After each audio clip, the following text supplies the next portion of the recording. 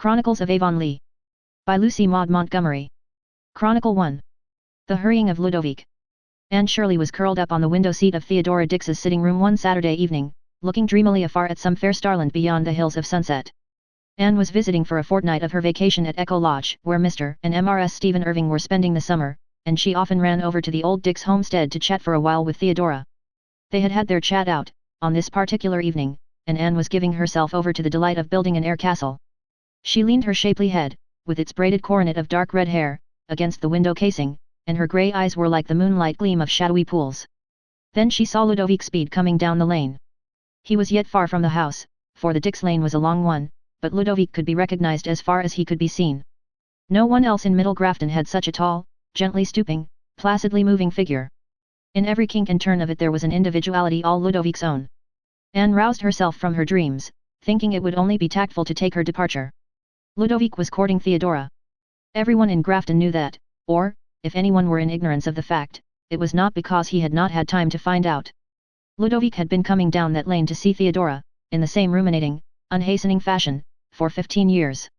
When Anne, who was slim and girlish and romantic, rose to go, Theodora, who was plump and middle-aged and practical, said, with a twinkle in her eye, "There isn't any hurry, child, sit down and have your call out. You've seen Ludovic coming down the lane, and, I suppose, you think you'll be a crowd, but you won't. Ludovic rather likes a third person around, and so do I. It spurs up the conversation as it were. When a man has been coming to see you straight along, twice a week for 15 years, you get rather talked out by spells." Theodora never pretended to bashfulness where Ludovic was concerned. She was not at all shy of referring to him and his dilatory courtship. Indeed, it seemed to amuse her. Anne sat down again, and together they watched Ludovic coming down the lane, gazing calmly about him at the lush clover fields and the blue loops of the river winding in and out of the misty valley below. Anne looked at Theodora's placid, finely molded face and tried to imagine what she herself would feel like if she were sitting there, waiting for an elderly lover who had, seemingly, taken so long to make up his mind.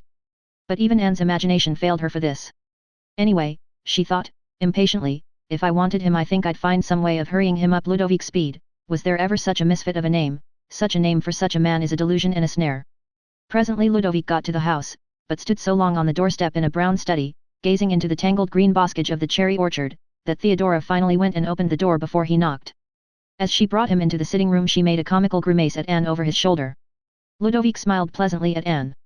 He liked her, she was the only young girl he knew, for he generally avoided young girls, they made him feel awkward and out of place.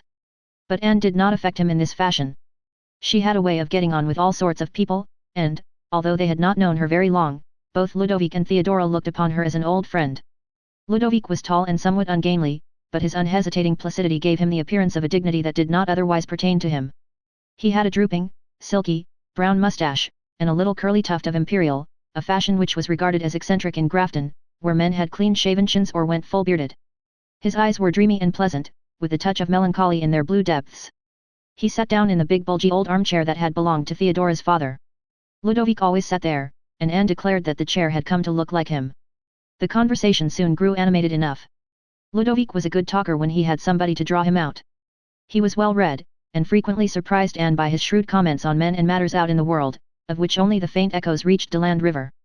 He had also a liking for religious arguments with Theodora, who did not care much for politics or the making of history, but was avid of doctrines, and read everything pertaining thereto.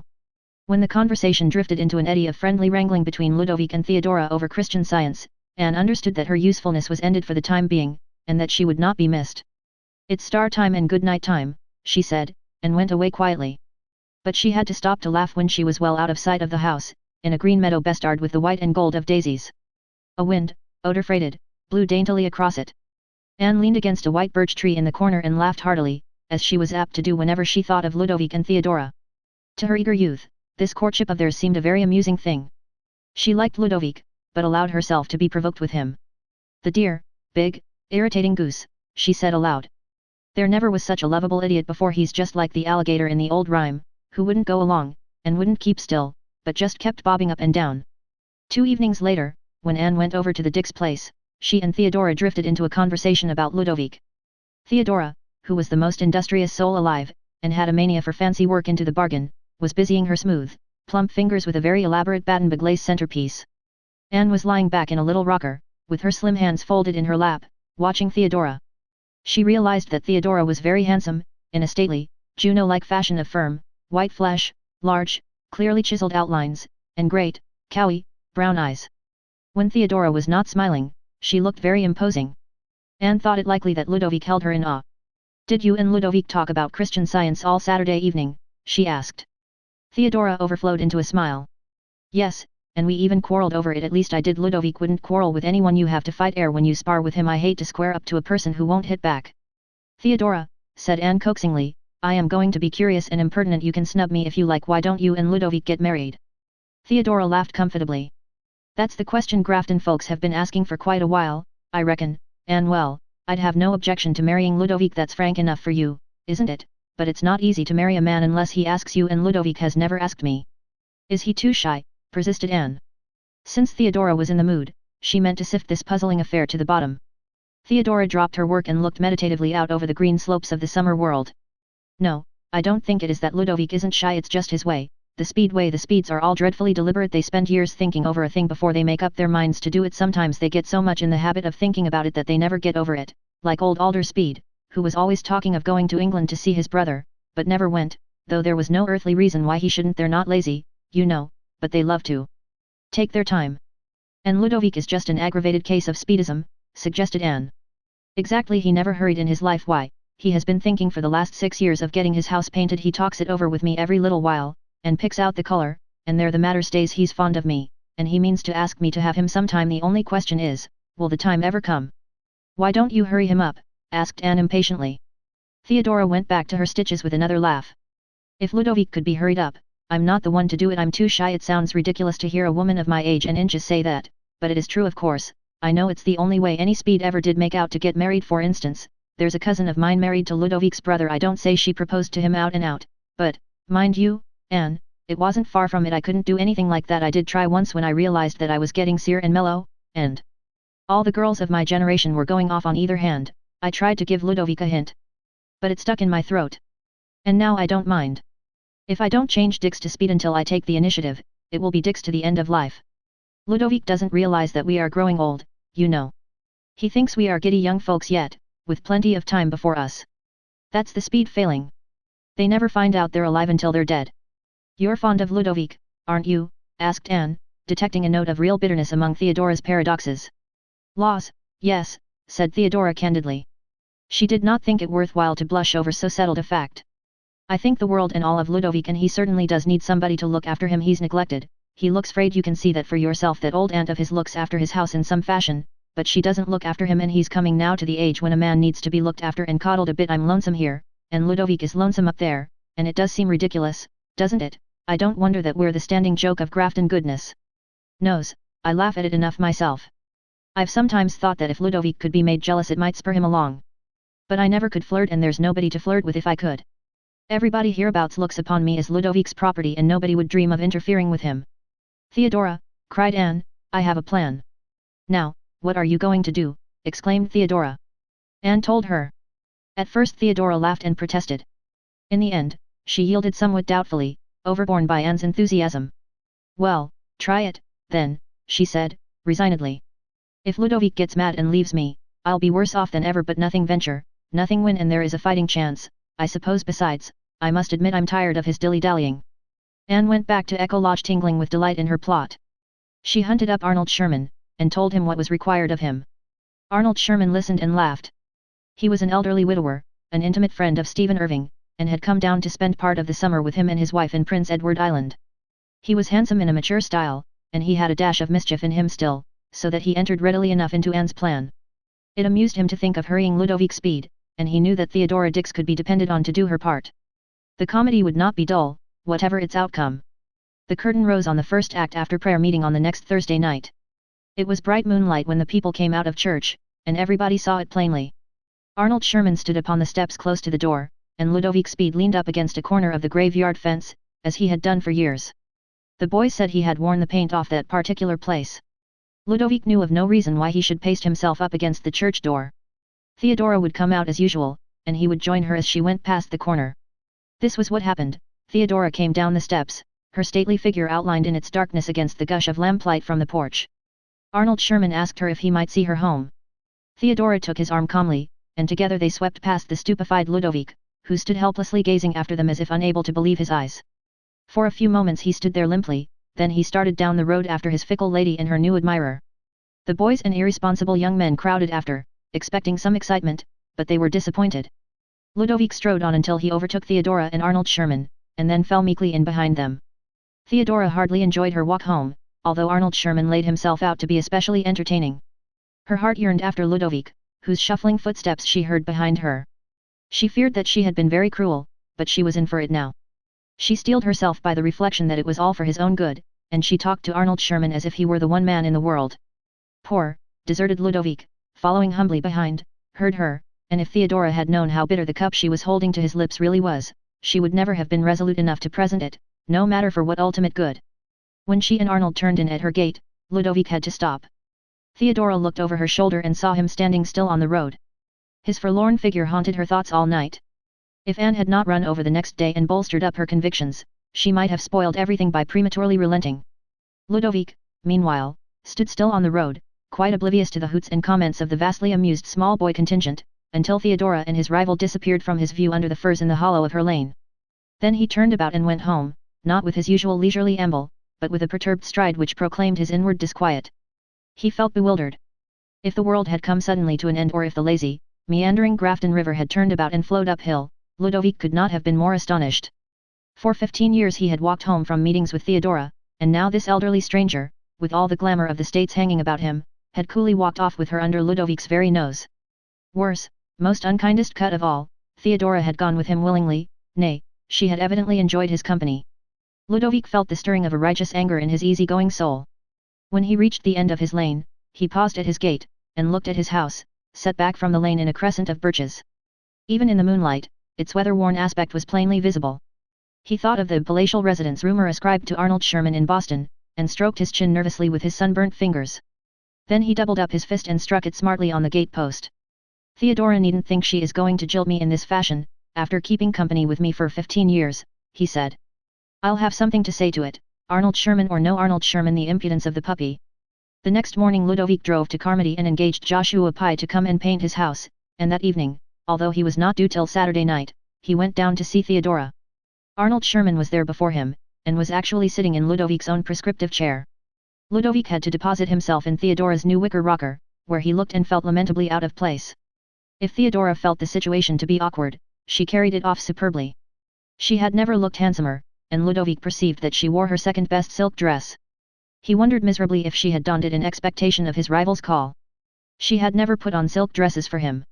Ludovic had always been the meekest and mildest of mortals, but he felt quite murderous as he sat mutely there and listened to Arnold Sherman's polished conversation. "You should just have been here to see him glowering," Theodora told the delighted Anne the next day. "It may be wicked of me, but I felt real glad. I was afraid he might stay away and sulk. So long as he comes here and sulks I don't worry, but he is feeling badly enough, poor soul, and I'm really eaten up by remorse. He tried to outstay Mr. Sherman last night, but he didn't manage it. You never saw a more depressed-looking creature than he was as he hurried down the lane. Yes, he actually hurried."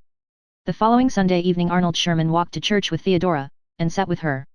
When they came in Ludovic Speed suddenly stood up in his pew under the gallery.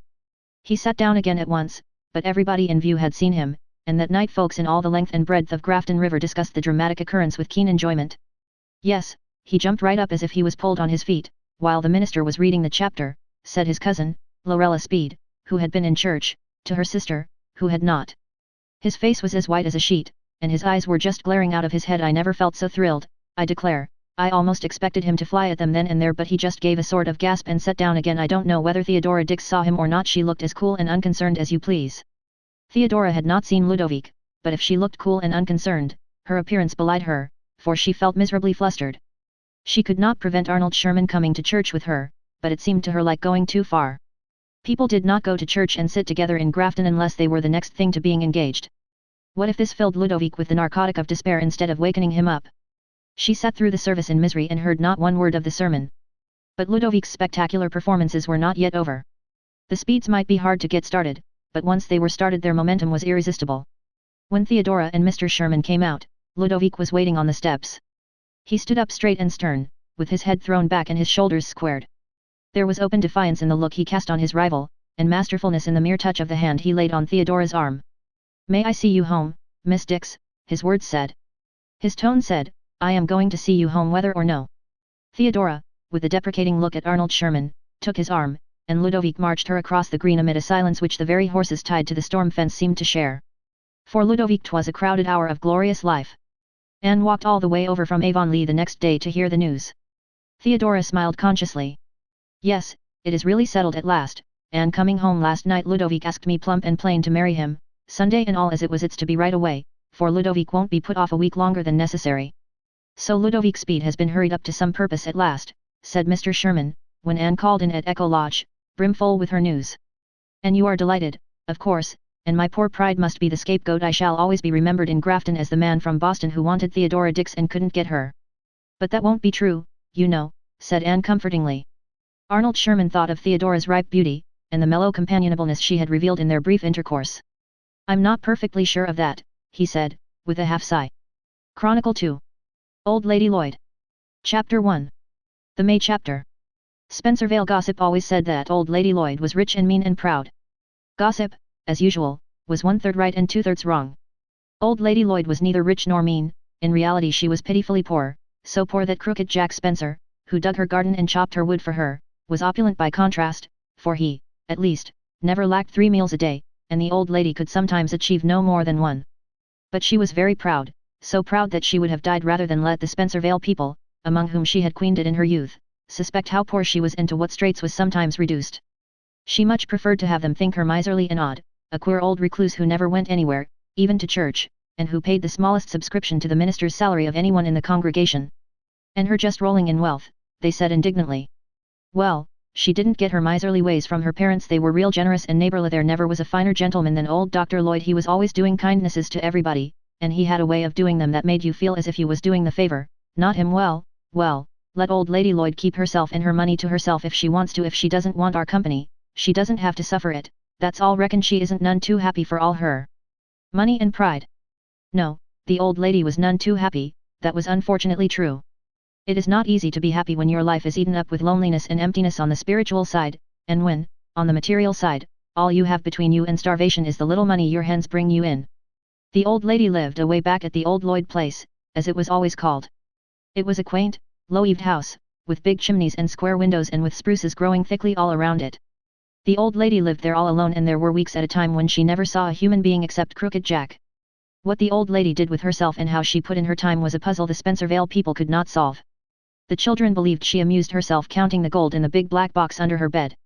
Spencervale children held the old lady in mortal terror. Some of them, the Spencer Road Fry, believed she was a witch. All of them would run if, when wandering about the woods in search of berries or spruce gum, they saw at a distance the spare, upright form of the old lady, gathering sticks for her fire.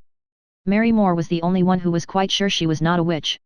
Witches are always ugly, she said decisively, and old Lady Lloyd isn't ugly. She's real pretty. She's got such a soft white hair and big black eyes and a little white face. Those road children don't know what they're talking of. Mother says they're a very ignorant crowd.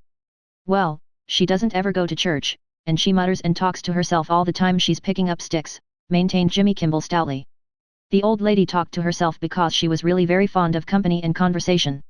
To be sure, when you have talked to nobody but yourself for nearly 20 years, it is apt to grow somewhat monotonous, and there were times when the old lady would have sacrificed everything but her pride for a little human companionship. At such times she felt very bitter and resentful toward fate for having taken everything from her. She had nothing to love, and that is about as unwholesome a condition as is possible to anyone. It was always hardest in the spring. Once upon a time the old lady, when she had not been the old lady, but pretty, willful, high-spirited Margaret Lloyd, had loved springs. Now she hated them because they hurt her, and this particular spring of this particular May chapter hurt her more than any that had gone before. The old lady felt as if she could not endure the ache of it. Everything hurt her. The new green tips on the firs, the fairy mists down in the little beech hollow below the house, the fresh smell of the red earth Crooked Jack spaded up in her garden. The old lady lay awake all one moonlit night and cried for very heartache. She even forgot her body hunger in her soul hunger, and the old lady had been hungry, more or less, all that week. She was living on store biscuits and water, so that she might be able to pay Crooked Jack for digging her garden. When the pale, lovely dawn color came stealing up the sky behind the spruces, the old lady buried her face in her pillow and refused to look at it. I hate the new day, she said rebelliously. It will be just like all the other hard, common days. I don't want to get up and live it, and, oh, to think that long ago I reached out my hands joyfully to every new day, as to a friend who was bringing me good tidings. I loved the mornings then, sunny or grey, they were as delightful as an unread book, and now I hate them, hate them, hate them. But the old lady got up nevertheless, for she knew Crooked Jack would be coming early to finish the garden. She arranged her beautiful, thick, white hair very carefully, and put on her purple silk dress with the little gold spots in it. The old lady always wore silk from motives of economy. It was much cheaper to wear a silk dress that had belonged to her mother than to buy new print at the store. The old lady had plenty of silk dresses which had belonged to her mother. She wore them morning, noon, and night, and Spencervale people considered it an additional evidence of her pride. As for the fashion of them, it was, of course, just because she was too mean to have them made over. They did not dream that the old lady never put on one of the silk dresses without agonizing over its unfashionableness, and that even the eyes of Crooked Jack cast on her antique flounces and overskirts was almost more than her feminine vanity could endure.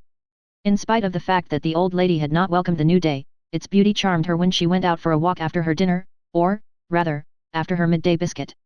It was so fresh, so sweet, so virgin, and the spruce woods around the old Lloyd place were athrill with busy spring doings and all sprinkled through with young lights and shadows. Some of their delight found its way into the old lady's bitter heart as she wandered through them, and when she came out at the little plank bridge over the brook down under the beeches, she felt almost gentle and tender once more. There was one big beech there, in particular, which the old lady loved for reasons best known to herself, a great, tall beech with a trunk like the shaft of a grey marble column and a leafy spread of branches over the still, golden-brown pool made beneath it by the brook. It had been a young sapling in the days that were haloed by the vanished glory of the old lady's life. The old lady heard childish voices and laughter afar up the lane which led to William Spencer's place just above the woods. William Spencer's front lane ran out to the main road in a different direction, but this back lane furnished a shortcut and his children always went to school that way. The old lady shrank hastily back behind a clump of young spruces. She did not like the Spencer children because they always seemed so afraid of her.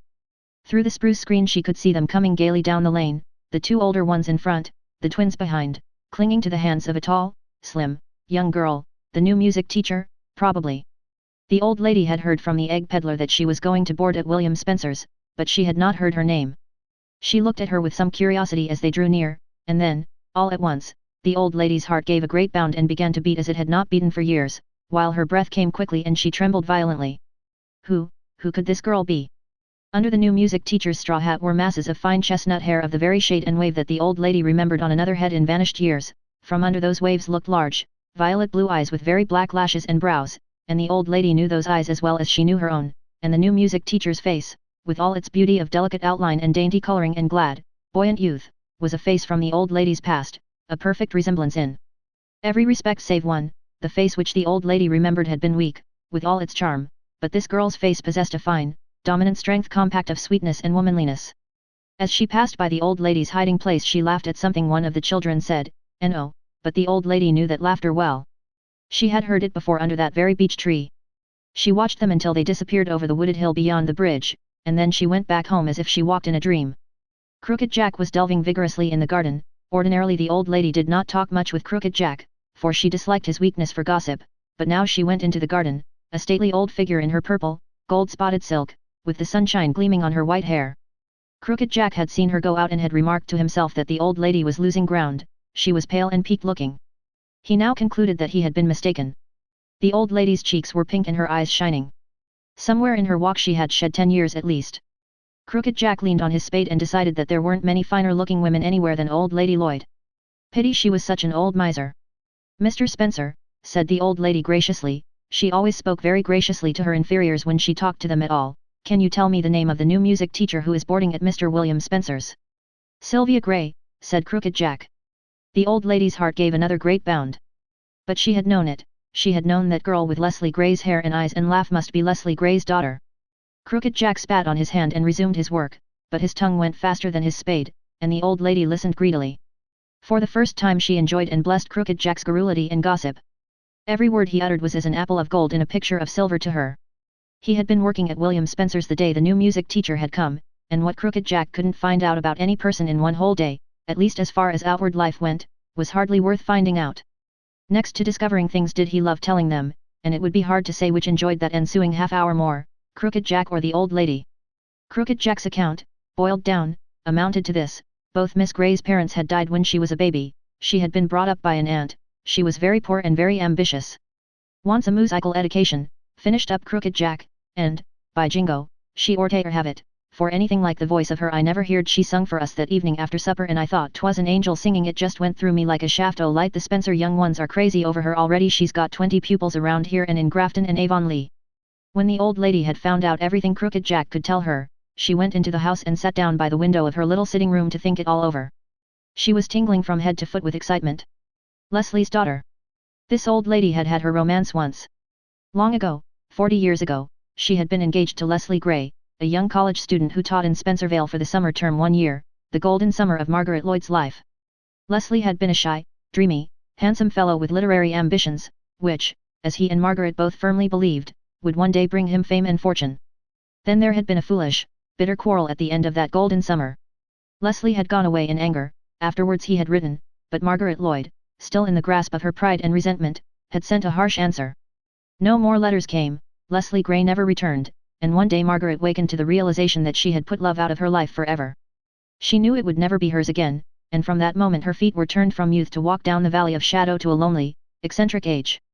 Many years later she heard of Leslie's marriage, then came news of his death, after a life that had not fulfilled his dreams for him. Nothing more she had heard or known, nothing to this day, when she had seen his daughter pass her by unseeing in the beech hollow. His daughter, and she might have been my daughter, murmured the old lady. Oh, if I could only know her and love her, and perhaps win her love in return, but I could not have Leslie Gray's daughter know how poor I am, how low I have been brought. I could not bear that, and to think she is living so near me, the darling, just up the lane and over the hill. I can see her go by every day, I can have that dear pleasure, at least. But oh, if I could only do something for her, give her some little pleasure, it would be such a delight. When the old lady happened to go into her spare room that evening, she saw from it a light shining through a gap in the trees on the hill. She knew that it shone from the Spencers' spare room. So it was Sylvia's light. The old lady stood in the darkness and watched it until it went out, watched it with a great sweetness breathing in her heart, such as risen from old rose leaves when they are stirred. She fancied Sylvia moving about her room, brushing and braiding her long, glistening hair, laying aside her little trinkets and girlish adornments, making her simple preparations for sleep. When the light went out the old lady pictured a slight white figure kneeling by the window in the soft starshine, and the old lady knelt down then and there and said her own prayers in fellowship. She said the simple form of words she had always used, but a new spirit seemed to inspire them, and she finished with a new petition: let me think of something I can do for her, dear father, some little thing that I can do for her. The old lady had slept in the same room all her life, the one looking north into the spruces, and loved it, but the next day she moved into the spare room without a regret. It was to be her room after this, she must be where she could see Sylvia's light. She put the bed where she could lie in it and look at that earth star which had suddenly shone across the twilight shadows of her heart. She felt very happy. She had not felt happy for many years, but now a strange, new, dreamlike interest, remote from the harsh realities of her existence, but none the less comforting and alluring, had entered into her life. Besides, she had thought of something she could do for Sylvia, a little thing that might give her pleasure. Spencervale people were wont to say regretfully that there were no Mayflowers in Spencervale. The Spencervale young fry, when they wanted Mayflowers, thought they had to go over to the Barrens at Avonlea, 6 miles away, for them. Old Lady Lloyd knew better. In her many long, solitary rambles, she had discovered a little clearing far back in the woods, a southward sloping, sandy hill on a tract of woodland belonging to a man who lived in town, which in spring was starred over with the pink and white of arbutus. To this clearing the old lady betook herself that afternoon, walking through wood lanes and under dim spruce arches like a woman with a glad purpose. All at once the spring was dear and beautiful to her once more, for love had entered again into her heart, and her starved soul was feasting on its divine nourishment. Old Lady Lloyd found a wealth of Mayflowers on the sandy hill. She filled her basket with them, gloating over the loveliness which was to give pleasure to Sylvia.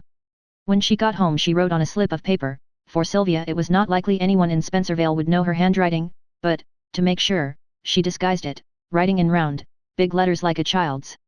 She carried her Mayflowers down to the hollow and heaped them in a recess between the big roots of the old beech, with the little note thrust through a stem on top. Then the old lady deliberately hid behind the spruce clump. She had put on her dark green silk on purpose for hiding. She had not long to wait. Soon Sylvia Gray came down the hill with Mattie Spencer. When she reached the bridge she saw the Mayflowers and gave an exclamation of delight. Then she saw her name and her expression changed to wonder. The old lady, peering through the boughs, could have laughed for very pleasure over the success of her little plot. "For me," said Sylvia, lifting the flowers. "Can they really be for me, Mattie, who could have left them here?" Mattie giggled. "I believe it was Chris Stewart," she said. "I know he was over at Avonlea last night and Ma says he's taken a notion to you. She knows by the way he looked at you when you were singing night before last it would be just like him to do something queer like this. He's such a shy fellow with the girls." Sylvia frowned a little. She did not like Maddie's expressions, but she did like Mayflowers, and she did not dislike Chris Stewart, who had seemed to her merely a nice, modest, country boy. She lifted the flowers and buried her face in them. Anyway, I'm much obliged to the giver, whoever he or she is, she said merrily. There's nothing I love like Mayflowers. Oh, how sweet they are.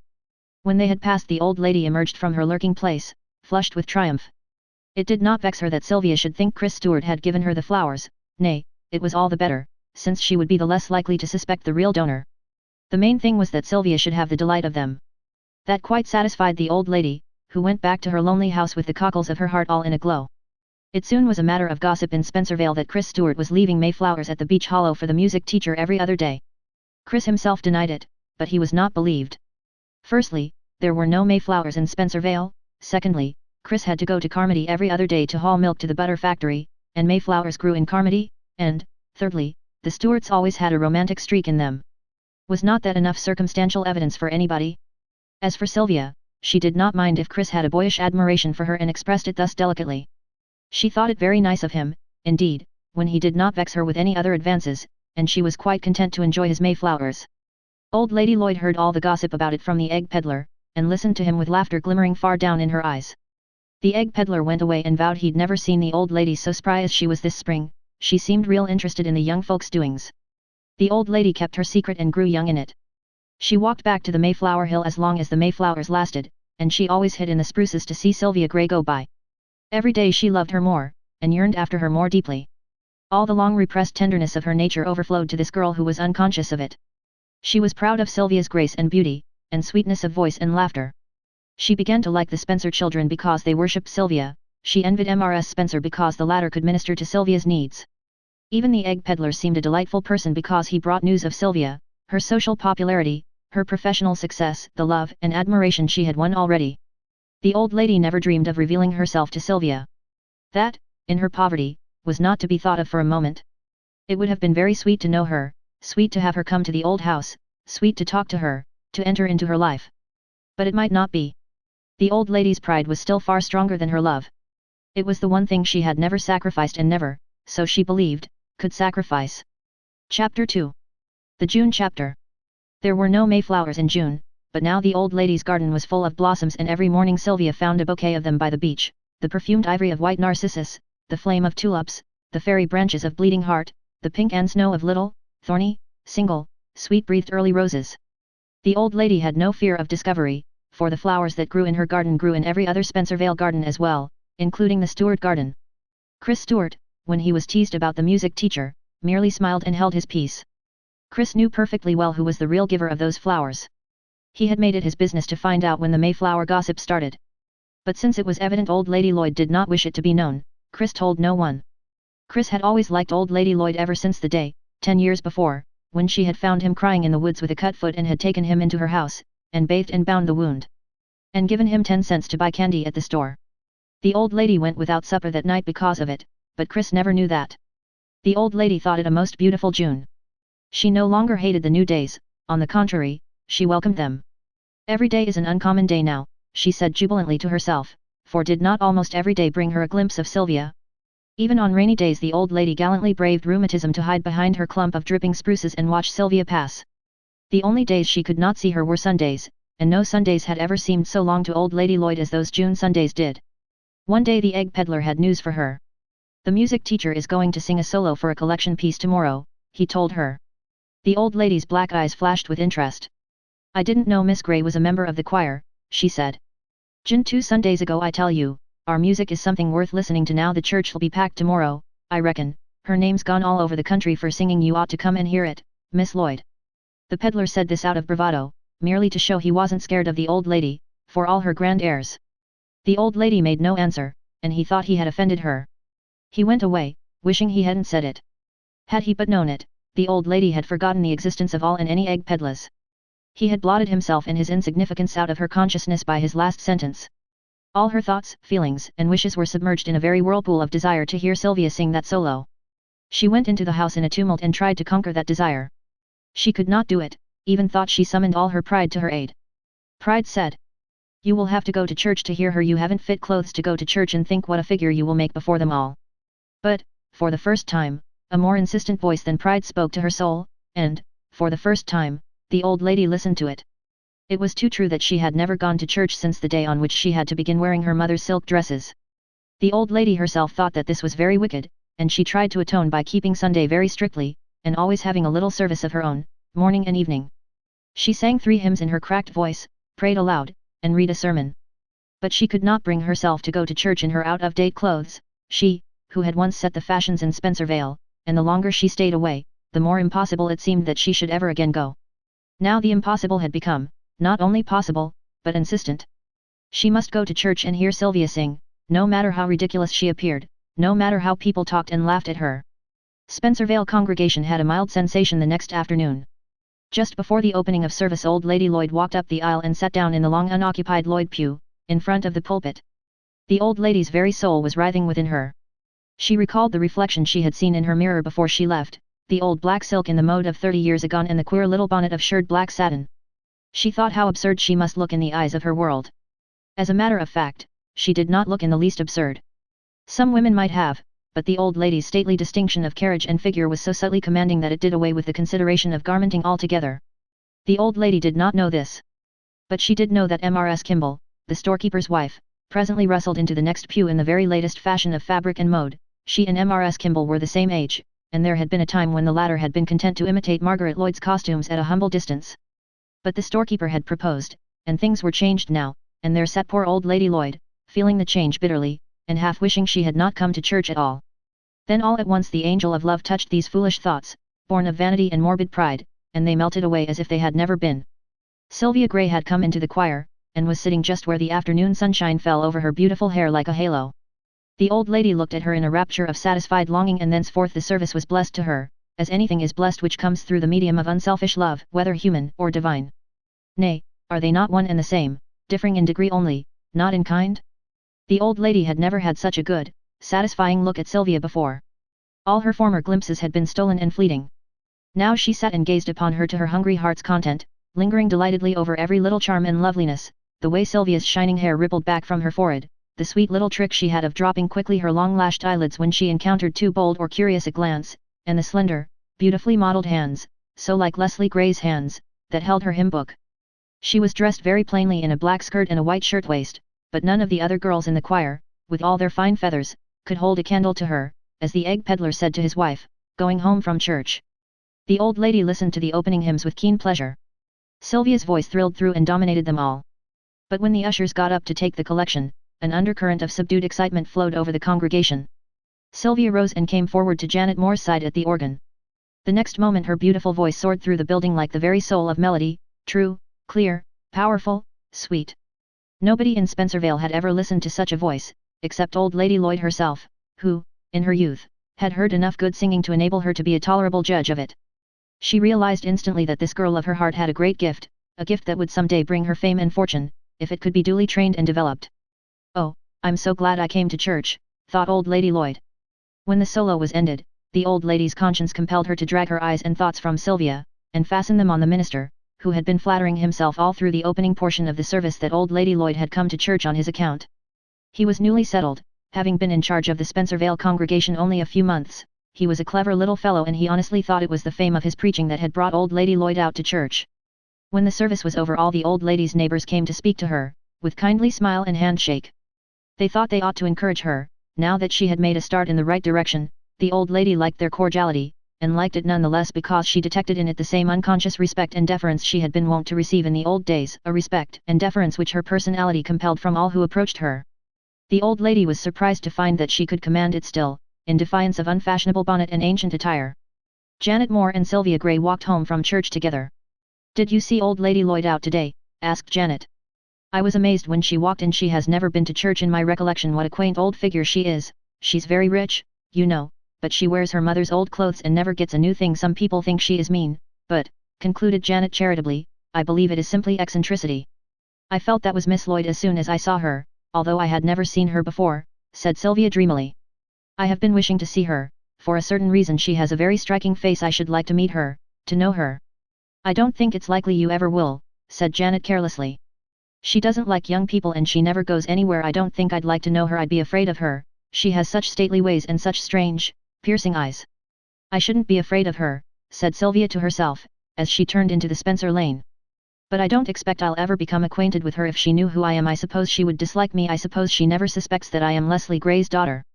The minister, thinking it well to strike while the iron was hot, went up to call on old Lady Lloyd the very next afternoon.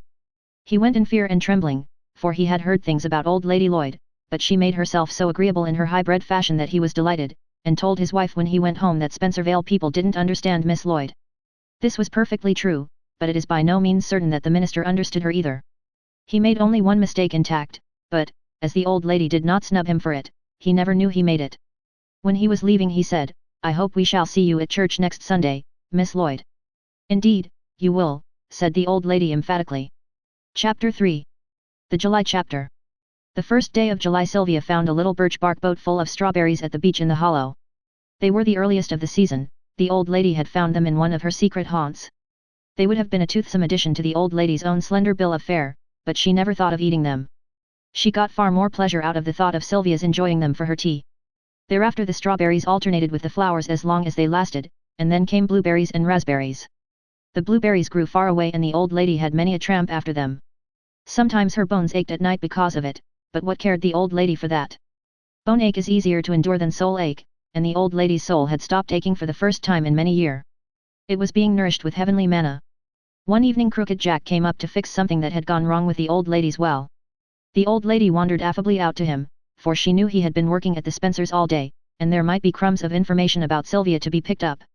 I reckon the music teacher's feeling pretty blue this evening, Crooked Jack remarked, after straining the old lady's patience to the last verge of human endurance by expatiating on William Spencer's new pump, and M.R.S. Spencer's new washing machine, and Amelia Spencer's new young man. Why? Asked the old lady, turning very pale. Had anything happened to Sylvia? Well, she's been invited to a big party at M.R.S. Moore's Brothers in town, and she hasn't got a dress to go in, said Crooked Jack. They're great swells and everybody will be got up regardless. M.R.S. Spencer was telling me about it. She says Miss Gray can't afford a new dress because she's helping to pay her aunt's doctor's bills. She says she's sure Miss Gray feels awful disappointed over it, though she doesn't let on, but M.R.S. Spencer says she knows she was crying after she went to bed last night. The old lady turned and went into the house abruptly. This was dreadful. Sylvia must go to that party, she must. But how was it to be managed? Through the old lady's brain passed wild thoughts of her mother's silk dresses. But none of them would be suitable, even if there were time to make one over. Never had the old lady so bitterly regretted her vanished wealth. I've only $2 in the house, she said, and I've got to live on that till the next day the egg peddler comes round. Is there anything I can sell? Anything? Yes, the grape jug. Up to this time, the old lady would as soon have thought of trying to sell her head as the grape jug. The grape jug was 200 years old and had been in the Lloyd family ever since it was a jug at all. It was a big, pot-bellied affair, festooned with pink gilt grapes, and with a verse of poetry printed on one side, and it had been given as a wedding present to the old lady's great-grandmother. As long as the old lady could remember, it had sat on the top shelf in the cupboard in the sitting-room wall, far too precious ever to be used. 2 years before, a woman who collected old china had explored Spencervale, and, getting word of the grape jug, had boldly invaded the old Lloyd place and offered to buy it. She never, to her dying day, forgot the reception the old lady gave her, but, being wise in her day and generation, she left her card, saying that if Miss Lloyd ever changed her mind about selling the jug, she would find that she, the aforesaid collector, had not changed hers about buying it. People who make a hobby of heirloom china must meekly overlook snubs, and this particular person had never seen anything she coveted so much as that grape jug. The old lady had torn the card to pieces, but she remembered the name and address. She went to the cupboard and took down the beloved jug. I never thought to part with it, she said wistfully, but Sylvia must have a dress, and there is no other way, and, after all, when I'm gone, who would there be to have it? Strangers would get it then, it might as well go to them now. I'll have to go to town tomorrow morning, for there's no time to lose if the party is Friday night. I haven't been to town for 10 years. I dread the thought of going, more than parting with the jug, but for Sylvia's sake. It was all over Spencervale by the next morning that old Lady Lloyd had gone to town, carrying a carefully guarded box. Everybody wondered why she went. Most people supposed she had become too frightened to keep her money in a black box below her bed, when there had been 2 burglaries over at Carmody, and had taken it to the bank. The old lady sought out the address of the china collector, trembling with fear that she might be dead or gone. But the collector was there, very much alive, and as keenly anxious to possess the grape jug as ever. The old lady, pallid with the pain of her trampled pride, sold the grape jug and went away, believing that her great-grandmother must have turned over in her grave at the moment of the transaction. Old Lady Lloyd felt like a traitor to her traditions. But she went unflinchingly to a big store and, guided by that special providence which looks after simple-minded old souls in their dangerous excursions into the world, found a sympathetic clerk who knew just what she wanted and got it for her. The old lady selected a very dainty muslin gown with gloves and slippers in keeping, and she ordered it sent at once, expressage prepaid, to Miss Sylvia Grey, in care of William Spencer, Spencer Vale. Then she paid down the money, the whole price of the jug, minus $1.50 for railroad fare, with a grand, careless air and departed. As she marched directly down the aisle of the store, she encountered a sleek, portly, prosperous man coming in. As their eyes met, the man started and his bland face flushed crimson, he lifted his hat and bowed confusedly. But the old lady looked through him as if he wasn't there, and passed on with not a sign of recognition about her. He took one step after her, then stopped and turned away, with a rather disagreeable smile and a shrug of his shoulders. Nobody would have guessed, as the old lady swept out, how her heart was seething with abhorrence and scorn. She would not have had the courage to come to town, even for Sylvia's sake, if she had thought she would meet Andrew Cameron. The mere sight of him opened up anew a sealed fountain of bitterness in her soul, but the thought of Sylvia somehow stemmed the torrent, and presently the old lady was smiling rather triumphantly, thinking rightly that she had come off best in that unwelcome encounter. She, at any rate, had not faltered and coloured, and lost her presence of mind. It is little wonder he did, thought the old lady vindicatively. It pleased her that Andrew Cameron should lose, before her, the front of adamant he presented to the world. He was her cousin and the only living creature old Lady Lloyd hated, and she hated and despised him with all the intensity of her intense nature. She and hers had sustained grievous wrong at his hands, and the old lady was convinced that she would rather die than take any notice of his existence. Presently, she resolutely put Andrew Cameron out of her mind. It was desecration to think of him and Sylvia together. When she laid her weary head on her pillow that night she was so happy that even the thought of the vacant shelf in the room below, where the grape jug had always been, gave her only a momentary pang. It's sweet to sacrifice for one we love, it's sweet to have someone to sacrifice for, thought the old lady. Desire grows by what it feeds on. The old lady thought she was content, but Friday evening came and found her in a perfect fever to see Sylvia in her party dress. It was not enough to fancy her in it, nothing would do the old lady but seeing her. And I shall see her, said the old lady resolutely, looking out from her window at Sylvia's light gleaming through the firs. She wrapped herself in a dark shawl and crept out, slipping down to the hollow and up the wood lane. It was a misty, moonlight night, and a wind, fragrant with the aroma of clover fields, blew down the lane to meet her. I wish I could take your perfume, the soul of you, and pour it into her life, said the old lady aloud to that wind. Sylvia Grey was standing in her room, ready for the party. Before her stood Mrs. Spencer and Amelia Spencer and all the little Spencer girls, in an admiring semicircle. There was another spectator. Outside, under the lilac bush, old Lady Lloyd was standing. She could see Sylvia plainly, in her dainty dress, with the pale pink roses old Lady Lloyd had left at the beach that day for her in her hair. Pink as they were not so pink as her cheeks, and her eyes shone like stars. Amelia Spencer put up her hand to push back a rose that had fallen a little out of place, and the old lady envied her fiercely. That dress couldn't have fitted better if it had been made for you, said Mrs. Spencer admiringly. Ain't she lovely, Amelia, who could have sent it? Oh, I feel sure that Mrs. Moore was the fairy godmother, said Sylvia. There is nobody else who would. It was dear of her. She knew I wished so much to go to the party with Janet. I wish Auntie could see me now. Sylvia gave a little sigh in spite of her joy. There's nobody else to care very much. Ah, Sylvia, you were wrong. There was somebody else, somebody who cared very much, an old lady, with eager, devouring eyes, who was standing under the lilac bush and who presently stole away through the moonlit orchard to the woods like a shadow, going home with a vision of you in your girlish beauty to companion her through the watches of that summer night. Chapter 4. The August Chapter. One day the minister's wife rushed in where Spencer Vale people had feared to tread, went boldly to old Lady Lloyd, and asked her if she wouldn't come to their sewing circle, which met fortnightly on Saturday afternoons. We are filling a box to send to our Trinidad missionary, said the minister's wife, and we should be so pleased to have you come, Miss Lloyd. The old lady was on the point of refusing rather haughtily. Not that she was opposed to missions, or sewing circles either, quite the contrary, but she knew that each member of the circle was expected to pay 10 cents a week for the purpose of procuring sewing materials, and the poor old lady really did not see how she could afford it. But a sudden thought checked her refusal before it reached her lips. I suppose some of the young girls go to the circle, she said craftily. Oh, they all go, said the minister's wife. Janet Moore and Miss Grey are our most enthusiastic members. It is very lovely of Miss Grey to give her Saturday afternoons, the only ones she has free from pupils, to our work, but she really has the sweetest disposition. I'll join your circle, said the old lady promptly. She was determined she would do it, if she had to live on 2 meals a day to save the necessary fee. She went to the sewing circle at James Martin's the next Saturday, and did the most beautiful hand sewing for them. She was so expert at it that she didn't need to think about it at all, which was rather fortunate, for all her thoughts were taken up with Sylvia, who sat in the opposite corner with Janet Moore, her graceful hands busy with a little boy's coarse gingham shirt. Nobody thought of introducing Sylvia to old Lady Lloyd, and the old lady was glad of it. She sewed finely away, and listened with all her ears to the girlish chatter which went on in the opposite corner. One thing she found out, Sylvia's birthday was the 20th of August. And the old lady was straightway fired with a consuming wish to give Sylvia a birthday present. She lay awake most of the night wondering if she could do it, and most sorrowfully concluded that it was utterly out of the question, no matter how she might pinch and contrive. Old Lady Lloyd worried quite absurdly over this. And it haunted her like a spectre until the next sewing circle day. It met at Mrs. Moore's, and Mrs. Moore was especially gracious to old Lady Lloyd, and insisted on her taking the wicker rocker in the parlor. The old lady would rather have been in the sitting room with the young girls, but she submitted for courtesy's sake, and she had her reward. Her chair was just behind the parlor door, and presently Janet Moore and Sylvia Grey came and sat on the stairs in the hall outside, where a cool breeze blew in through the maples before the front door. They were talking of their favorite poets. Janet, it appeared, adored Byron and Scott. Sylvia leaned to Tennyson and Browning. "Do you know," said Sylvia softly, "my father was a poet, he published a little volume of verse once, and, Janet, I've never seen a copy of it, and oh, how I would love to. It was published when he was at college, just a small, private edition to give his friends. He never published any more, poor father.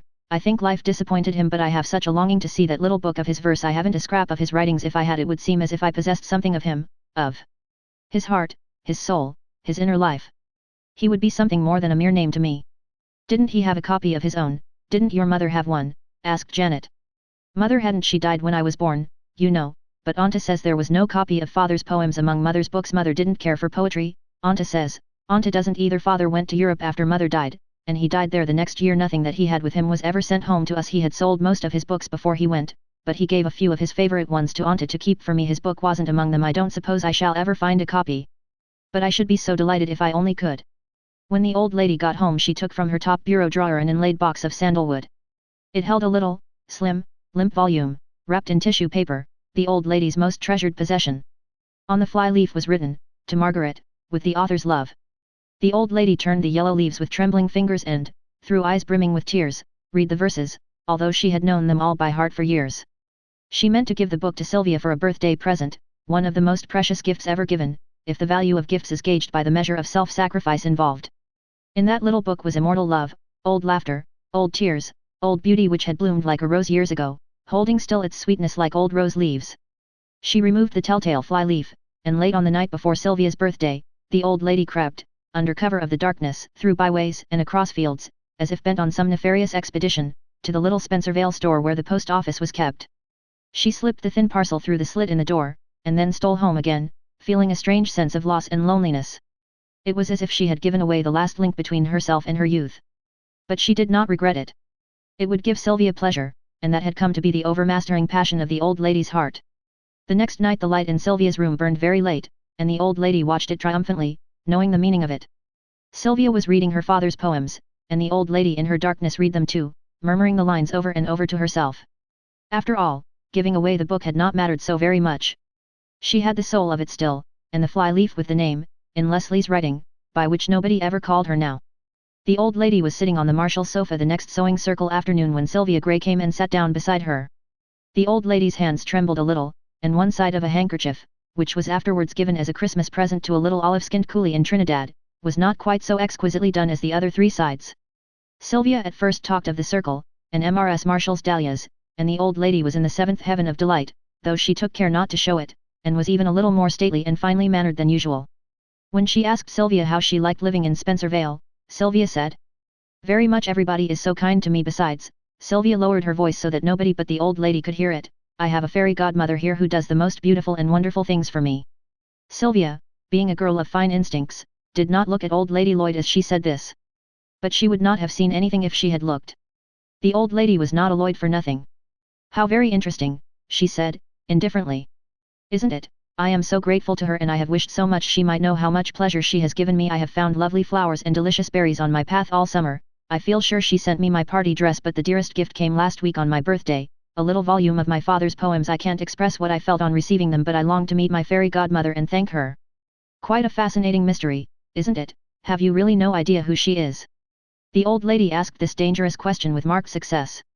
She would not have been so successful if she had not been so sure that Sylvia had no idea of the old romance between her and Leslie Gray.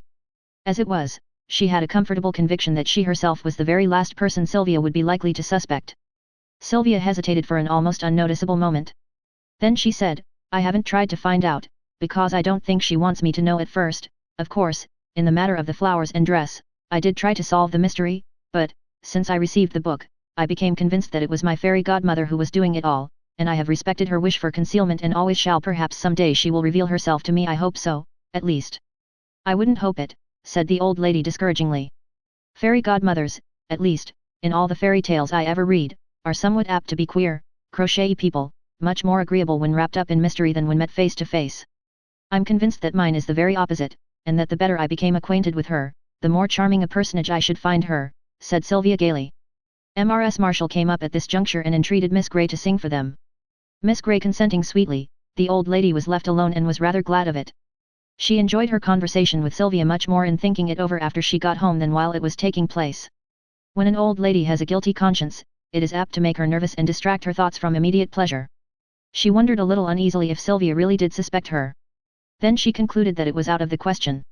Who would suspect a mean, unsociable old lady, who had no friends, and who gave only 5 cents to the sewing circle when everyone else gave 10 or 15, to be a fairy godmother, the donor of beautiful party dresses, and the recipient of gifts from romantic, aspiring young poets? Chapter 5. The September Chapter. In September the old lady looked back on the summer and owned to herself that it had been a strangely happy one, with Sundays and sewing circle days standing out like golden punctuation marks in a poem of life. She felt like an utterly different woman, and other people thought her different also. The sewing circle women found her so pleasant, and even friendly, that they began to think they had misjudged her, and that perhaps it was eccentricity after all, and not meanness, which accounted for her peculiar mode of living. Sylvia Gray always came and talked to her on circle afternoons now, and the old lady treasured every word she said in her heart and repeated them over and over to her lonely self in the watches of the night. Sylvia never talked of herself or her plans, unless asked about them, and the old lady's self-consciousness prevented her from asking any personal questions, so their conversation kept to the surface of things, and it was not from Sylvia, but from the minister's wife that the old lady finally discovered what her darling's dearest ambition was. The minister's wife had dropped in at the old Lloyd place one evening late in September, when a chilly wind was blowing up from the northeast and moaning about the eaves of the house, as if the burden of its lay were harvest is ended and summer is gone. The old lady had been listening to it, as she plaited a little basket of sweet grass for Sylvia. She had walked all the way to Avonlea Sand Hills for it the day before, and she was very tired. And her heart was sad. This summer, which had so enriched her life, was almost over, and she knew that Sylvia Gray talked of leaving Spencervale at the end of October. The old lady's heart felt like very lead within her at the thought, and she almost welcomed the advent of the minister's wife as a distraction, although she was desperately afraid that the minister's wife had called to ask for a subscription for the new vestry carpet, and the old lady simply could not afford to give 1 cent. But the minister's wife had merely dropped in on her way home from the Spencers and she did not make any embarrassing requests. Instead, she talked about Sylvia Gray, and her words fell on the old lady's ears like separate pearl notes of unutterably sweet music. The minister's wife had nothing but praise for Sylvia, she was so sweet and beautiful and winning. "And with such a voice," said the minister's wife enthusiastically, adding with a sigh, "it's such a shame she can't have it properly trained. She would certainly become a great singer, competent critics have told her so, but she is so poor she doesn't think she can ever possibly manage it, unless she can get one of the Cameron scholarships, as they are called, and she has very little hope of that, although the professor of music who taught her has sent her name in." "What are the Cameron scholarships?" asked the old lady. "Well, I suppose you have heard of Andrew Cameron, the millionaire," said the minister's wife, serenely unconscious that she was causing the very bones of the old lady's family skeleton to jangle in their closet. Into the old lady's white face came a sudden faint stain of color, as if a rough hand had struck her cheek. "Yes, I've heard of him," she said. "Well, it seems that he had a daughter, who was a very beautiful girl, and whom he idolized. She had a fine voice, and he was going to send her abroad to have it trained, and she died. It nearly broke his heart, I understand, but ever since, he sends one young girl away to Europe every year for a thorough musical education under the best teachers. In memory of his daughter he has sent 9 or 10 already, but I fear there isn't much chance for Sylvia Gray, and she doesn't think there is. Herself." "Why not?" asked the old lady spiritedly. "I am sure that there can be few voices equal to Miss Gray's." "Very true, but you see, these so-called scholarships are private affairs, dependent solely on the whim and choice of Andrew Cameron himself. Of course, when a girl has friends who use their influence with him, he will often send her on their recommendation. They say he sent a girl last year who hadn't much of a voice at all just because her father had been an old business crony of his, but Sylvia doesn't know anyone at all who would, to use a slang term, have any pull with Andrew Cameron." And she is not acquainted with him herself. Well, I must be going, we'll see you at the manse on Saturday, I hope, Miss Lloyd. The circle meets there, you know. Yes, I know, said the old lady absently. When the minister's wife had gone, she dropped her sweetgrass basket and sat for a long time with her hands lying idly in her lap, and her big black eyes staring unseeingly at the wall before her. Old Lady Lloyd, so pitifully poor that she had to eat 6 crackers the less a week to pay her fee to the sewing circle, knew that it was in her power, hers, to send Leslie Gray's daughter to Europe for her musical education. If she chose to use her pull with Andrew Cameron, if she went to him and asked him to send Sylvia Gray abroad the next year, she had no doubt whatever that it would be done. It all lay with her, if she could so far crush and conquer her pride as to stoop to ask a favor of the man who had wronged her and hers so bitterly. Years ago, her father, acting under the advice and urgency of Andrew Cameron, had invested all his little fortune in an enterprise that had turned out a failure. Abraham Lloyd lost every dollar he possessed, and his family were reduced to utter poverty. Andrew Cameron might have been forgiven for a mistake, but there was a strong suspicion, amounting to almost certainty, that he had been guilty of something far worse than a mistake in regard to his uncle's investment. Nothing could be legally proved, but it was certain that Andrew Cameron, already noted for his sharp practices, emerged with improved finances from an entanglement that had ruined many better men, and old Dr. Lloyd had died broken-hearted, believing that his nephew had deliberately victimized him. Andrew Cameron had not quite done this, he had meant well enough by his uncle at first, and what he had finally done he tried to justify to himself by the doctrine that a man must look out for number one. Margaret Lloyd made no such excuses for him, she held him responsible, not only for her lost fortune, but for her father's death, and never forgave him for it. When Abraham Lloyd had died, Andrew Cameron, perhaps pricked by his conscience, had come to her, sleekly and smoothly, to offer her financial aid. He would see, he told her, that she never suffered want. Margaret Lloyd flung his offer back in his face after a fashion that left nothing to be desired in the way of plain speaking. She would die, she told him passionately, before she would accept a penny or a favor from him. He had preserved an unbroken show of good temper, expressed his heartfelt regret that she should cherish such an unjust opinion of him, and had left her with an oily assurance that he would always be her friend, and would always be delighted to render her any assistance in his power whenever she should choose to ask for it. The old lady had lived for 20 years in the firm conviction that she would die in the poorhouse, as, indeed, seemed not unlikely, before she would ask a favor of Andrew Cameron. And so, in truth, she would have, had it been for herself. But for Sylvia. Could she so far humble herself for Sylvia's sake? The question was not easily or speedily settled, as had been the case in the matters of the grape jug and the book of poems. For a whole week the old lady fought her pride and bitterness. Sometimes, in the hours of sleepless night, when all human resentments and rancors seemed petty and contemptible, she thought she had conquered it.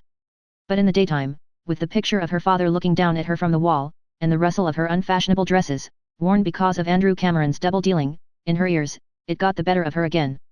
But the old lady's love for Sylvia had grown so strong and deep and tender that no other feeling could endure finally against it.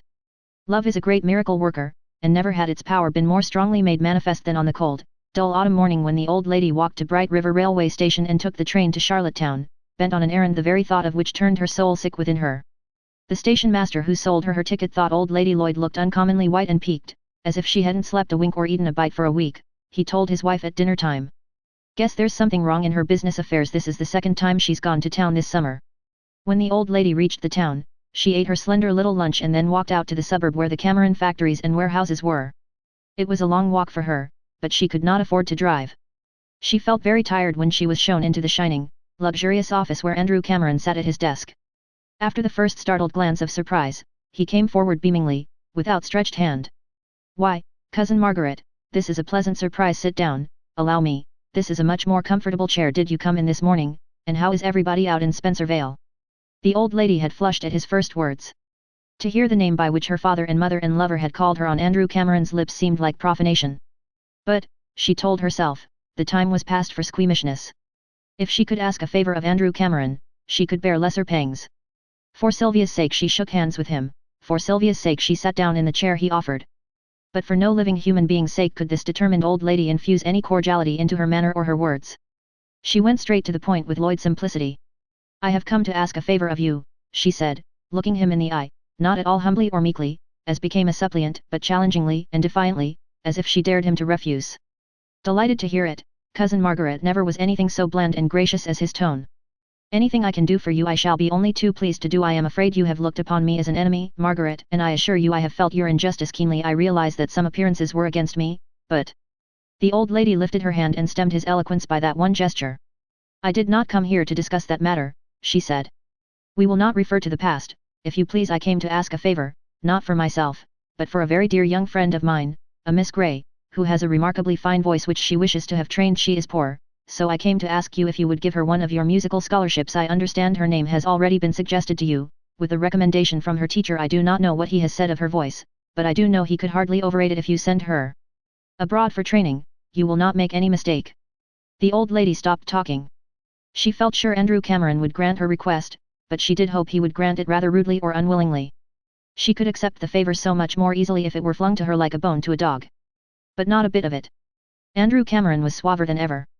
Nothing could give him greater pleasure than to grant his dear cousin Margaret's request. He only wished it involved more trouble on his part. Her little protégée should have her musical education assuredly. She should go abroad next year, and he was delighted. Thank you, said the old lady, cutting him short again. I am much obliged to you, and I ask you not to let Miss Grey know anything of my interference, and I shall not take up any more of your valuable time. Good afternoon. Oh, you mustn't go so soon, he said, with some real kindness or clannishness permeating the hateful cordiality of his voice, for Andrew Cameron was not entirely without the homely virtues of the average man. He had been a good husband and father, he had once been very fond of his cousin Margaret, and he was really very sorry that circumstances had compelled him to act as he had done in that old affair of her father's investment. You must be my guest tonight. Thank you. I must return home tonight, said the old lady firmly, and there was that in her tone which told Andrew Cameron that it would be useless to urge her. But he insisted on telephoning for his carriage to drive her to the station. The old lady submitted to this, because she was secretly afraid her own legs would not suffice to carry her there. She even shook hands with him at parting, and thanked him a second time for granting her request. Not at all, he said. Please try to think a little more kindly of me, Cousin Margaret. When the old lady reached the station she found, to her dismay, that her train had just gone and that she would have to wait 2 hours for the evening one. She went into the waiting room and sat down. She was very tired. All the excitement that had sustained her was gone, and she felt weak and old. She had nothing to eat, having expected to get home in time for tea. The waiting room was chilly, and she shivered in her thin, old, silk mantilla. Her head ached and her heart likewise. She had won Sylvia's desire for her, but Sylvia would go out of her life, and the old lady did not see how she was to go on living after that. Yet she sat there unflinchingly for 2 hours, an upright, indomitable old figure, silently fighting her losing battle with the forces of physical and mental pain, while happy people came and went and laughed and talked before her. At 8 o'clock the old lady got off the train at Bright River Station, and slipped off unnoticed into the darkness of the wet night. She had 2 miles to walk, and a cold rain was falling. Soon the old lady was wet to the skin and chilled to the marrow. She felt as if she were walking in a bad dream. Blind instinct alone guided her over the last mile and up the lane to her own house. As she fumbled at her door, she realized that a burning heat had suddenly taken the place of her chilliness. She stumbled in over her threshold and closed the door. Chapter 6. The October Chapter. On the second morning after Old Lady Lloyd's journey to town, Sylvia Grey was walking blithely down the wood lane. It was a beautiful autumn morning, clear and crisp and sunny. The frosted ferns, drenched and battered with the rain of yesterday, gave out a delicious fragrance. Here and there in the woods a maple waved a gay crimson banner, or a branch of birch showed pale golden against the dark, unchanging spruces. The air was very pure and exhilarating. Sylvia walked with a joyous lightness of step and uplift of brow. At the beech in the hollow she paused for an expectant moment, but there was nothing among the grey old roots for her. She was just turning away when little Teddy Kimball, who lived next door to the manse, came running down the slope from the direction of the old Lloyd place. Teddy's freckled face was very pale. "Oh, Miss Grey," he gasped. "I guess old Lady Lloyd has gone clean crazy at last. The minister's wife asked me to run up to the old lady, with a message about the sewing circle, and I knocked and nobody came, so I thought I'd just step in and leave the letter on the table, but when I opened the door, I heard an awful queer laugh in the sitting room, and next minute, the old lady came to the sitting room door. Oh, Miss Grey, she looked awful. Her face was red and her eyes awful wild, and she was muttering and talking to herself and laughing like mad. I was so scared I just turned and run." Sylvia, without stopping for reflection, caught Teddy's hand and ran up the slope. It did not occur to her to be frightened, although she thought with Teddy that the poor, lonely, eccentric old lady had really gone out of her mind at last. The old lady was sitting on the kitchen sofa when Sylvia entered. Teddy, too frightened to go in, lurked on the step outside. The old lady still wore the damp black silk dress in which she had walked from the station.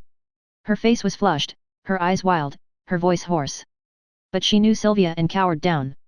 "Don't look at me," she moaned. "Please go away, I can't bear that you should know how poor I am. You're to go to Europe, Andrew Cameron is going to send you, I asked him, he couldn't refuse me, but please go away. Sylvia did not go away.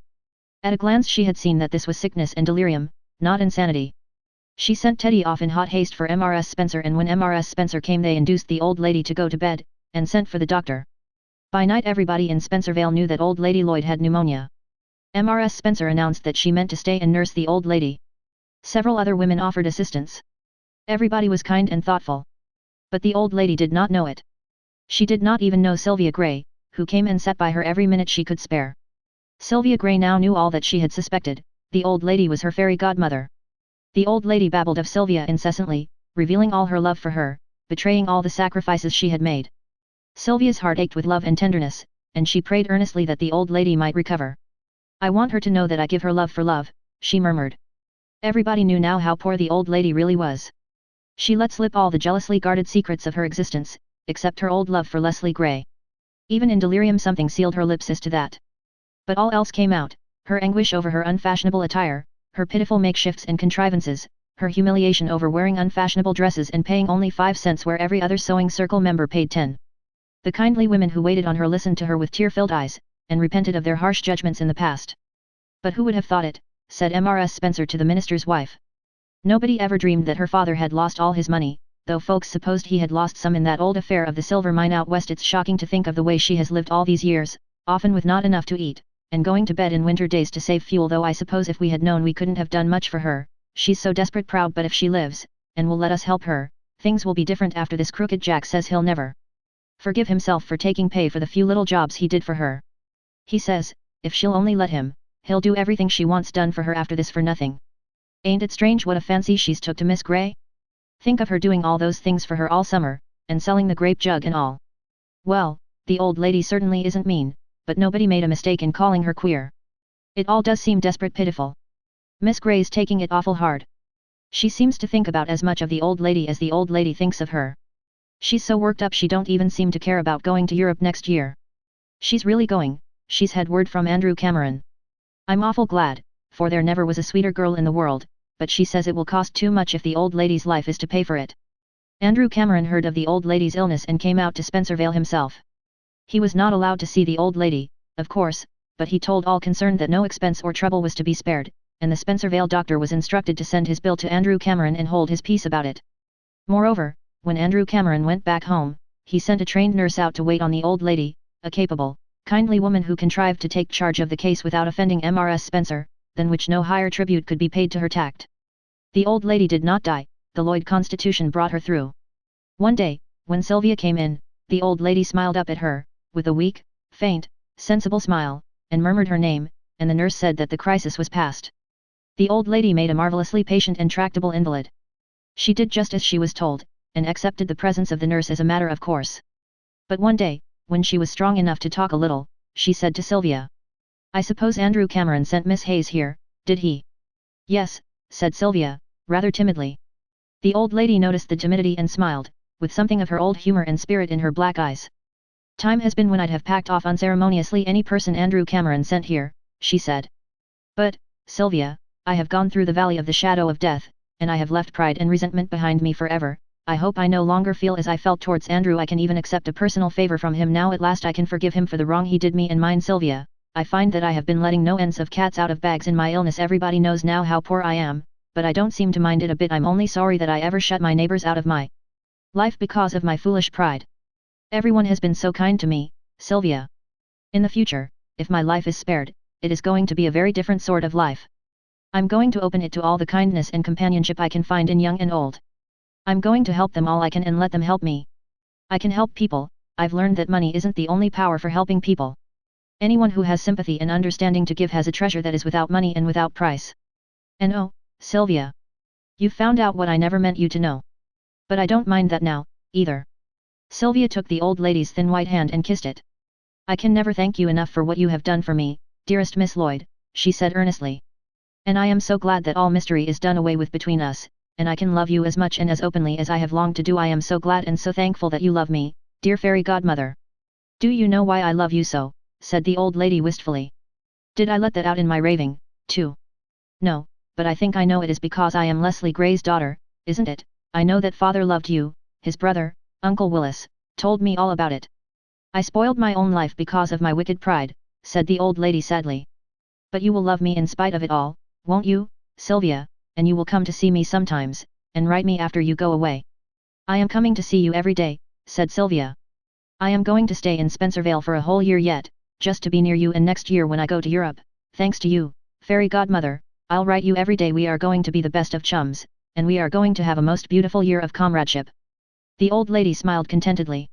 Out in the kitchen, the minister's wife, who had brought up a dish of jelly, was talking to Mrs. Spencer about the sewing circle. Through the open window, where the red vines hung, came the pungent, sun-warm October air. The sunshine fell over Sylvia's chestnut hair like a crown of glory and youth. I do feel so perfectly happy, said the old lady, with a long, rapturous breath. Chronicle 3. Each in his own tongue. The honey-tinted autumn sunshine was falling thickly over the crimson and amber maples around old Abel Blair's door. There was only one outer door in old Abel's house, and it almost always stood wide open. A little black dog, with one ear missing and a lame forepaw, almost always slept on the worn red sandstone slab which served old Abel for a doorstep, and on the still more worn sill above it a large grey cat almost always slept. Just inside the door, on a bandy-legged chair of elder days, old Abel almost always sat. He was sitting there this afternoon, a little old man, sadly twisted with rheumatism. His head was abnormally large, thatched with long, wiry black hair, his face was heavily lined and swarthily sunburned, his eyes were deep-set and black, with occasional peculiar golden flashes in them. A strange-looking man was old Abel Blair, and as strange was he as he looked. Lower Carmody people would have told you. Old Abel was almost always sober in these, his later years. He was sober today. He liked to bask in that ripe sunlight as well as his dog and cat did, and in such baskings he almost always looked out of his doorway at the far, fine blue sky over the tops of the crowding maples. But today he was not looking at the sky, instead, he was staring at the black, dusty rafters of his kitchen, where hung dried meats and strings of onions and bunches of herbs and fishing tackle and guns and skins. But old Abel saw not these things. His face was the face of a man who beholds visions, compact of heavenly pleasure and hellish pain, for old Abel was seeing what he might have been, and what he was, as he always saw when Felix Moore played to him on the violin. And the awful joy of dreaming that he was young again, with unspoiled life before him, was so great and compelling that it counterbalanced the agony in the realization of a dishonored old age, following years in which he had squandered the wealth of his soul in ways where wisdom lifted not her voice. Felix Moore was standing opposite to him, before an untidy stove, where the noon fire had died down into pallid, scattered ashes. Under his chin he held old Abel's brown, battered fiddle. His eyes, too, were fixed on the ceiling, and he, too, saw things not lawful to be uttered in any language save that of music, and of all music, only that given forth by the anguished, enraptured spirit of the violin. And yet this Felix was little more than 12 years old, and his face was still the face of a child who knows nothing of either sorrow or sin or failure or remorse. Only in his large, grey-black eyes was there something not of the child, something that spoke of an inheritance from many hearts, now ashes, which had aforetime grieved and joyed and struggled and failed, and succeeded and grovelled. The inarticulate cries of their longings had passed into this child's soul, and transmuted themselves into the expression of his music. Felix was a beautiful child. Carmody people, who stayed at home, thought so, and old Abel Blair, who had roamed afar in many lands, thought so, and even the Rev. Stephen Leonard, who taught, and tried to believe, that favour is deceitful and beauty is vain, thought so. He was a slight lad, with sloping shoulders, a slim brown neck, and a head set on it with stag-like grace and uplift. His hair, cut straight across his brow and falling over his ears, after some caprice of Janet Andrews, the minister's housekeeper, was a glossy blue-black. The skin of his face and hands was like ivory, his eyes were large and beautifully tinted, grey, with dilating pupils, his features had the outlines of a cameo. Carmody mothers considered him delicate, and had long foretold that the minister would never bring him up, but old Abel pulled his grizzled moustache when he heard such forebodings and smiled. Felix Moore will live, he said positively.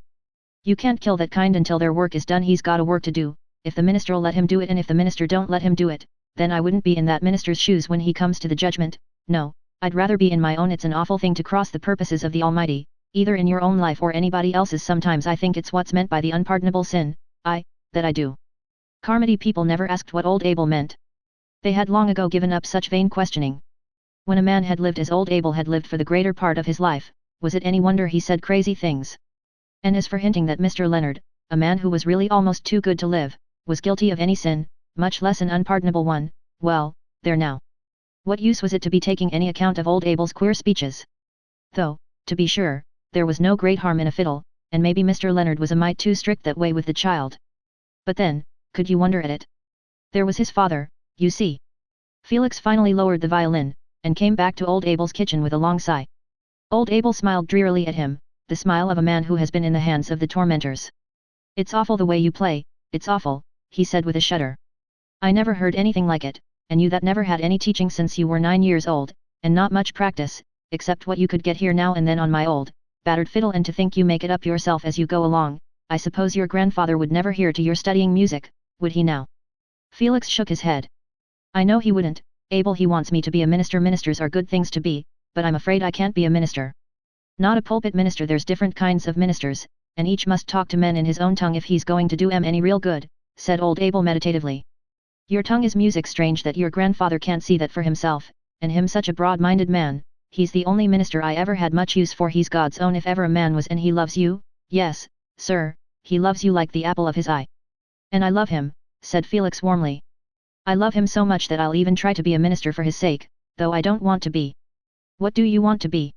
"A great violinist," answered the child, his ivory-hued face suddenly warming into living rose. "I want to play to thousands, and see their eyes look as yours do when I play. Sometimes your eyes frighten me, but oh, it's a splendid fright. If I had father's violin I could do better. I remember that he once said it had a soul that was doing purgatory for its sins when it had lived on earth. I don't know what he meant, but it did seem to me that his violin was alive. He taught me to play on it as soon as I was big enough to hold it." "Did you love your father?" asked old Abel, with a keen look. Again Felix crimsoned, but he looked straightly and steadily into his old friend's face. "No," he said, "I didn't, but," he added, gravely and deliberately, "I don't think you should have asked me such a question." It was old Abel's turn to blush. Carmody people would not have believed he could blush, and perhaps no living being could have called that deepening hue into his weather-beaten cheek save only this grey-eyed child of the rebuking face.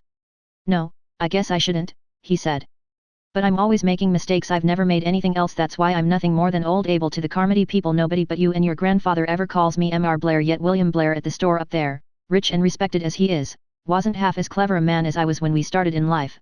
You mayn't believe that, but it's true, and the worst of it is, young Felix, that most of the time I don't care whether I'm Mr. Blair or old Abel. Only when you play I care. It makes me feel just as a look I saw in a little girl's eyes some years ago made me feel." Her name was Anne Shirley, and she lived with the Cuthberts down at Avonlea. "We got into a conversation at Blair's store. She could talk a blue streak to anyone, that girl could. I happened to say about something that it didn't matter to a battered old hulk of 60-odd like me. She looked at me with her big, innocent eyes, a little reproachful like, as if I'd said something awful heretical. 'Don't you think, Mr. Blair,' she says, 'that the older we get the more things ought to matter to us?' As grave as if she'd been 100 instead of 11. 'Things matter so much to me now,' she says, clasping her hands this away, 'and I'm sure that when I'm 60 they'll matter just 5 times as much to me.' Well, the way she looked and the way she spoke made me feel downright ashamed of myself because things had stopped mattering with me. But never mind all that. My miserable old feelings don't count for much. What come of your father's fiddle? Grandfather took it away when I came here. I think he burned it, and I long for it so often.' 'Well, you've always got my old brown fiddle to come to when you must.' 'Yes, I know, and I'm glad for that, but I'm hungry for a violin all the time, and I only come here when the hunger gets too much to bear. I feel as if I oughtn't to come even then. I'm always saying I won't do it again, because I know grandfather wouldn't like it, if he knew.' 'He has never forbidden it, has he?'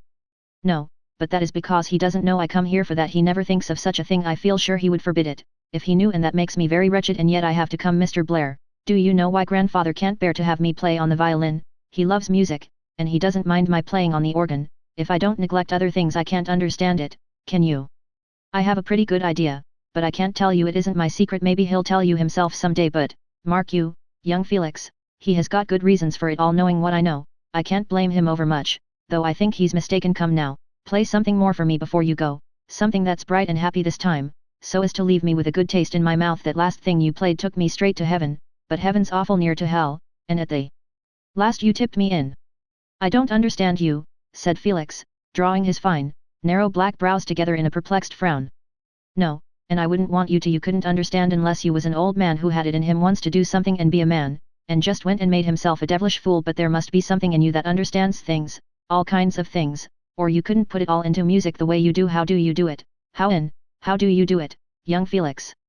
'I don't know, but I play differently to different people. I don't know how that is. When I'm alone with you I have to play one way, and when Janet comes over here to listen I feel quite another way, not so thrilling, but happier and lonelier. And that day when Jessie Blair was here listening I felt as if I wanted to laugh and sing, as if the violin wanted to laugh and sing all the time.' The strange, golden gleam flashed through old Abel's sunken eyes. 'God,' he muttered under his breath, I believe the boy can get into other folks' souls somehow, and play out what his soul sees there. What's that you say? Inquired Felix, petting his fiddle.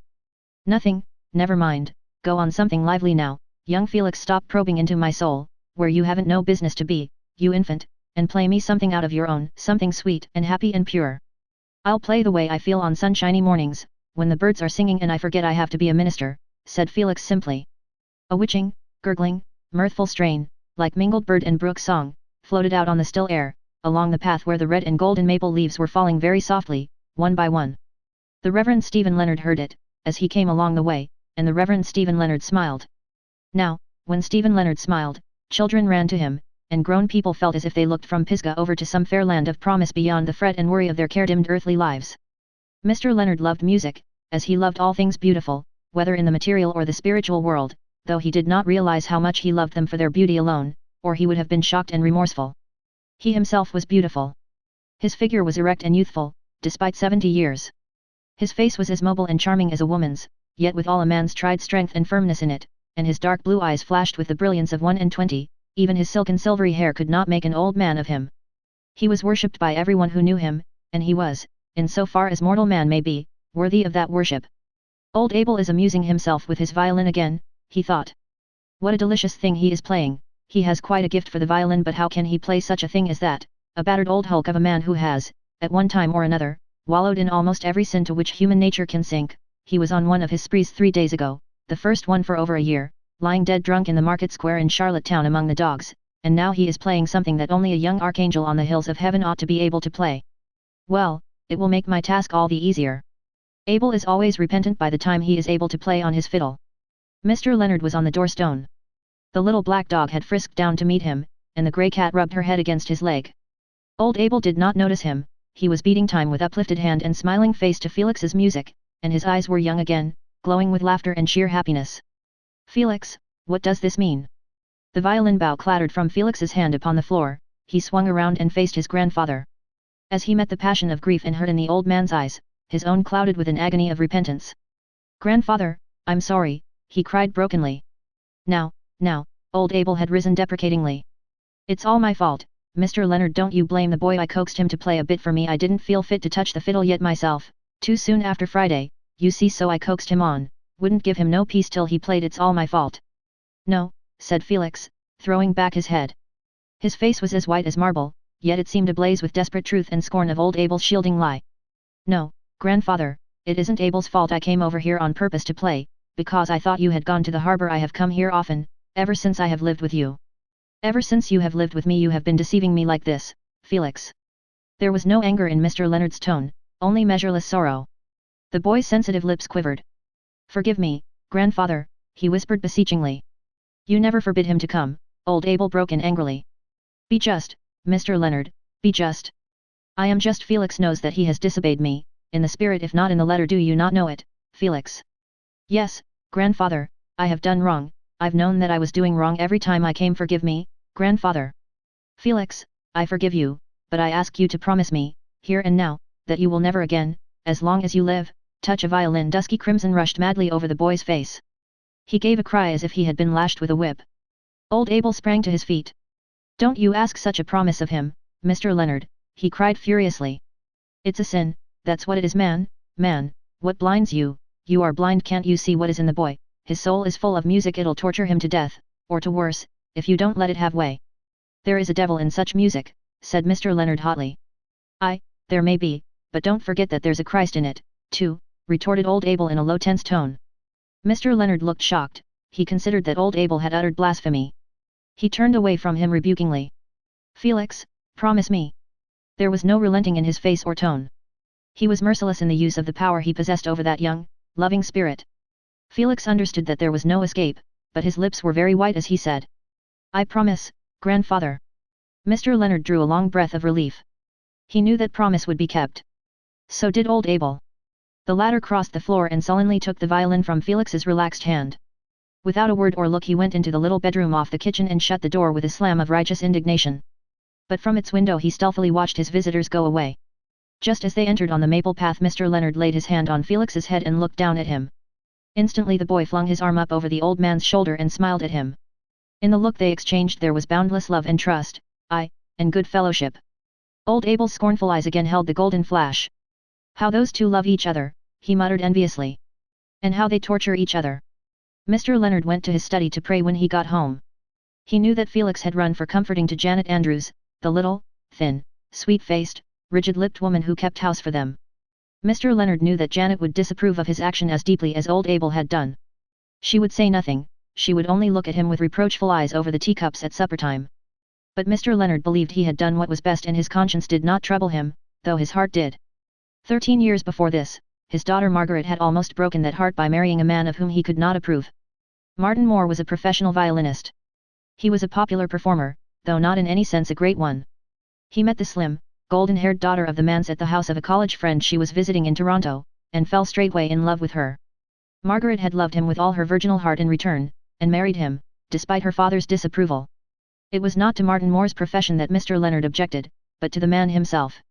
He knew that the violinist's past life had not been such as became a suitor for Margaret Leonard, and his insight into character warned him that Martin Moore could never make any woman lastingly happy. Margaret Leonard did not believe this. She married Martin Moore and lived 1 year in paradise. Perhaps that atoned for the 3 bitter years which followed, that, and her child.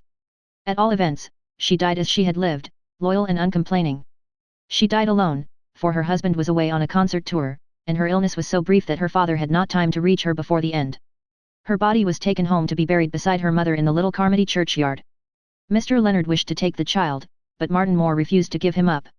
6 years later Moore, too, died, and at last Mr. Leonard had his heart's desire, the possession of Margaret's son. The grandfather awaited the child's coming with mingled feelings. His heart yearned for him, yet he dreaded to meet a second edition of Martin Moore. Suppose Margaret's son resembled his handsome vagabond of a father? Or, worse still, suppose he were cursed with his father's lack of principle, his instability, his bohemian instincts. Thus Mr. Leonard tortured himself wretchedly before the coming of Felix. The child did not look like either father or mother.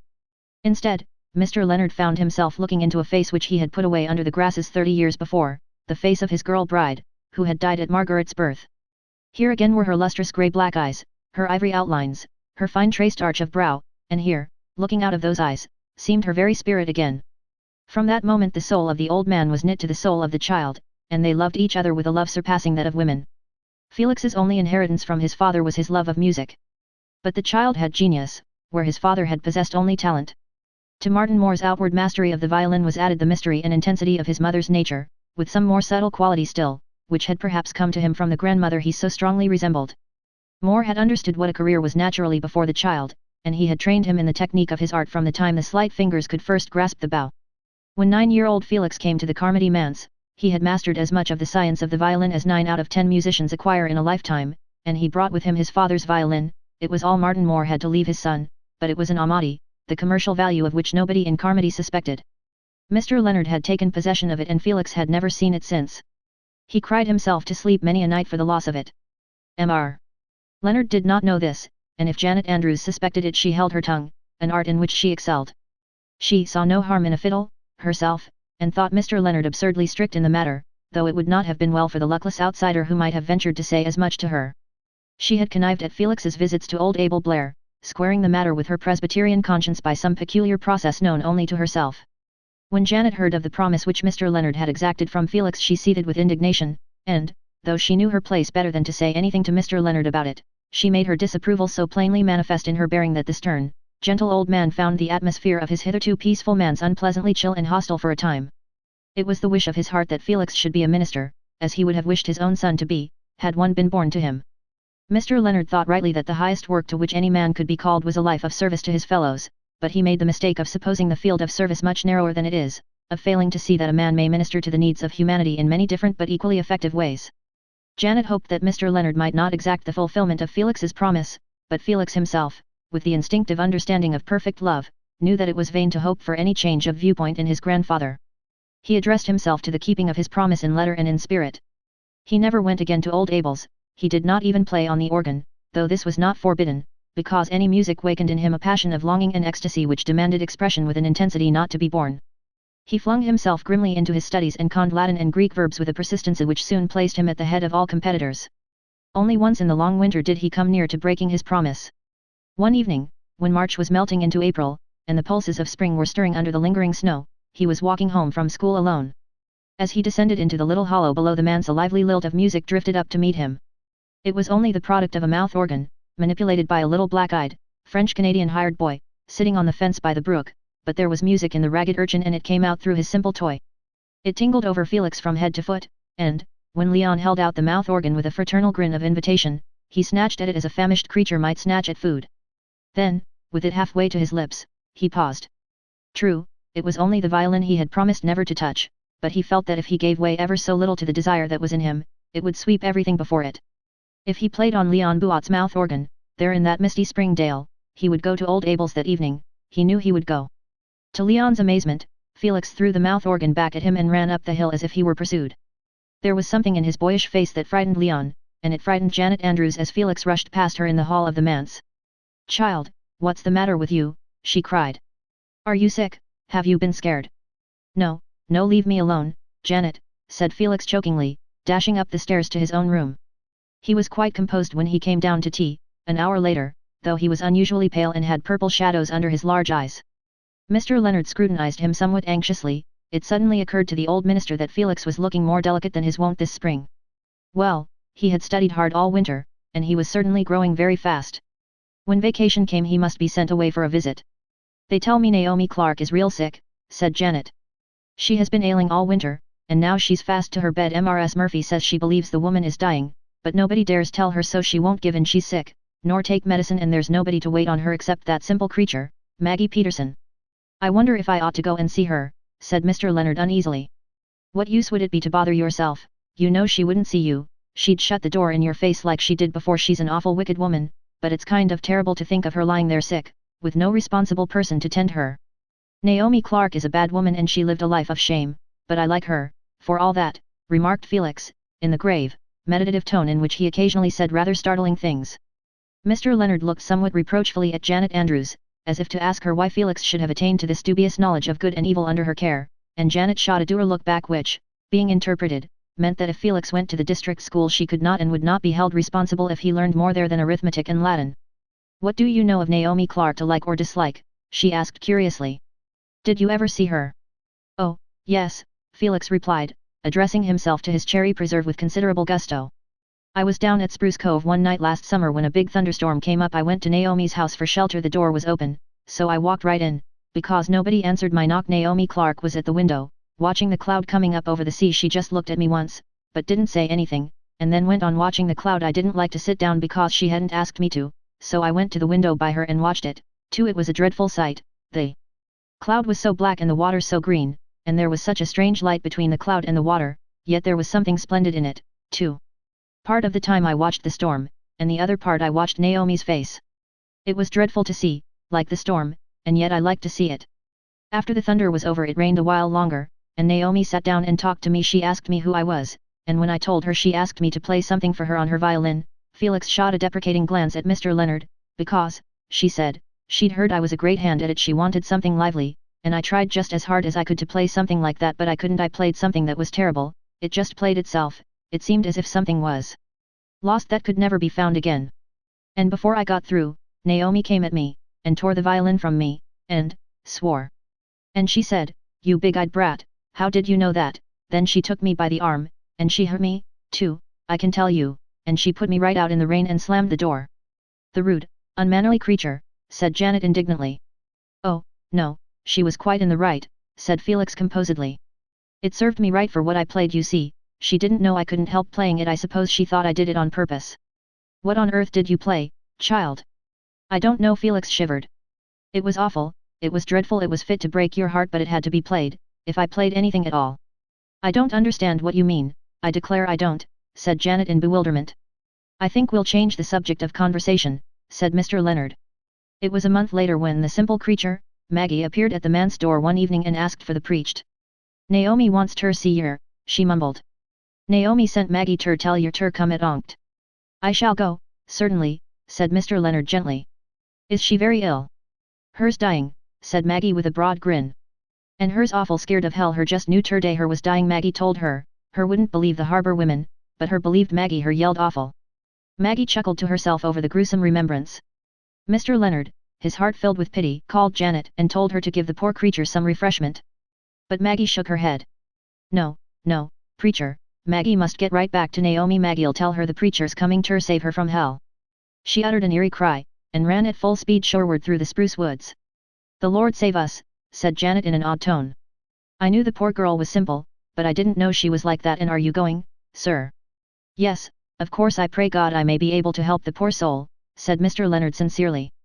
He was a man who never shirked what he believed to be his duty, but duty had sometimes presented itself to him in pleasanter guise than this summons to Naomi Clark's deathbed. The woman had been the plague spot of Lower Carmody and Carmody Harbor for a generation. In the earlier days of his ministry to the congregation he had tried to reclaim her, and Naomi had mocked and flouted him to his face. Then, for the sake of those to whom she was a snare or a heartbreak, he had endeavored to set the law in motion against her, and Naomi had laughed the law to scorn. Finally, he had been compelled to let her alone. Yet Naomi had not always been an outcast. Her girlhood had been innocent, but she was the possessor of a dangerous beauty, and her mother was dead. Her father was a man notorious for his harshness and violence of temper. When Naomi made the fatal mistake of trusting to a false love that betrayed and deserted, he drove her from his door with taunts and curses. Naomi took up her quarters in a little deserted house at Spruce Cove.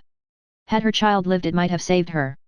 But it died at birth, and with its little life went her last chance of worldly redemption. From that time forth, her feet were set in the way that takes hold on hell. For the past 5 years, however, Naomi had lived a tolerably respectable life. When Janet Peterson had died, her idiot daughter, Maggie, had been left with no kin in the world. Nobody knew what was to be done with her, for nobody wanted to be bothered with her. Naomi Clark went to the girl and offered her a home. People said she was no fit person to have charge of Maggie, but everybody shirked the unpleasant task of interfering in the matter, except Mr. Leonard, who went to expostulate with Naomi, and, as Janet said, for his pains got her door shut in his face. But from the day when Maggie Peterson went to live with her, Naomi ceased to be the Harbor Magdalene. The sun had set when Mr. Leonard reached Spruce Cove, and the harbor was veiling itself in a wondrous twilight splendor. Afar out, the sea lay throbbing and purple, and the moan of the bar came through the sweet, chill spring air with its burden of hopeless, endless longing and seeking. The sky was blossoming into stars above the afterglow, out to the east the moon was rising, and the sea beneath it was a thing of radiance and silver and glamour, and a little harbor boat that went sailing across it was transmuted into an elfin shallop from the coast of fairyland. Mr. Leonard sighed as he turned from the sinless beauty of the sea and sky to the threshold of Naomi Clark's house. It was very small, 1 room below, and a sleeping loft above, but a bed had been made up for the sick woman by the downstairs window looking out on the harbor, and Naomi lay on it, with a lamp burning at her head and another at her side, although it was not yet dark. A great dread of darkness had always been one of Naomi's peculiarities. She was tossing restlessly on her poor couch, while Maggie crouched on a box at the foot. Mr. Leonard had not seen her for 5 years, and he was shocked at the change in her. She was much wasted, her clear-cut, aquiline features had been of the type which becomes indescribably witch-like in old age, and, though Naomi Clark was barely 60, she looked as if she might be 100. Her hair streamed over the pillow in white, uncared-for tresses, and the hands that plucked at the bedclothes were like wrinkled claws. Only her eyes were unchanged, they were as blue and brilliant as ever, but now filled with such agonized terror and appeal that Mr. Leonard's gentle heart almost stood still with the horror of them. They were the eyes of a creature driven wild with torture, hounded by furies, clutched by unutterable fear. Naomi sat up and dragged at his arm. "Can you help me, can you help me?" she gasped imploringly. "Oh, I thought you'd never come, I was scared I'd die before you got here, die and go to hell. I didn't know before today that I was dying. None of those cowards would tell me. Can you help me?" "If I cannot, God can," said Mr. Leonard gently. He felt himself very helpless and inefficient before this awful terror and frenzy. He had seen sad deathbeds, troubled deathbeds, and despairing deathbeds, but never anything like this. "God," Naomi's voice shrilled terribly as she uttered the name. "I can't go to God for help. Oh, I'm scared of hell, but I'm scaredder still of God. I'd rather go to hell 1,000 times over than face God after the life I've lived. I tell you, I'm sorry for living wicked, I was always sorry for it all the time. There ain't never been a moment I wasn't sorry, though nobody would believe it. I was driven on by fiends of hell. Oh, you don't understand, you can't understand, but I was always sorry. If you repent, that is all that is necessary. God will forgive you if you ask Him." "No, He can't, sins like mine can't be forgiven. He can't, and He won't." "He can and He will. He is a God of love, Naomi." "No," said Naomi with stubborn conviction. "He isn't a God of love at all. That's why I'm scared of Him. No, He's a God of wrath and justice and punishment. Love, there ain't no such thing as love, I've never found it on earth, and I don't believe it's to be found in God. Naomi, God loves us like a father." "Like my father," Naomi's shrill laughter, pealing through the still room, was hideous to hear. The old minister shuddered. No, as a kind, tender, all-wise father, Naomi, as you would have loved your little child if it had lived." Naomi cowered and moaned. Oh, I wish I could believe that. I wouldn't be frightened if I could believe that. Make me believe it. Surely you can make me believe that there's love and forgiveness in God if you believe it yourself. Jesus Christ forgave and loved the Magdalene, Naomi. Jesus Christ, oh, I ain't afraid of him. Yes, he could understand and forgive. He was half human. I tell you, it's God I'm scared of. They are one and the same, said Mr. Leonard helplessly. He knew he could not make Naomi realize it. This anguished deathbed was no place for a theological exposition on the mysteries of the Trinity. Christ died for you, Naomi. He bore your sins in his own body on the cross. We bear our own sins, said Naomi fiercely. I've borne mine all my life, and I'll bear them for all eternity. I can't believe anything else. I can't believe God can forgive me. I've ruined people body and soul, I've broken hearts and poisoned homes, I'm worse than a murderess. No, no, no, there's no hope for me. Her voice rose again into that shrill, intolerable shriek. I've got to go to hell. It ain't so much the fire I'm scared of as the outer darkness. I've always been so scared of darkness, it's so full of awful things and thoughts. Oh, there ain't nobody to help me, man ain't no good, and I'm too scared of God. She wrung her hands. Mr. Leonard walked up and down the room in the keenest anguish of spirit he had ever known. What could he do? What could he say? There was healing and peace in his religion for this woman as for all others, but he could express it in no language which this tortured soul could understand. He looked at her writhing face, he looked at the idiot girl chuckling to herself at the foot of the bed, he looked through the open door to the remote, starlit night, and a horrible sense of utter helplessness overcame him. He could do nothing, nothing. In all his life he had never known such bitterness of soul as the realization brought home to him. What is the good of you if you can't help me, moaned the dying woman. Pray, pray, pray, she shrilled suddenly. Mr. Leonard dropped on his knees by the bed. He did not know what to say. No prayer that he had ever prayed was of use here. The old, beautiful formulas, which had soothed and helped the passing of many a soul, were not save idle, empty words to Naomi Clark. In his anguish of mind Stephen Leonard gasped out the briefest and sincerest prayer his lips had ever uttered. Oh, God, our Father, help this woman, speak to her in a tongue which she can understand. A beautiful, white face appeared for a moment in the light that streamed out of the doorway into the darkness of the night. No one noticed it, and it quickly drew back into the shadow. Suddenly, Naomi fell back on her pillow, her lips blue, her face horribly pinched, her eyes rolled up in her head. Maggie started up, pushed Mr. Leonard aside, and proceeded to administer some remedy with surprising skill and deftness. Mr. Leonard, believing Naomi to be dying, went to the door, feeling sick and bruised in soul. Presently a figure stole out into the light. Felix, is that you? Said Mr. Leonard in a startled tone. Yes, Sir. Felix came up to the stone step. Janet got frightened that you might fall on that rough road after dark, so she made me come after you with a lantern. I've been waiting behind the point, but at last I thought I'd better come and see if you would be staying much longer. If you will be, I'll go back to Janet and leave the lantern here with you. Yes, that will be the best thing to do. I may not be ready to go home for some time yet, said Mr. Leonard, thinking that the deathbed of sin behind him was no sight for Felix's young eyes. Is that your grandson you're talking to? Naomi spoke clearly and strongly. The spasm had passed. If it is, bring him in. I want to see him. Reluctantly, Mr. Leonard signed Felix to enter. The boy stood by Naomi's bed and looked down at her with sympathetic eyes. But at first she did not look at him, she looked past him at the minister. I might have died in that spell, she said, with sullen reproach in her voice, and if I had, I'd been in hell now. You can't help me, I'm done with you. There ain't any hope for me, and I know it now. She turned to Felix. Take down that fiddle on the wall and play something for me, she said imperiously. I'm dying, and I'm going to hell, and I don't want to think of it. Play me something to take my thoughts off it. I don't care what you play. I was always fond of music, there was always something in it for me I never found anywhere else. Felix looked at his grandfather. The old man nodded, he felt too ashamed to speak, he sat with his fine silver head in his hands, while Felix took down and tuned the old violin, on which so many godless lilts had been played in many a wild revel. Mr. Leonard felt that he had failed his religion. He could not give Naomi the help that was in it for her. Felix drew the bow softly, perplexedly over the strings. He had no idea what he should play. Then his eyes were caught and held by Naomi's burning, mesmeric, blue gaze as she lay on her crumpled pillow. A strange, inspired look came over the boy's face. He began to play as if it were not he who played, but some mightier power, of which he was but the passive instrument. Sweet and soft and wonderful was the music that stole through the room.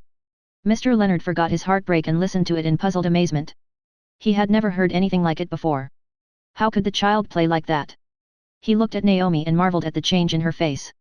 The fear and frenzy were going out of it, she listened breathlessly, never taking her eyes from Felix.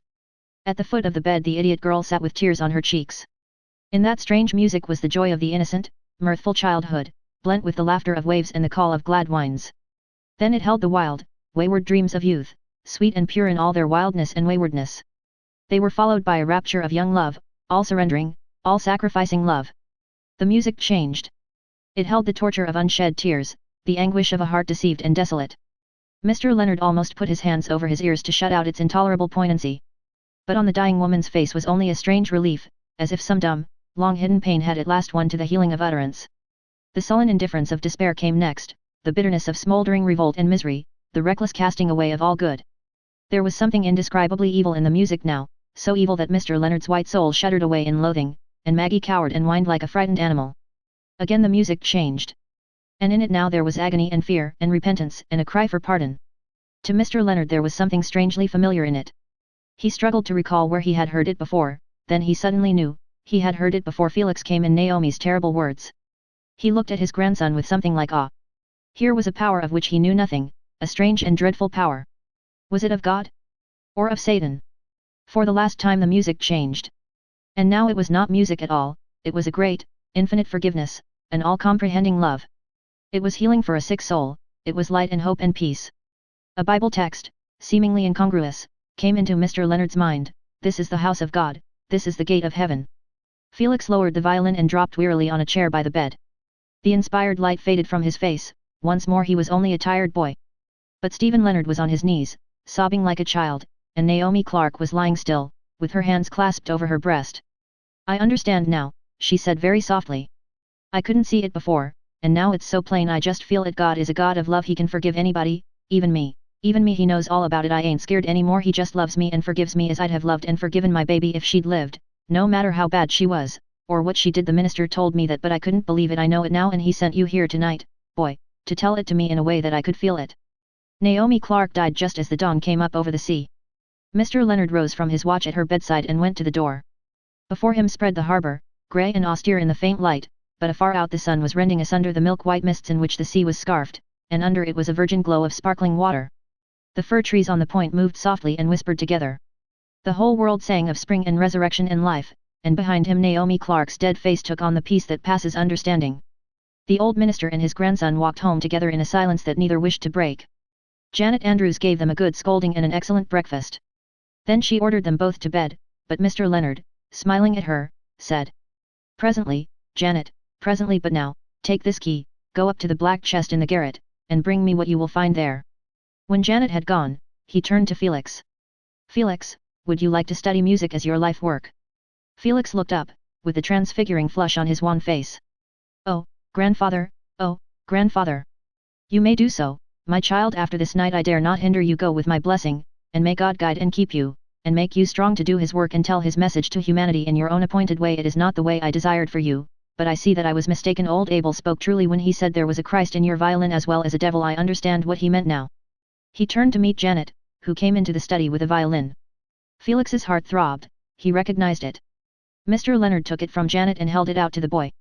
"This is your father's violin, Felix. See to it that you never make your music the servant of the power of evil, never debase it to unworthy ends, for your responsibility is as your gift, and God will exact the accounting of it from you. Speak to the world in your own tongue through it, with truth and sincerity, and all I have hoped for you will be abundantly fulfilled."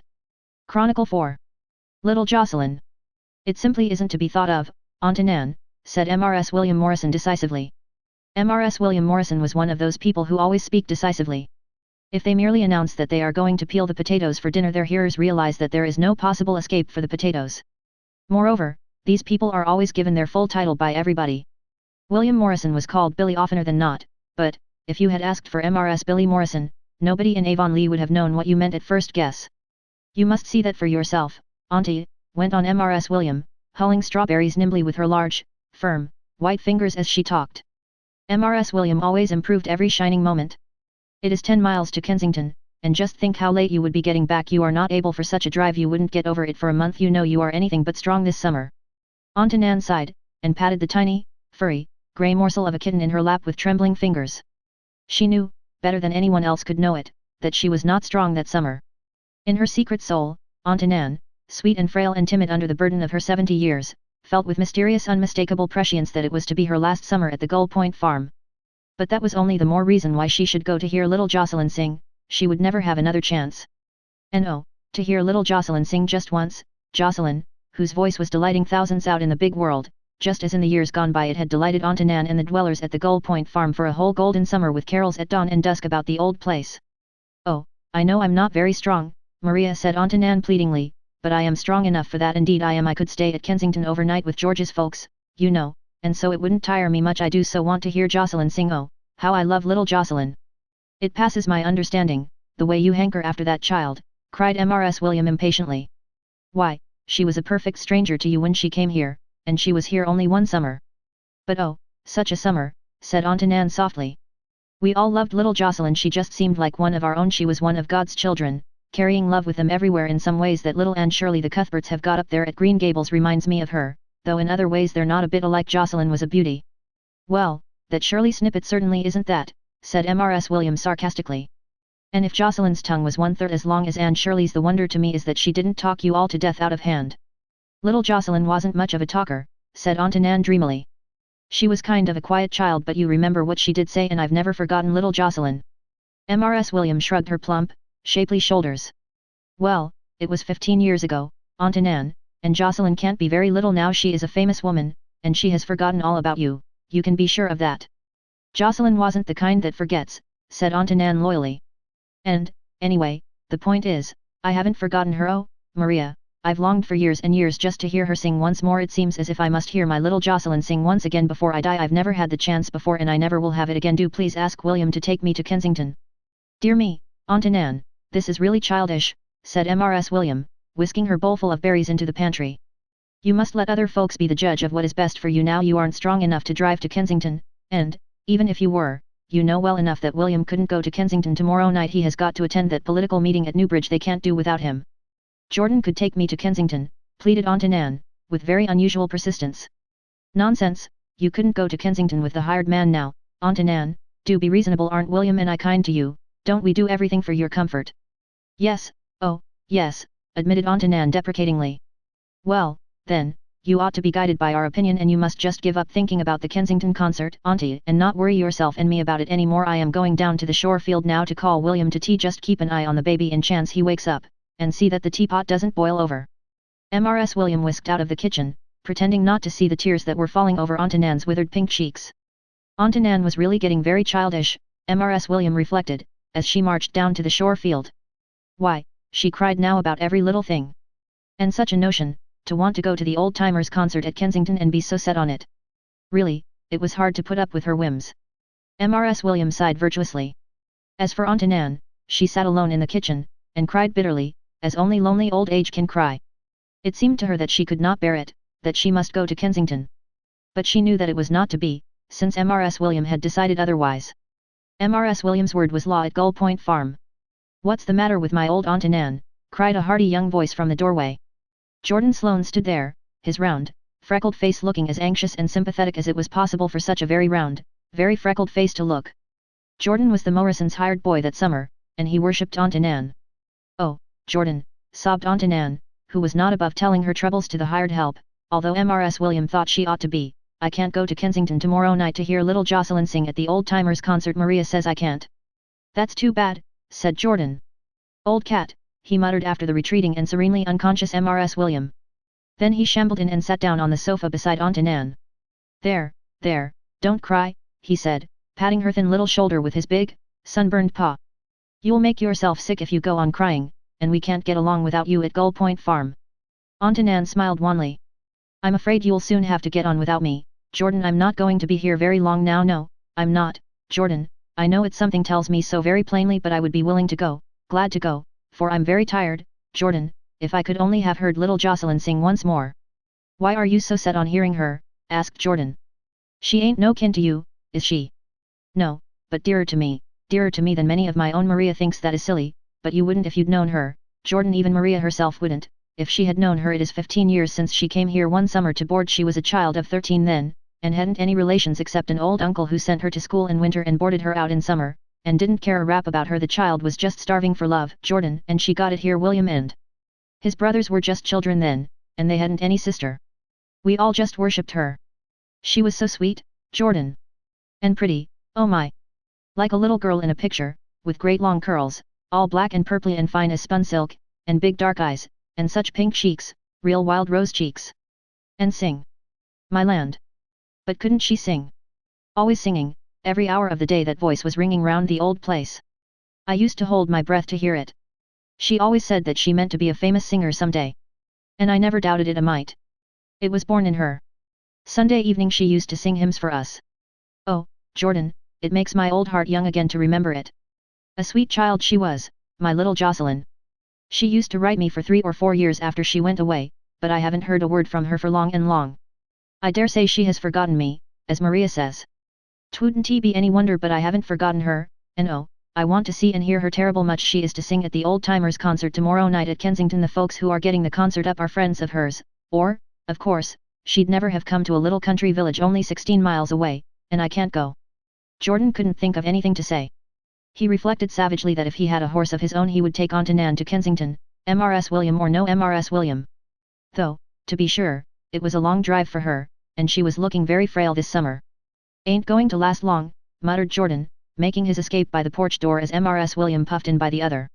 The sweetest old creature that ever was created'll go when she goes. Yeah, old madam, I'd like to give you a piece of my mind, that I would. This last was for Mrs. William, but was delivered in a prudent undertone. Jordan detested Mrs. William, but she was a power to be reckoned with, all the same. Meek, easy-going Billy Morrison did just what his wife told him to. So Aunt Nan did not get to Kensington to hear little Jocelyn sing. She said nothing more about it, but after that night she seemed to fail very rapidly. Mrs. William said it was the hot weather, and that Aunt Nan gave way too easily. But Aunt Nan could not help giving way now. She was very, very tired. Even her knitting wearied her. She would sit for hours in her rocking chair with the grey kitten in her lap, looking out of the window with dreamy, unseeing eyes. She talked to herself a good deal, generally about little Jocelyn. Mrs. William told Avonlea folk that Aunt Nan had got terribly childish, and always accompanied the remark with a sigh that intimated how much she, Mrs. William, had to contend with. Justice must be done to Mrs. William, however. She was not unkind to Aunt Nan, on the contrary, she was very kind to her in the letter. Her comfort was scrupulously attended to, and Mrs. William had the grace to utter none of her complaints in the old woman's hearing. If Aunt Nan felt the absence of the spirit, she never murmured at it. One day, when the Avonlea slopes were golden-hued with the ripened harvest, Aunt Nan did not get up. She complained of nothing but great weariness. Mrs. William remarked to her husband that if she lay in bed every day she felt tired, there wouldn't be much done at Gull Point Farm. But she prepared an excellent breakfast and carried it patiently up to Aunt Nan, who ate little of it. After dinner Jordan crept up by way of the back stairs to see her. Aunt Nan was lying with her eyes fixed on the pale pink climbing roses that nodded about the window. When she saw Jordan she smiled. "Them roses put me so much in mind of little Jocelyn," she said softly. "She loved them so. If I could only see her, oh, Jordan, if I could only see her. Maria says it's terrible childish to be always harping on that string, and maybe it is, but, oh, Jordan, there's such a hunger in my heart for her, such a hunger." Jordan felt a queer sensation in his throat, and twisted his ragged straw hat about in his big hands. Just then a vague idea which had hovered in his brain all day crystallized into decision. But all he said was, "I hope you'll feel better soon, Aunt Nan." "Oh, yes, Jordan dear, I'll be better soon," said Aunt Nan with her own sweet smile. "The inhabitant shall not say I am sick, you know, but if I could only see little Jocelyn first." Jordan went out and hurried downstairs. Billy Morrison was in the stable, when Jordan stuck his head over the half door. "Say, can I have the rest of the day off, sir? I want to go to Kensington." "Well, I don't mind," said Billy Morrison amiably. "May's well get you jaunting done 'fore harvest comes on, and here, Jord, take this quarter and get some oranges for Aunt Nan. Needn't mention it to headquarters." Billy Morrison's face was solemn, but Jordan winked as he pocketed the money. "If I've any luck, I'll bring her something that'll do her more good than the oranges," he muttered, as he hurried off to the pasture. Jordan had a horse of his own now, a rather bony nag, answering to the name of Dan. Billy Morrison had agreed to pasture the animal if Jordan used him in the farm work, an arrangement scoffed at by Mrs. William in no measured terms. Jordan hitched Dan into the second-best buggy, dressed himself in his Sunday clothes, and drove off. On the road he reread a paragraph he had clipped from the Charlottetown Daily Enterprise of the previous day. Jocelyn Burnett, the famous contralto, is spending a few days in Kensington on her return from her maritime concert tour. She is the guest of Mr. and Mrs. Bromley, of the Beeches. "Now if I can get there in time," said Jordan emphatically. Jordan got to Kensington, put Dan up in a livery stable, and inquired the way to the Beeches. He felt rather nervous when he found it. It was such a stately, imposing place, set back from the street in an emerald green seclusion of beautiful grounds. "Fancy me stalking up to that front door and asking for Miss Jocelyn Burnett," grinned Jordan sheepishly. Maybe they'll tell me to go around to the back and inquire for the cook, but you are going just the same, Jordan Sloane, and no skulking, march right up now, think of Aunt Nan and don't let style down you. A pert-looking maid answered Jordan's ring, and stared at him when he asked for Miss Burnett. I don't think you can see her, she said shortly, scanning his country cut of hair and clothes rather superciliously. What is your business with her? The maid's scorn roused Jordan's dander, as he would have expressed it. I'll tell her that when I see her, he retorted coolly. Just you tell her that I've a message for her from Aunt Nan Morrison of Gull Point Farm, Avonlea. If she hinty forgot, that'll fetch her. You might as well hurry up, if you please, I've not overly too much time. The pert maid decided to be civil at least, and invited Jordan to enter. But she left him standing in the hall while she went in search of Miss Burnett. Jordan gazed about him in amazement. He had never been in any place like this before. The hall was wonderful enough, and through the open doors on either hand stretched vistas of lovely rooms that, to Jordan's eyes, looked like those of a palace. Gee whiz, how do they ever move around without knocking things over? Then Jocelyn Burnett came, and Jordan forgot everything else. This tall, beautiful woman, in her silken draperies, with a face like nothing Jordan had ever seen, or even dreamed about, could this be Aunt Nan's little Jocelyn? Jordan's round, freckled countenance grew crimson. He felt horribly tongue-tied and embarrassed. What could he say to her? How could he say it? Jocelyn Burnett looked at him with her large, dark eyes, the eyes of a woman who had suffered much, and learned much, and won through struggle to victory. You have come from Aunt Nan, she said. Oh, I am so glad to hear from her. Is she well? Come in here and tell me all about her. She turned toward one of those fairy-like rooms, but Jordan interrupted her desperately. Oh, not in there, ma'am, I'd never get it out, just let me blunder through it out here someways. Yes'm, Aunt Nan, she ain't very well, she's dying, I guess, and she's longing for you night and day. Seems as if she couldn't die in peace without seeing you. She wanted to get to Kensington to hear you sing, but that old cat of a Mrs. William, begging you pardon, ma'am, wouldn't let her come. She's always talking of you. If you can come out to Gull Point Farm and see her, I'll be most awful obliged to you, ma'am. Jocelyn Burnett looked troubled. She had not forgotten Gull Point Farm, nor Aunt Nan, but for years the memory had been dim, crowded into the background of consciousness by the more exciting events of her busy life. Now it came back with a rush. She recalled it all tenderly, the peace and beauty and love of that olden summer, and sweet Aunt Nan, so very wise in the lore of all things simple and good and true. For the moment Jocelyn Burnett was a lonely, hungry-hearted little girl again, seeking for love and finding it not, until Aunt Nan had taken her into her great mother heart and taught her its meaning. Oh, I don't know, she said perplexedly. If you had come sooner, I leave on the 11:30 train tonight. I must leave by then or I shall not reach Montreal in time to fill a very important engagement, and yet I must see Aunt Nan, too. I have been careless and neglectful. I might have gone to see her before. How can we manage it? I'll bring you back to Kensington in time to catch that train, said Jordan eagerly. There's nothing I wouldn't do for Aunt Nan, me and Dan. Yes, sir, you'll get back in time. Just think of Aunt Nan's face when she sees you. I will come, said the great singer, gently. It was sunset when they reached Gull Point Farm. An arc of warm gold was over the spruces behind the house. Mrs. William was out in the barnyard, milking, and the house was deserted, save for the sleeping baby in the kitchen and the little old woman with the watchful eyes in the upstairs room. This way, ma'am, said Jordan, inwardly congratulating himself that the coast was clear. I'll take you right up to her room. Upstairs, Jocelyn tapped at the half-open door and went in. Before it closed behind her, Jordan heard Aunt Nan say, Jocelyn, little Jocelyn, in a tone that made him choke again. He stumbled thankfully downstairs, to be pounced upon by Mrs. William in the kitchen. Jordan Sloane, who was that stylish woman you drove into the yard with, and what have you done with her? That was Miss Jocelyn Burnett, said Jordan, expanding himself. This was his hour of triumph over Mrs. William. I went to Kensington and brung her out to see Aunt Nan. She's up with her now. Dear me, said Mrs. William helplessly. And me in my milking rig? Jordan, for pity's sake, hold the baby while I go and put on my black silk. You might have given a body some warning. I declare I don't know which is the greatest idiot, you or Aunt Nan. As Mrs. William flounced out of the kitchen, Jordan took his satisfaction in a quiet laugh. Upstairs in the little room was a great glory of sunset and gladness of human hearts. Jocelyn was kneeling by the bed, with her arms about Aunt Nan, and Aunt Nan, with her face all irradiated, was stroking Jocelyn's dark hair fondly. Oh, little Jocelyn, she murmured, it seems too good to be true. It seems like a beautiful dream. I knew you the minute you opened the door, my dearie. You haven't changed a bit and you're a famous singer now, little Jocelyn, I always knew you would be. Oh, I want you to sing a piece for me, just one, won't you, dearie? Sing that piece people like to hear you sing best. I forget the name, but I've read about it in the papers. Sing it for me, little Jocelyn. And Jocelyn, standing by Aunt Nan's bed, in the sunset light, sang the song she had sung to many a brilliant audience on many a noted concert platform, sang it as even she had never sung before, while Aunt Nan lay and listened beatifically, and downstairs even Mrs. William held her breath, entranced by the exquisite melody that floated through the old farmhouse. "Oh, little Jocelyn," breathed Aunt Nan in rapture, when the song ended. Jocelyn knelt by her again and they had a long talk of old days. One by one they recalled the memories of that vanished summer. The past gave up its tears and its laughter. Heart and fancy alike went roaming through the ways of the long ago.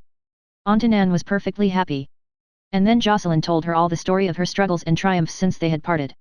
When the moonlight began to creep in through the low window, Aunt Nan put out her hand and touched Jocelyn's bowed head. "Little Jocelyn," she whispered, "if it ain't asking too much, I want you to sing just one other piece. Do you remember when you were here how we sung hymns in the parlor every Sunday night, and my favorite always was 'The sands of time are sinking'? I ain't never forgot how you used to sing that, and I want to hear it just once again.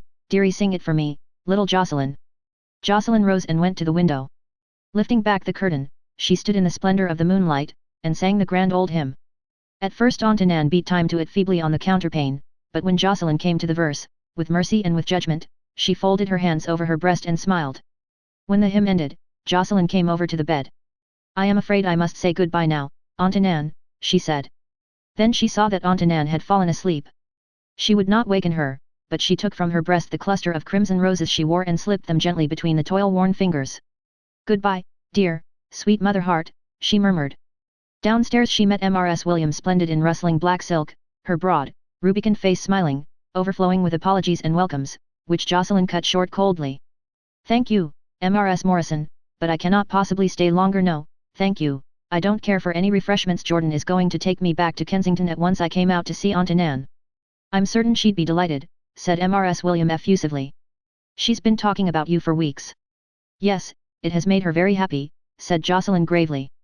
"And it has made me happy, too. I love Aunt Nan, Mrs. Morrison, and I owe her much. In all my life I have never met a woman so purely, unselfishly good and noble and true." "Fancy now," said Mrs. William, rather overcome at hearing this great singer pronounce such an encomium on quiet, timid old Aunt Nan. Jordan drove Jocelyn back to Kensington, and upstairs in her room Aunt Nan slept, with that rapt smile on her face and Jocelyn's red roses in her hands. Thus it was that Mrs. William found her, going in the next morning with her breakfast. The sunlight crept over the pillow, lighting up the sweet old face and silver hair, and stealing downward to the faded red roses on her breast.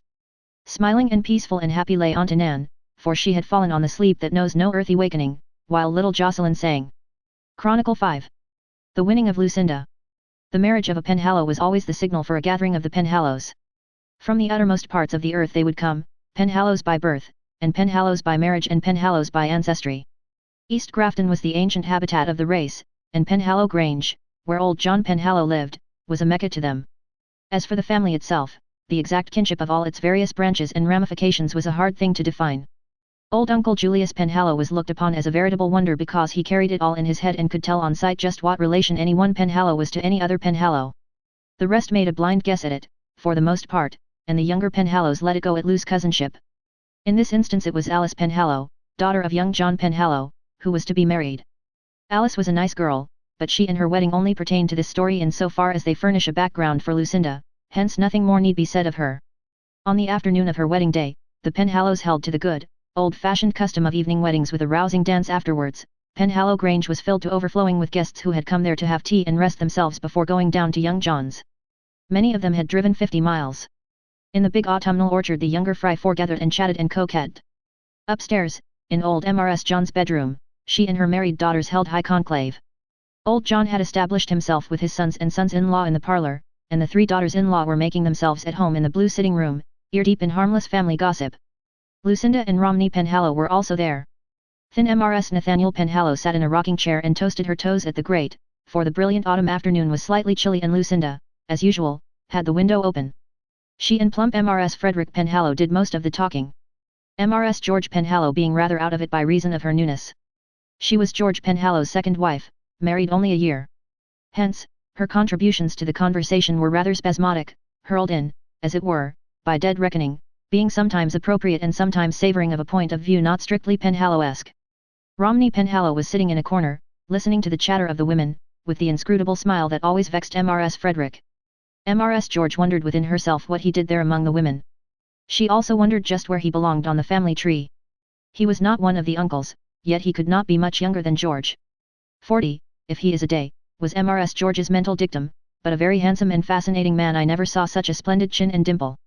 Lucinda, with bronze-colored hair and the whitest of skins, defiant of merciless sunlight and reveling in the crisp air, sat on the sill of the open window behind the crimson vine leaves, looking out into the garden, where dahlias flamed and asters broke into waves of purple and snow. The ruddy light of the autumn afternoon gave a sheen to the waves of her hair and brought out the exceeding purity of her Greek outlines.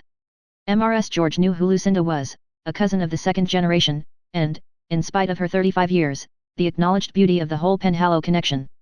She was one of those rare women who keep their loveliness unmarred by the passage of years. She had ripened and matured, but she had not grown old. The older Penhallows were still inclined, from sheer force of habit, to look upon her as a girl, and the younger Penhallows hailed her as one of themselves. Yet Lucinda never aped girlishness, good taste and a strong sense of humor preserved her amid many temptations thereto. She was simply a beautiful, fully developed woman, with whom time had declared a truce, young with a mellow youth which had nothing to do with years. MRS George liked and admired Lucinda. Now, when MRS George liked and admired any person, it was a matter of necessity with her to impart her opinions to the most convenient confidant. In this case it was Romney Penhallow to whom MRS George remarked sweetly, "Really, don't you think our Lucinda is looking remarkably well this fall?" It seemed a very harmless, inane, well-meant question. Poor MRS George might well be excused for feeling bewildered over the effect. Romney gathered his long legs together, stood up, and swept the unfortunate speaker a crushing Penhallow bow of state. "Far be it from me to disagree with the opinion of a lady, especially when it concerns another lady," he said, as he left the blue room. Overcome by the mordant satire in his tone, MRS George glanced speechlessly at Lucinda. Behold, Lucinda had squarely turned her back on the party and was gazing out into the garden, with a very decided flush on the snowy curves of her neck and cheek. Then MRS George looked at her sisters-in-law. They were regarding her with the tolerant amusement they might bestow on a blundering child. MRS George experienced that subtle prescience whereby it is given us to know that we have put our foot in it. She felt herself turning an uncomfortable brick red. What Penhallow skeleton had she unwittingly jangled? Why, oh, why, was it such an evident breach of the proprieties to praise Lucinda? MRS George was devoutly thankful that a summons to the tea-table rescued her from her mire of embarrassment. The meal was spoiled for her, however. The mortifying recollection of her mysterious blunder conspired with her curiosity to banish appetite. As soon as possible after tea she decoyed MRS Frederick out into the garden and in the dahlia walk solemnly demanded the reason of it all. MRS Frederick indulged in a laugh which put the metal of her festal brown silk seams to the test. "My dear Cecilia, it was so amusing," she said, a little patronizingly. "But why?" cried MRS George, resenting the patronage and the mystery. "What was so dreadful in what I said, or so funny, and who is this Romney Penhallow who mustn't be spoken to?" "Oh, Romney is one of the Charlottetown Penhallows," explained MRS Frederick. "He is a lawyer there. He is a first cousin of Lucinda's and a second of George's, or is he? Oh, bother, you must go to Uncle John if you want the genealogy. I'm in a chronic muddle concerning Penhallow relationship and, as for Romney, of course you can speak to him about anything you like except Lucinda. Oh, you innocent, to ask him if he didn't think Lucinda was looking well, and right before her, too. Of course he thought you did it on purpose to tease him. That was what made him so savage and sarcastic." "But why?" persisted MRS George, sticking tenaciously to her point. "Hasn't George told you?" "No," said George's wife in mild exasperation. "George has spent most of his time since we were married telling me odd things about the Penhallows, but he hasn't got to that yet, evidently." "Why, my dear, it is our family romance. Lucinda and Romney are in love with each other. They have been in love with each other for 15 years and in all that time they have never spoken to each other once." "Dear me," murmured MRS George, feeling the inadequacy of mere language. Was this a Penhallow method of courtship? "But why?" "They had a quarrel 15 years ago," said MRS Frederick patiently. "Nobody knows how it originated or anything about it except that Lucinda herself admitted it to us afterwards, but, in the first flush of her rage, she told Romney that she would never speak to him again as long as she lived, and he said he would never speak to her until she spoke first, because, you see, as she was in the wrong she ought to make the first advance, and they never have spoken. Everybody in the connection, I suppose, has taken turns trying to reconcile them, but nobody has succeeded. I don't believe that Romney has ever so much as thought of any other woman in his whole life, and certainly Lucinda has never thought of any other man. You will notice she still wears Romney's ring. They're practically engaged still, of course. And Romney said once that if Lucinda would just say one word, no matter what it was, even if it were something insulting, he would speak, too, and beg her pardon for his share in the quarrel, because then, you see, he would not be breaking his word. He hasn't referred to the matter for years, but I presume that he is of the same mind still. And they are just as much in love with each other as they ever were. He's always hanging about where she is, when other people are there, too, that is. He avoids her like a plague when she is alone. That was why he was stuck out in the blue room with us today. There doesn't seem to be a particle of resentment between them. If Lucinda would only speak. But that Lucinda will not do. Don't you think she will yet, said Mrs. George. Mrs. Frederick shook her crimped head sagely. Not now, the whole thing has hardened too long, her pride will never let her speak. We used to hope she would be tricked into it by forgetfulness or accident, we used to lay traps for her, but all to no effect. It is such a shame, too, they were made for each other. Do you know, I get cross when I begin to thrash the whole silly affair over like this. Doesn't it sound as if we were talking of the quarrel of two school children? Of late years we have learned that it does not do to speak of Lucinda to Romney, even in the most commonplace way. He seems to resent it. He ought to speak, cried Mrs. George warmly. Even if she were in the wrong 10 times over, he ought to overlook it and speak first. But he won't and she won't. You never saw two such determined mortals. They get it from their grandfather on the mother's side, old Absalom Gordon. There is no such stubbornness on the Penhallow side. His obstinacy was a proverb, my dear, actually a proverb. Whatever he said, he would stick to if the skies fell. He was a terrible old man to swear, too, added Mrs. Frederick, dropping into irrelevant reminiscence.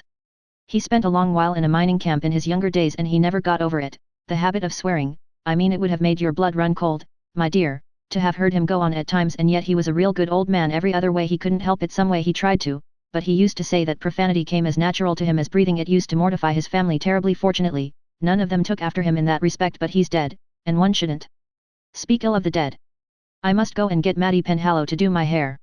I would burst these sleeves clean out if I tried to do it myself, and I don't want to dress over again. You won't be likely to talk to Romney about Lucinda again, my dear Cecilia. 15 years, murmured Mrs. George helplessly to the dahlias. Engaged for 15 years and never speaking to each other, dear heart and soul, think of it. Oh, these Penhallows. Meanwhile, Lucinda, serenely unconscious that her love story was being mouthed over by Mrs. Frederick in the dahlia garden, was dressing for the wedding. Lucinda still enjoyed dressing for a festivity, since the mirror still dealt gently with her. Moreover, she had a new dress. Now, a new dress, and especially one as nice as this, was a rarity with Lucinda, who belonged to a branch of the Penhallows noted for being chronically hard up. Indeed, Lucinda and her widowed mother were positively poor, and hence a new dress was an event in Lucinda's existence. An uncle had given her this one, a beautiful, perishable thing, such as Lucinda would never have dared to choose for herself, but in which she revelled with feminine delight. It was of pale green voile, a color which brought out admirably the ruddy gloss of her hair and the clear brilliance of her skin. When she had finished dressing, she looked at herself in the mirror with frank delight. Lucinda was not vain, but she was quite well aware of the fact of her beauty and took an impersonal pleasure in it, as if she were looking at some finely painted picture by a master hand. The form and face reflected in the glass satisfied her. The puffs and draperies of the green voile displayed to perfection the full, but not over-full, curves of her fine figure. Lucinda lifted her arm and touched a red rose to her lips with the hand upon which shone the frosty glitter of Romney's diamond, looking at the graceful slope of her shoulder and the splendid line of chin and throat with critical approval. She noted, too, how well the gown became her eyes, bringing out all the deeper color in them. Lucinda had magnificent eyes. Once Romney had written a sonnet to them in which he compared their color to ripe blueberries. This may not sound poetical to you unless you know or remember just what the tints of ripe blueberries are: dusky purple in some lights, clear slate in others, and yet again in others the misty hue of early meadow violets. You really look very well, remarked the real Lucinda to the mirrored Lucinda. Nobody would think you were an old maid, but you are Alice Penhallow, who is to be married tonight, was a child of 5 when you thought of being married 15 years ago. That makes you an old maid, my dear. Well, it is your own fault, and it will continue to be your own fault, you stubborn offshoot of a stubborn breed. She flung her train out straight and pulled on her gloves. I do hope I won't get any spots on this dress tonight, she reflected. It will have to do me for a gala dress for a year at least, and I have a creepy conviction that it is fearfully spottable. Bless Uncle Mark's good, uncalculating heart, how I would have detested it if he had given me something sensible and useful and ugly, as Aunt Amelia would have done. They all went to young John Penhallow's at early moonrise. Lucinda drove over the 2 miles of hill and dale with a youthful second cousin, by name, Carrie Penhallow. The wedding was quite a brilliant affair. Lucinda seemed to pervade the social atmosphere, and everywhere she went a little ripple of admiration trailed after her like a wave. She was undeniably a belle, yet she found herself feeling faintly bored and was rather glad than otherwise when the guests began to fray off.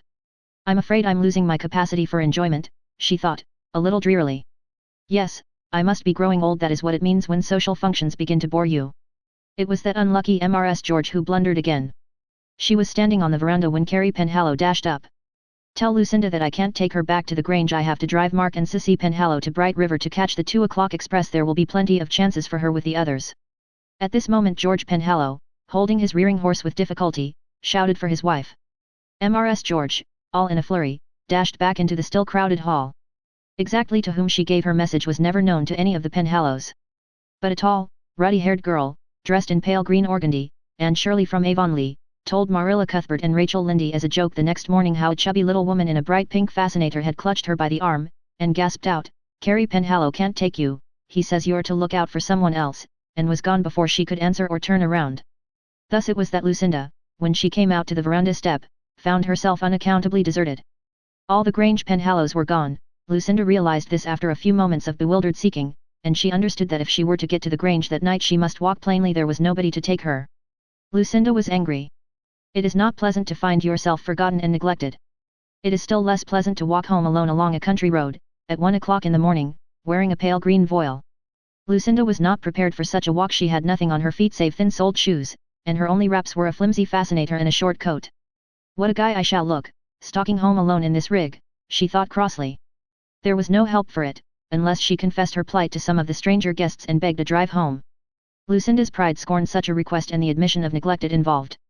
No, she would walk, since that was all there was to it, but she would not go by the main road to be stared at by all and sundry who might pass her. There was a short cut by way of a lane across the fields. She knew every inch of it, although she had not traversed it for years. She gathered up the green voile as trimly as possible, slipped around the house in the kindly shadows, picked her way across the side lawn, and found a gate which opened into a birch-bordered lane where the frosted trees shone with silvery golden radiance in the moonlight. Lucinda flitted down the lane, growing angrier at every step as the realization of how shamefully she seemed to have been treated came home to her. She believed that nobody had thought about her at all, which was tenfold worse than premeditated neglect. As she came to the gate at the lower end of the lane, a man who was leaning over it started, with a quick intake of his breath, which, in any other man than Romney Penhallow, or for any other woman than Lucinda Penhallow, would have been an exclamation of surprise. Lucinda recognized him with a great deal of annoyance and a little relief. She would not have to walk home alone. But with Romney Penhallow. Would he think she had contrived it so purposely? Romney silently opened the gate for her, silently latched it behind her, and silently fell into step beside her. Down across a velvety sweep of field they went. The air was frosty, calm and still. Over the world lay a haze of moonshine and mist that converted East Grafton's prosaic hills and fields into a shimmering fairyland. At first Lucinda felt angrier than ever. What a ridiculous situation! How the Penhallows would laugh over it! As for Romney, he, too, was angry with the trick impish chance had played him. He liked being the butt of an awkward situation as little as most men, and certainly to be obliged to walk home over moonlit fields at 1 o'clock in the morning with the woman he had loved and never spoken to for 15 years was the irony of fate with a vengeance.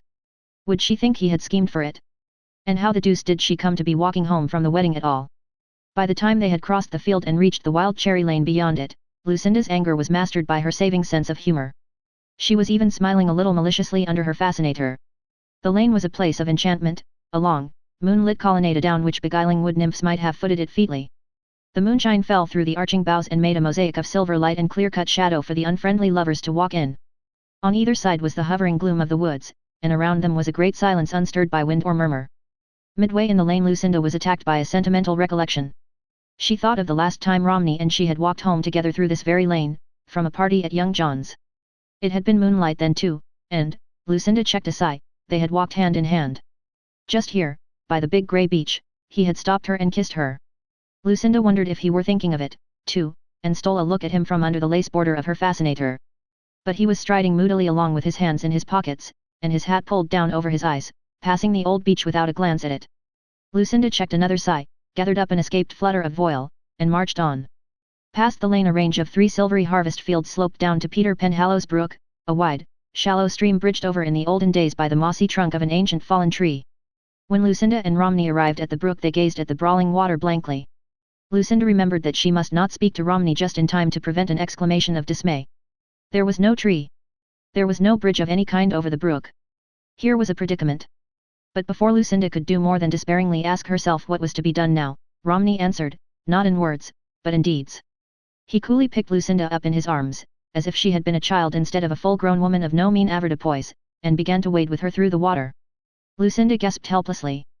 She could not forbid him, and she was so choked with rage over his presumption that she could not have spoken in any case. Then came the catastrophe. Romney's foot slipped on a treacherous round stone, there was a tremendous splash, and Romney and Lucinda Penhallow were sitting down in the middle of Peter Penhallow's brook. Lucinda was the first to regain her feet. About her clung in heartbreaking limpness the ruined voile. The remembrance of all her wrongs that night rushed over her soul, and her eyes blazed in the moonlight. Lucinda Penhallow had never been so angry in her life. "You'd, idiot," she said, in a voice that literally shook with rage. Romney meekly scrambled up the bank after her. "I'm awfully sorry, Lucinda," he said, striving with uncertain success to keep a suspicious quiver of laughter out of his tone. "It was wretchedly clumsy of me, but that pebble turned right under my foot. Please forgive me, for that, and for other things." Lucinda deigned no answer. She stood on a flat stone and wrung the water from the poor green voile. Romney surveyed her apprehensively. "Hurry, Lucinda," he entreated. "You will catch your death of cold." "I never take cold," answered Lucinda, with chattering teeth.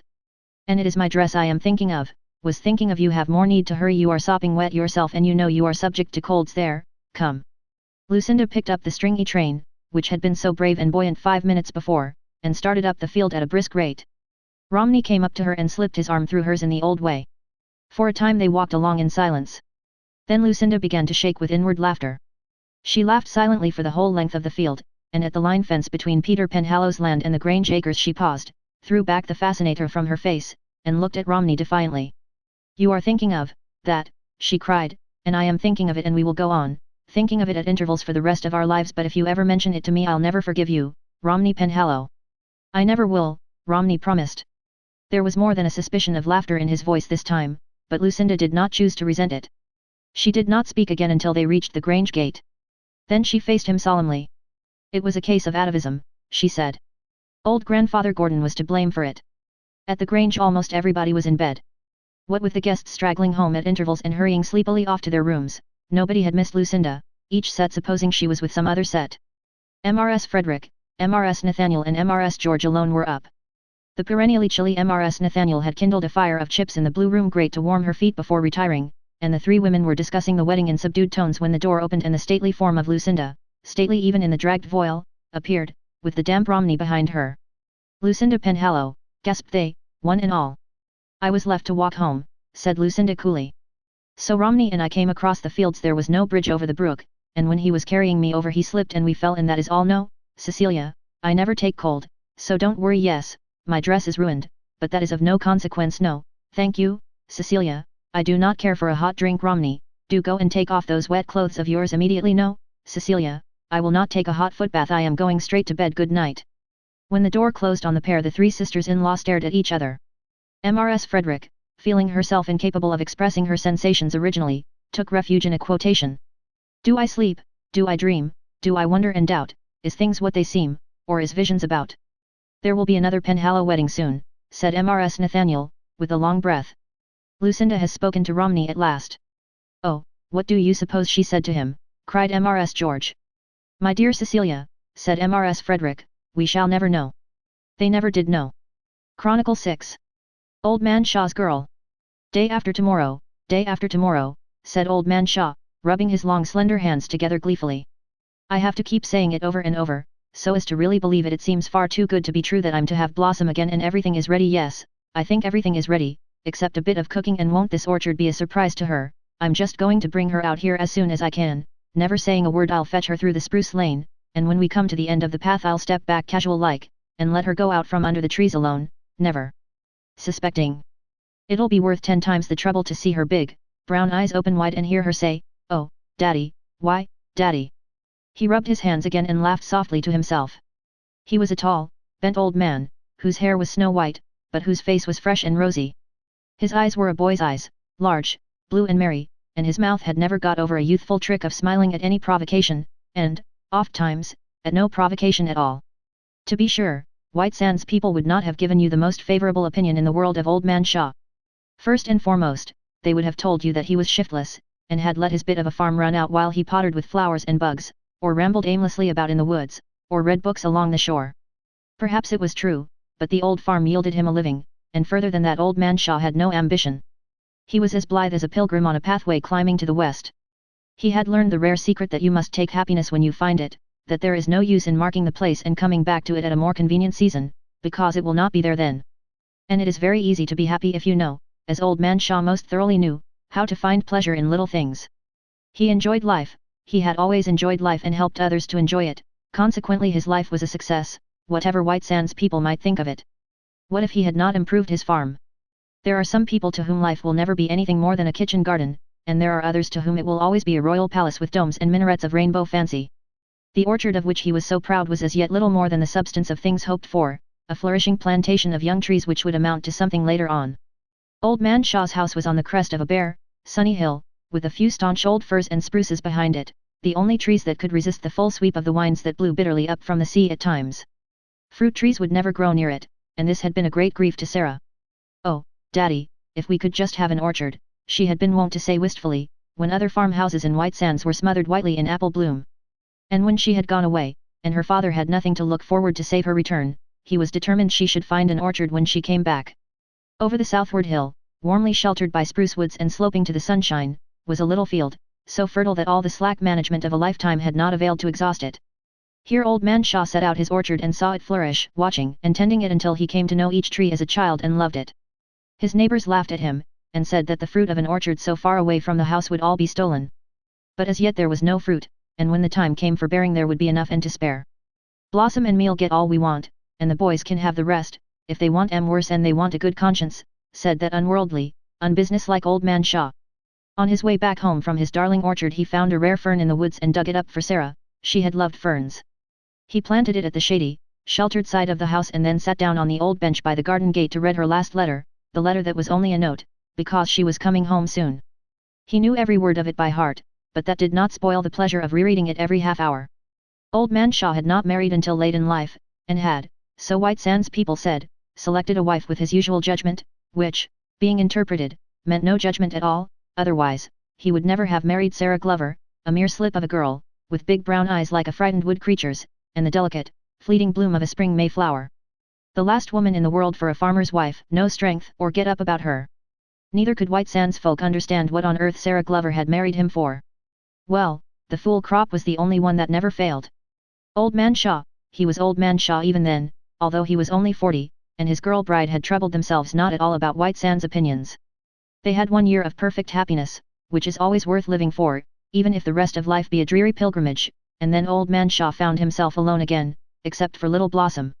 She was christened Sarah, after her dead mother, but she was always Blossom to her father, the precious little Blossom whose plucking had cost the mother her life. Sarah Glover's people, especially a wealthy aunt in Montreal, had wanted to take the child, but Old Man Shaw grew almost fierce over the suggestion. He would give his baby to no one. A woman was hired to look after the house, but it was the father who cared for the baby in the main. He was as tender and faithful and deft as a woman. Sarah never missed a mother's care, and she grew up into a creature of life and light and beauty, a constant delight to all who knew her. She had a way of embroidering life with stars. She was dowered with all the charming characteristics of both parents, with a resilient vitality and activity which had pertained to neither of them. When she was 10 years old she had packed all hirelings off, and kept house for her father for 6 delightful years, years in which they were father and daughter, brother and sister, and chum. Sarah never went to school, but her father saw to her education after a fashion of his own. When their work was done they lived in the woods and fields. In the little garden they had made on the sheltered side of the house, or on the shore where sunshine and storm were to them equally lovely and beloved. Never was comradeship more perfect or more wholly satisfactory. "Just wrapped up in each other," said White Sands folk, half enviously, half disapprovingly. When Sarah was 16 Mrs. Adair, the wealthy aunt aforesaid, pounced down on White Sands in a glamour of fashion and culture and outer worldliness. She bombarded Old Man Shaw with such arguments that he had to succumb. It was a shame that a girl like Sarah should grow up in a place like White Sands, with no advantages and no education, said Mrs. Adair scornfully, not understanding that wisdom and knowledge are two entirely different things. "At least let me give my dear sister's child what I would have given my own daughter if I had had one," she pleaded tearfully. "Let me take her with me and send her to a good school for a few years, then, if she wishes, she may come back to you, of course." Privately, Mrs. Adair did not for a moment believe that Sarah would want to come back to White Sands, and her queer old father, after 3 years of the life she would give her. Old Man Shaw yielded, influenced thereto not at all by Mrs. Adair's readily flowing tears, but greatly by his conviction that justice to Sarah demanded it. Sarah herself did not want to go, she protested and pleaded, but her father, having become convinced that it was best for her to go, was inexorable. Everything, even her own feelings, must give way to that. But she was to come back to him without let or hindrance when her schooling was done. It was only on having this most clearly understood that Sarah would consent to go at all. Her last words, called back to her father through her tears as she and her aunt drove down the lane, were, "I'll be back, Daddy, in 3 years I'll be back, don't cry, but just look forward to that." He had looked forward to it through the 3 long, lonely years that followed, in all of which he never saw his darling. Half a continent was between them, and Mrs. Adair had vetoed vacation visits, under some specious pretense. But every week brought its letter from Sarah. Old Man Shaw had every one of them, tied up with one of her old blue hair ribbons, and kept in her mother's little rosewood workbox in the parlor. He spent every Sunday afternoon rereading them, with her photograph before him. He lived alone, refusing to be pestered with kind help, but he kept the house in beautiful order. A better housekeeper than farmer, said White Sands people. He would have nothing altered. When Sarah came back she was not to be hurt by changes. It never occurred to him that she might be changed herself. And now those 3 interminable years were gone, and Sarah was coming home. She wrote him nothing of her aunt's pleadings and reproaches and ready, futile tears. She wrote only that she would graduate in June and start for home a week later. Thenceforth Old Man Shaw went about in a state of beatitude, making ready for her homecoming. As he sat on the bench in the sunshine, with the blue sea sparkling and crinkling down at the foot of the green slope, he reflected with satisfaction that all was in perfect order. There was nothing left to do save count the hours until that beautiful, longed-for day after tomorrow. He gave himself over to a reverie, as sweet as a daydream in a haunted valley. The red roses were out in bloom. Sarah had always loved those red roses, they were as vivid as herself, with all her own fullness of life and joy of living. And, besides these, a miracle had happened in Old Man Shaw's garden. In one corner was a rosebush which had never bloomed, despite all the coaxing they had given it, the sulky rosebush, Sarah had been wont to call it. Lo!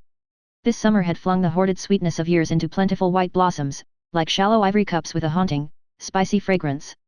It was in honor of Sarah's homecoming, so Old Man Shaw liked to fancy. All things, even the sulky rosebush, knew she was coming back, and were making glad because of it. He was gloating over Sarah's letter when Mrs. Peter Blewett came. She told him she had run up to see how he was getting on, and if he wanted anything seen to before Sarah came. No, thank you, ma'am, everything is attended to. I couldn't let anyone else prepare for Blossom, only to think, ma'am, she'll be home the day after tomorrow. I'm just filled clear through, body, soul, and spirit, with joy to think of having my little Blossom at home again. Mrs. Blewett smiled sourly. When Mrs. Blewett smiled it foretokened trouble, and wise people had learned to have sudden business elsewhere before the smile could be translated into words. But Old Man Shaw had never learned to be wise where Mrs. Blewett was concerned, although she had been his nearest neighbor for years, and had pestered his life out with advice and neighborly turns. Mrs. Blewett was one with whom life had gone awry. The effect on her was to render happiness to other people a personal insult.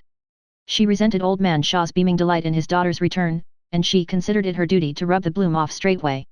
Do you think Sarah'll be contented in White Sands now? She asked. Old Man Shaw looked slightly bewildered. Of course she'll be contented, he said slowly. Isn't it her home, and ain't I here? Mrs. Blewett smiled again, with double distilled contempt for such simplicity. Well, it's a good thing you're so sure of it. I suppose if 'twas my daughter that was coming back to White Sands, after 3 years of fashionable life among rich, stylish folks, and at a swell school, I wouldn't have a minute's peace of mind. I'd know perfectly well that she'd look down on everything here, and be discontented and miserable. Your daughter might, said Old Man Shaw, with more sarcasm than he had supposed he had possessed, but Blossom won't. Mrs. Blewett shrugged her sharp shoulders. Maybe not, it's to be hoped not, for both your sakes, I'm sure, but I'd be worried if 'twas me. Sorry's been living among fine folks, and having a gay, exciting time, and it stands to reason she'll think White Sands fearful lonesome and dull. Look at Loretta Bradley, she was up in Boston for just a month last winter and she's never been able to endure White Sands since. Loretta Bradley and Sarah Shaw are 2 different people, said Sarah's father, trying to smile. And your house, too, pursued Mrs. Blewett ruthlessly. It's such a queer, little, old place. What'll she think of it after her aunts? I've heard tell Mrs. Adair lives in a perfect palace. I'll just warn you kindly that Sarah'll probably look down on you, and you might as well be prepared for it. Of course, I suppose she kind of thinks she has to come back, seeing she promised you so solemn she would, but I'm certain she doesn't want to, and I don't blame her either. Even Mrs. Blewett had to stop for breath, and Old Man Shaw found his opportunity. He had listened, dazed and shrinking, as if she were dealing him physical blows, but now a swift change swept over him. His blue eyes flashed ominously, straight into Mrs. Blewett's straggling, ferrety grey orbs. If you're said your say, Martha Blewett, you can go, he said passionately. I'm not going to listen to another such word. Take yourself out of my sight, and your malicious tongue out of my hearing. Mrs. Blewett went, too dumbfounded by such an unheard-of outburst in mild Old Man Shaw to say a word of defense or attack. When she had gone, Old Man Shaw, the fire all faded from his eyes, sank back on his bench. His delight was dead, his heart was full of pain and bitterness. Martha Blewett was a warped and ill-natured woman, but he feared there was altogether too much truth in what she said. Why had he never thought of it before? Of course White Sands would seem dull and lonely to Blossom, of course the little grey house where she was born would seem a poor abode after the splendors of her aunt's home. Old Man Shaw walked through his garden and looked at everything with new eyes. How poor and simple everything was. How sagging and weather-beaten the old house. He went in, and upstairs to Sarah's room. It was neat and clean, just as she had left it 3 years ago. But it was small and dark, the ceiling was discolored, the furniture old-fashioned and shabby. She would think it a poor, mean place. Even the orchard over the hill brought him no comfort now. Blossom would not care for orchards. She would be ashamed of her stupid old father and the barren farm. She would hate White Sands, and chafe at the dull existence, and look down on everything that went to make up his uneventful life. Old Man Shaw was unhappy enough that night to have satisfied even Mrs. Blewett had she known.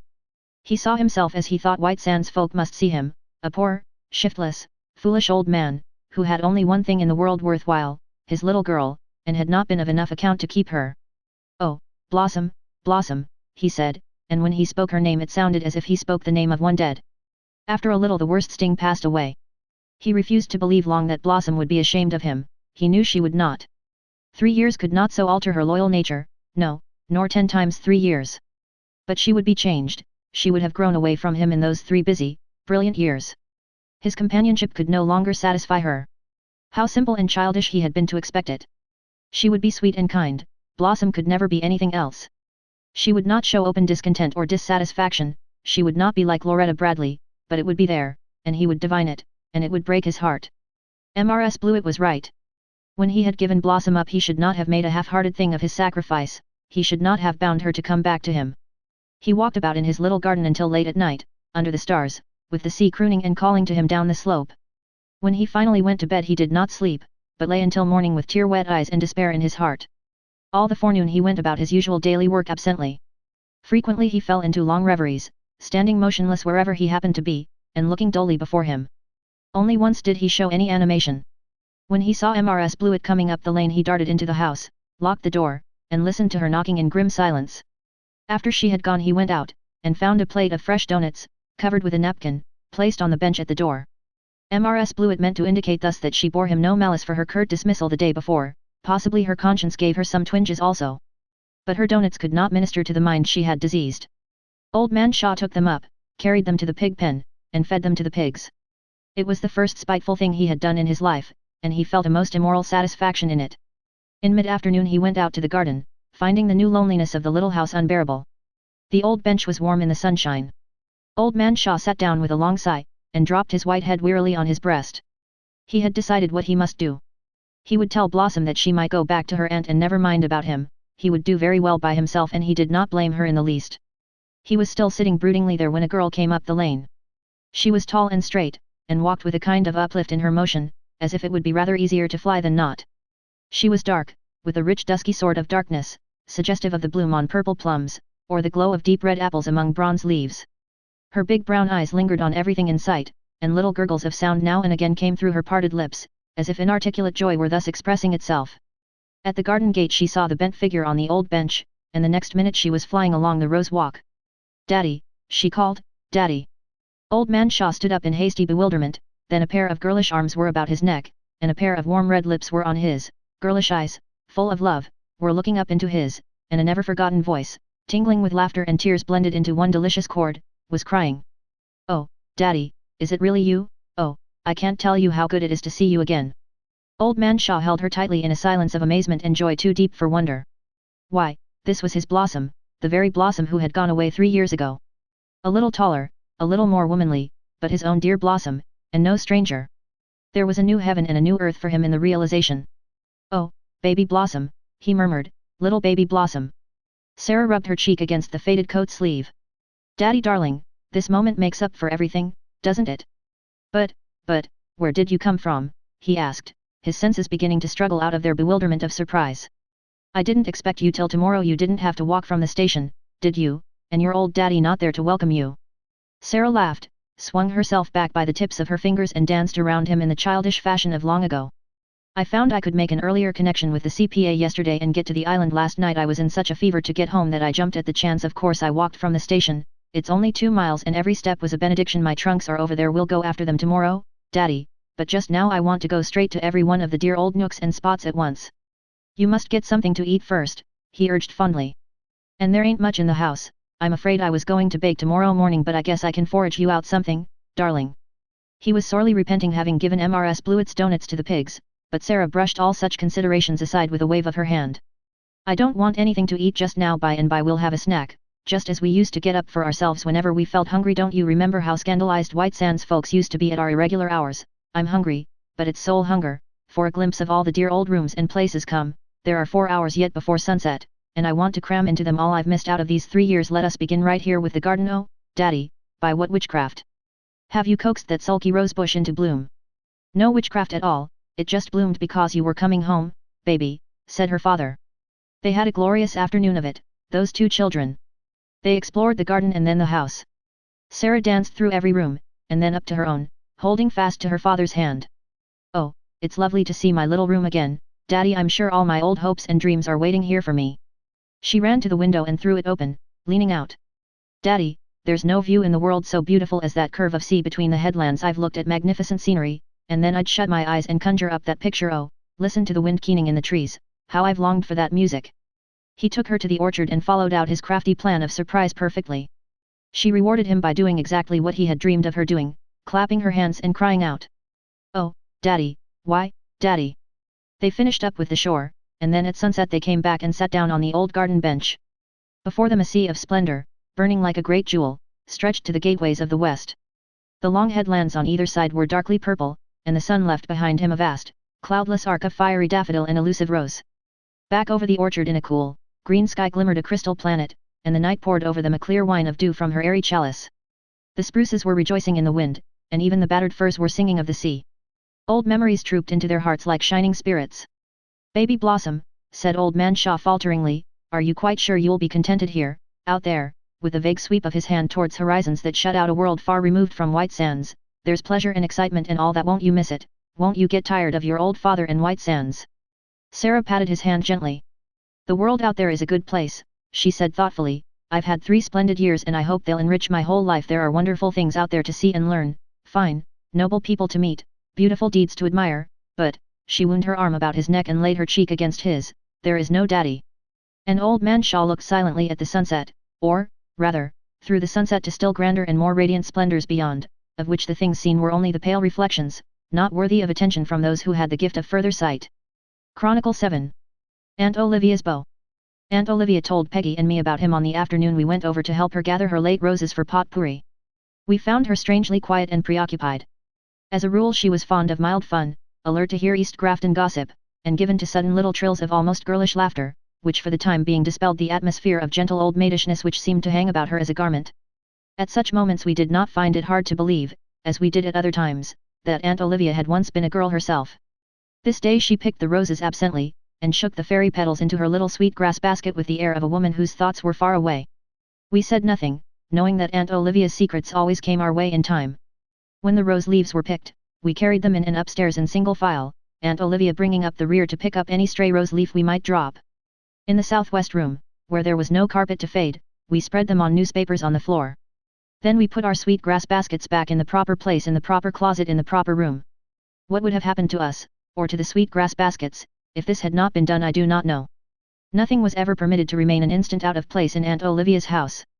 When we went downstairs, Aunt Olivia asked us to go into the parlor.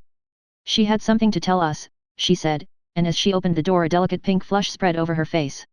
I noted it, with surprise, but no inkling of the truth came to me, for nobody ever connected the idea of possible lovers or marriage with this prim little old maid, Olivia Sterling. Aunt Olivia's parlor was much like herself, painfully neat. Every article of furniture stood in exactly the same place it had always stood. Nothing was ever suffered to be disturbed. The tassels of the crazy cushion lay just so over the arm of the sofa, and the crochet antimacassar was always spread at precisely the same angle over the horsehair rocking chair. No speck of dust was ever visible, no fly ever invaded that sacred apartment.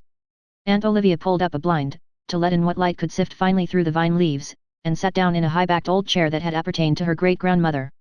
She folded her hands in her lap, and looked at us with shy appeal in her blue-grey eyes. Plainly she found it hard to tell us her secret, yet all the time there was an air of pride and exultation about her, somewhat, also, of a new dignity. Aunt Olivia could never be self-assertive, but if it had been possible that would have been her time for it. Have you ever heard me speak of Mr. Malcolm Macpherson? Asked Aunt Olivia. We had never heard her, or anybody else, speak of Mr. Malcolm Macpherson, but volumes of explanation could not have told us more about him than did Aunt Olivia's voice when she pronounced his name. We knew, as if it had been proclaimed to us in trumpet tones, that Mr. Malcolm Macpherson must be Aunt Olivia's beau, and the knowledge took away our breath. We even forgot to be curious, so astonished were we. And there sat Aunt Olivia, proud and shy and exulting and shamefaced, all at once. "He is a brother of Mrs. John Siemens across the bridge," explained Aunt Olivia with a little simper. "Of course you don't remember him. He went out to British Columbia 20 years ago, but he is coming home now, and, tell your father, won't you? I don't like to tell him. Mr. Malcolm Macpherson and I are going to be married." "Married?" gasped Peggy. "And married," I echoed stupidly. Aunt Olivia bridled a little. "There is nothing unsuitable in that, is there?" she asked, rather crisply. "Oh, no, I hastened to assure her, giving Peggy a surreptitious kick to divert her thoughts from laughter. "Only you must realize, Aunt Olivia, that this is a very great surprise to us." "I thought it would be so," said Aunt Olivia complacently. "But your father will know, he will remember. I do hope he won't think me foolish. He did not think Mr. Malcolm Macpherson was a fit person for me to marry once, but that was long ago, when Mr. Malcolm Macpherson was very poor. He is in very comfortable circumstances now." "Tell us about it, Aunt Olivia," said Peggy. She did not look at me, which was my salvation. Had I caught Peggy's eye when Aunt Olivia said Mr. Malcolm Macpherson in that tone, I must have laughed, willy-nilly. When I was a girl, the Macphersons used to live across the road from here. Mr. Malcolm Macpherson was my beau then, but my family, and your father especially, dear me, I do hope he won't be very cross, were opposed to his attentions and were very cool to him. I think that was why he never said anything to me about getting married then, and after a time he went away, as I have said, and I never heard anything from him directly for many a year. Of course, his sister sometimes gave me news of him. But last June I had a letter from him. He said he was coming home to settle down for good on the old island, and he asked me if I would marry him. I wrote back and said I would. Perhaps I ought to have consulted your father, but I was afraid he would think I ought to refuse Mr. Malcolm Macpherson." "Oh, I don't think father will mind," said Peggy reassuringly. "I hope not, because, of course, I would consider it my duty in any case to fulfill the promise I have given to Mr. Malcolm Macpherson. He will be in Grafton next week, the guest of his sister, Mrs. John Siemens, across the bridge." Aunt Olivia said that exactly as if she were reading it from the personal column of the Daily Enterprise. "When is the wedding to be?" I asked. "Oh," Aunt Olivia blushed distressfully. "I do not know the exact date. Nothing can be definitely settled until Mr. Malcolm Macpherson comes, but it will not be before September. At the earliest. There will be so much to do. You will tell your father, won't you?" We promised that we would, and Aunt Olivia arose with an air of relief. Peggy and I hurried over home, stopping, when we were safely out of earshot, to laugh. The romances of the middle-aged may be to them as tender and sweet as those of youth, but they are apt to possess a good deal of humor for onlookers. Only youth can be sentimental without being mirth-provoking. We loved Aunt Olivia and were glad for her late, new blossoming happiness, but we felt amused over it also. The recollection of her Mr. Malcolm Macpherson was too much for us every time we thought of it. Father pooh-poohed incredulously at first, and, when we had convinced him, guffawed with laughter. Aunt Olivia need not have dreaded any more opposition from her cruel family. "Macpherson was a good fellow enough, but horribly poor," said father. "I hear he has done very well out west, and if he and Olivia have a notion of each other they are welcome to marry. As far as I am concerned, tell Olivia she mustn't take a spasm if he tracks some mud into her house once in a while." Thus it was all arranged, and, before we realized it at all, Aunt Olivia was mid-deep in marriage preparations, in all of which Peggy and I were quite indispensable. She consulted us in regard to everything, and we almost lived at her place in those days preceding the arrival of Mr. Malcolm Macpherson. Aunt Olivia plainly felt very happy and important. She had always wished to be married, she was not in the least strong-minded, and her old maidenhood had always been a sore point with her. I think she looked upon it as somewhat of a disgrace. And yet she was a born old maid. Looking at her, and taking all her primness and little set ways into consideration, it was quite impossible to picture her as the wife of Mr. Malcolm Macpherson, or anybody else. We soon discovered that, to Aunt Olivia, Mr. Malcolm Macpherson represented a merely abstract proposition, the man who was to confer on her the long-withheld dignity of matronhood. Her romance began and ended there, although she was quite unconscious of this herself, and believed that she was deeply in love with him. What will be the result, Mary, when he arrives in the flesh and she is compelled to deal with Mr. Malcolm Macpherson as a real, live man, instead of a nebulous party of the second part in the marriage ceremony? Queried Peggy, as she hemmed table napkins for Aunt Olivia, sitting on her well-scoured sandstone steps, and carefully putting all thread clippings and ravellings into the little basket which Aunt Olivia had placed there for that purpose. "It may transform her from a self-centered old maid into a woman for whom marriage does not seem such an incongruous thing," I said. The day on which Mr. Malcolm Macpherson was expected, Peggy and I went over. We had planned to remain away, thinking that the lovers would prefer their first meeting to be unwitnessed, but Aunt Olivia insisted on our being present. She was plainly nervous, the abstract was becoming concrete. Her little house was in spotless, speckless order from top to bottom. Aunt Olivia had herself scrubbed the garret floor and swept the cellar steps that very morning with as much painstaking care as if she expected that Mr. Malcolm Macpherson would hasten to inspect each at once and she must stand or fall by his opinion of them. Peggy and I helped her to dress. She insisted on wearing her best black silk, in which she looked unnaturally fine. Her soft muslin became her much better, but we could not induce her to wear it. Anything more prim and bandboxy than Aunt Olivia when her toilet was finished it has never been my lot to see.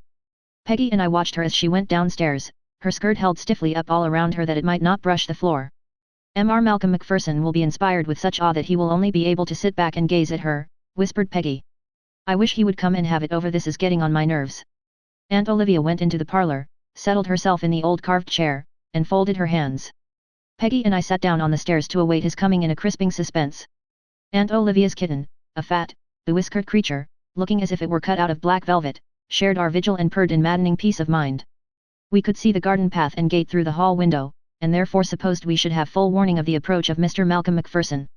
It was no wonder, therefore, that we positively jumped when a thunderous knock crashed against the front door and re-echoed through the house. Had Mr. Malcolm Macpherson dropped from the skies? We afterwards discovered that he had come across lots and around the house from the back, but just then his sudden advent was almost uncanny. I ran downstairs and opened the door. On the steps stood a man about 6 feet 2 in height, and proportionately broad and sinewy. He had splendid shoulders, a great crop of curly black hair, big, twinkling blue eyes, and a tremendous crinkly black beard that fell over his breast in shining waves. In brief, Mr. Malcolm Macpherson was what one would call instinctively, if somewhat tritely, a magnificent specimen of manhood. In one hand he carried a bunch of early goldenrod and smoke blue asters. Good afternoon, he said in a resonant voice which seemed to take possession of the drowsy summer afternoon. Is Miss Olivia Sterling in, and will you please tell her that Malcolm Macpherson is here? I showed him into the parlor. Then Peggy and I peeped through the crack of the door. Anyone would have done it. We would have scorned to excuse ourselves. And, indeed, what we saw would have been worth several conscience spasms if we had felt any. Aunt Olivia arose and advanced primly, with outstretched hand. Mr. Macpherson, I am very glad to see you, she said formally. It's yourself, Nilly. Mr. Malcolm Macpherson gave 2 strides. He dropped his flowers on the floor, knocked over a small table, and sent the ottoman spinning against the wall. Then he caught Aunt Olivia in his arms and, smack, smack, smack. Peggy sank back upon the stair-step with her handkerchief stuffed in her mouth. Aunt Olivia was being kissed. Presently, Mr. Malcolm Macpherson held her back at arm's length in his big paws and looked her over. I saw Aunt Olivia's eyes roam over his arm to the inverted table and the litter of asters and goldenrod. Her sleek crimps were all ruffled up, and her lace fichu twisted half around her neck. She looked distressed. It's not a bit changed you are, Nilly, said Mr. Malcolm Macpherson admiringly. And it's good I'm feeling to see you again. Are you glad to see me, Nilly? Oh, of course, said Aunt Olivia. She twisted herself free and went to set up the table. Then she turned to the flowers, but Mr. Malcolm Macpherson had already gathered them up, leaving a goodly sprinkling of leaves and stalks on the carpet. I picked these for you in the river field, Nilly, he said. Where will I be getting something to stick them in? Here, this will do. He grasped a frail, painted vase on the mantel, stuffed the flowers in it, and set it on the table. The look on Aunt Olivia's face was too much for me at last. I turned, caught Peggy by the shoulder and dragged her out of the house. He will horrify the very soul out of Aunt Olivia's body if he goes on like this, I gasped. But he's splendid, and he thinks the world of her, and, oh, Peggy, did you ever hear such kisses, fancy Aunt Olivia. It did not take us long to get well acquainted with Mr. Malcolm Macpherson. He almost haunted Aunt Olivia's house, and Aunt Olivia insisted on our staying with her most of the time. She seemed to be very shy of finding herself alone with him. He horrified her a dozen times in an hour, nevertheless, she was very proud of him, and liked to be teased about him, too. She was delighted that we admired him. Though, to be sure, he is very different in his looks from what he used to be, she said. He is so dreadfully big, and I do not like a beard, but I have not the courage to ask him to shave it off. He might be offended. He has bought the old Lindy place in Avonlea and wants to be married in a month, but, dear me, that is too soon. It would be hardly proper. Peggy and I liked Mr. Malcolm Macpherson very much. So did father. We were glad that he seemed to think Aunt Olivia perfection. He was as happy as the day was long, but poor Aunt Olivia, under all her surface pride and importance, was not. Amid all the humor of the circumstances, Peggy and I snuffed tragedy compounded with the humor. Mr. Malcolm Macpherson could never be trained to old maidishness, and even Aunt Olivia seemed to realize this. He never stopped to clear his boots when he came in, although she had an ostentatiously new scraper put at each door for his benefit. He seldom moved in the house without knocking some of Aunt Olivia's treasures over.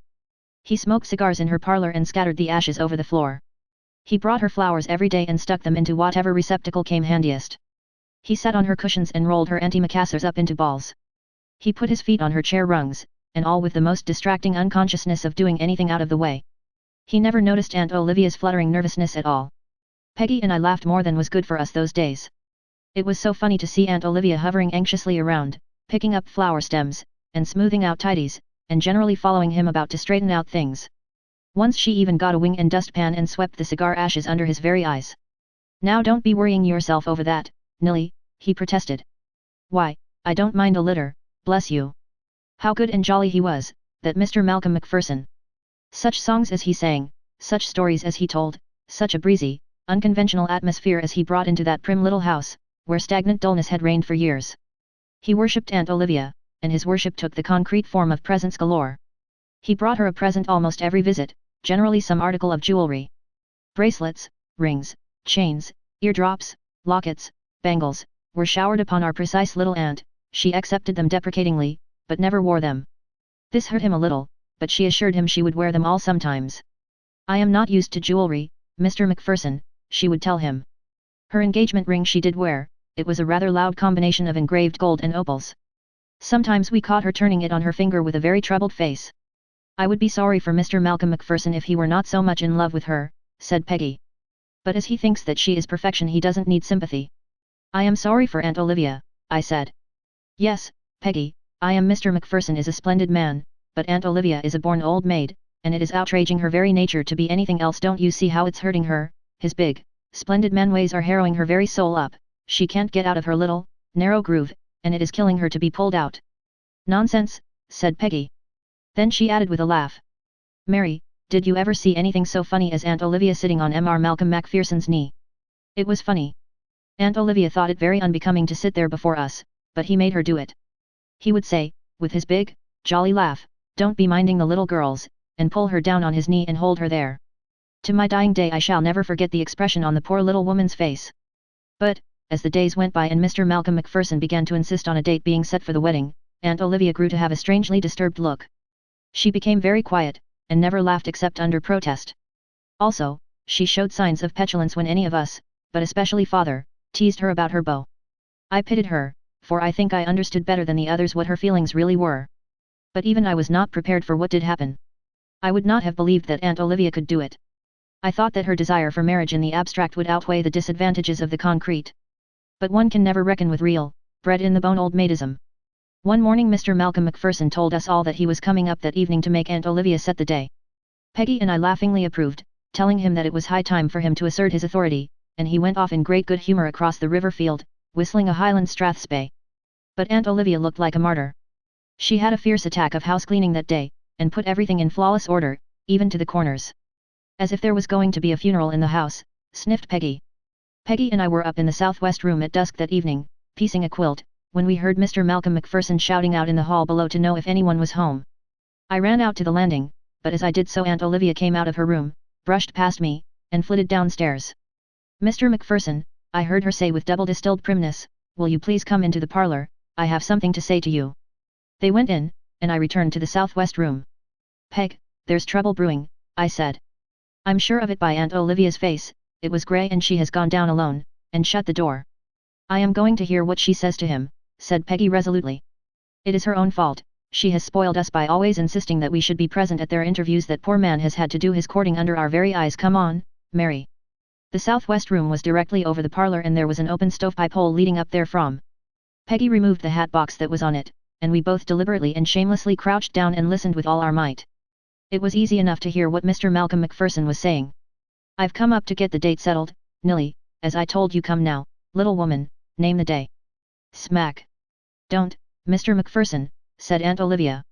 She spoke as a woman who has keyed herself up to the doing of some very distasteful task and is anxious to have it over and done with as soon as possible. "There is something I must say to you. I cannot marry you, Mr. MacPherson." There was a pause. I would have given much to have seen the pair of them. When Mr. Malcolm MacPherson spoke his voice was that of blank, uncomprehending amazement. "Nilly, what is it you are meaning?" he said.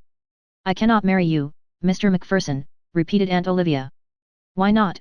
Surprise was giving way to dismay. I don't think you will understand, Mr. Macpherson, said Aunt Olivia, faintly. You don't realize what it means for a woman to give up everything, her own home and friends and all her past life, so to speak, and go far away with a stranger. Why, I suppose it will be rather hard but, Nilly, Avonlea isn't very far away, not more than 12 miles, if it will be that. 12 miles, it might as well be at the other side of the world to all intents and purposes, said Aunt Olivia obstinately. I don't know a living soul there, except Rachel Lynde. Why didn't you say so before I bought the place, then? But it's not too late, I can be selling it and buying right here in East Grafton if that will please you, though there isn't half as nice a place to be had, but I'll fix it up somehow. No, Mr. Macpherson, said Aunt Olivia firmly, that doesn't cover the difficulty. I knew you would not understand. My ways are not your ways and I cannot make them over for, you track mud in, and, you don't care whether things are tidy or not. Poor Aunt Olivia had to be Aunt Olivia. If she were being burned at the stake, I verily believe she would have dragged some grotesqueness into the tragedy of the moment. The devil, said Mr. Malcolm Macpherson, not profanely or angrily, but as in sheer bewilderment.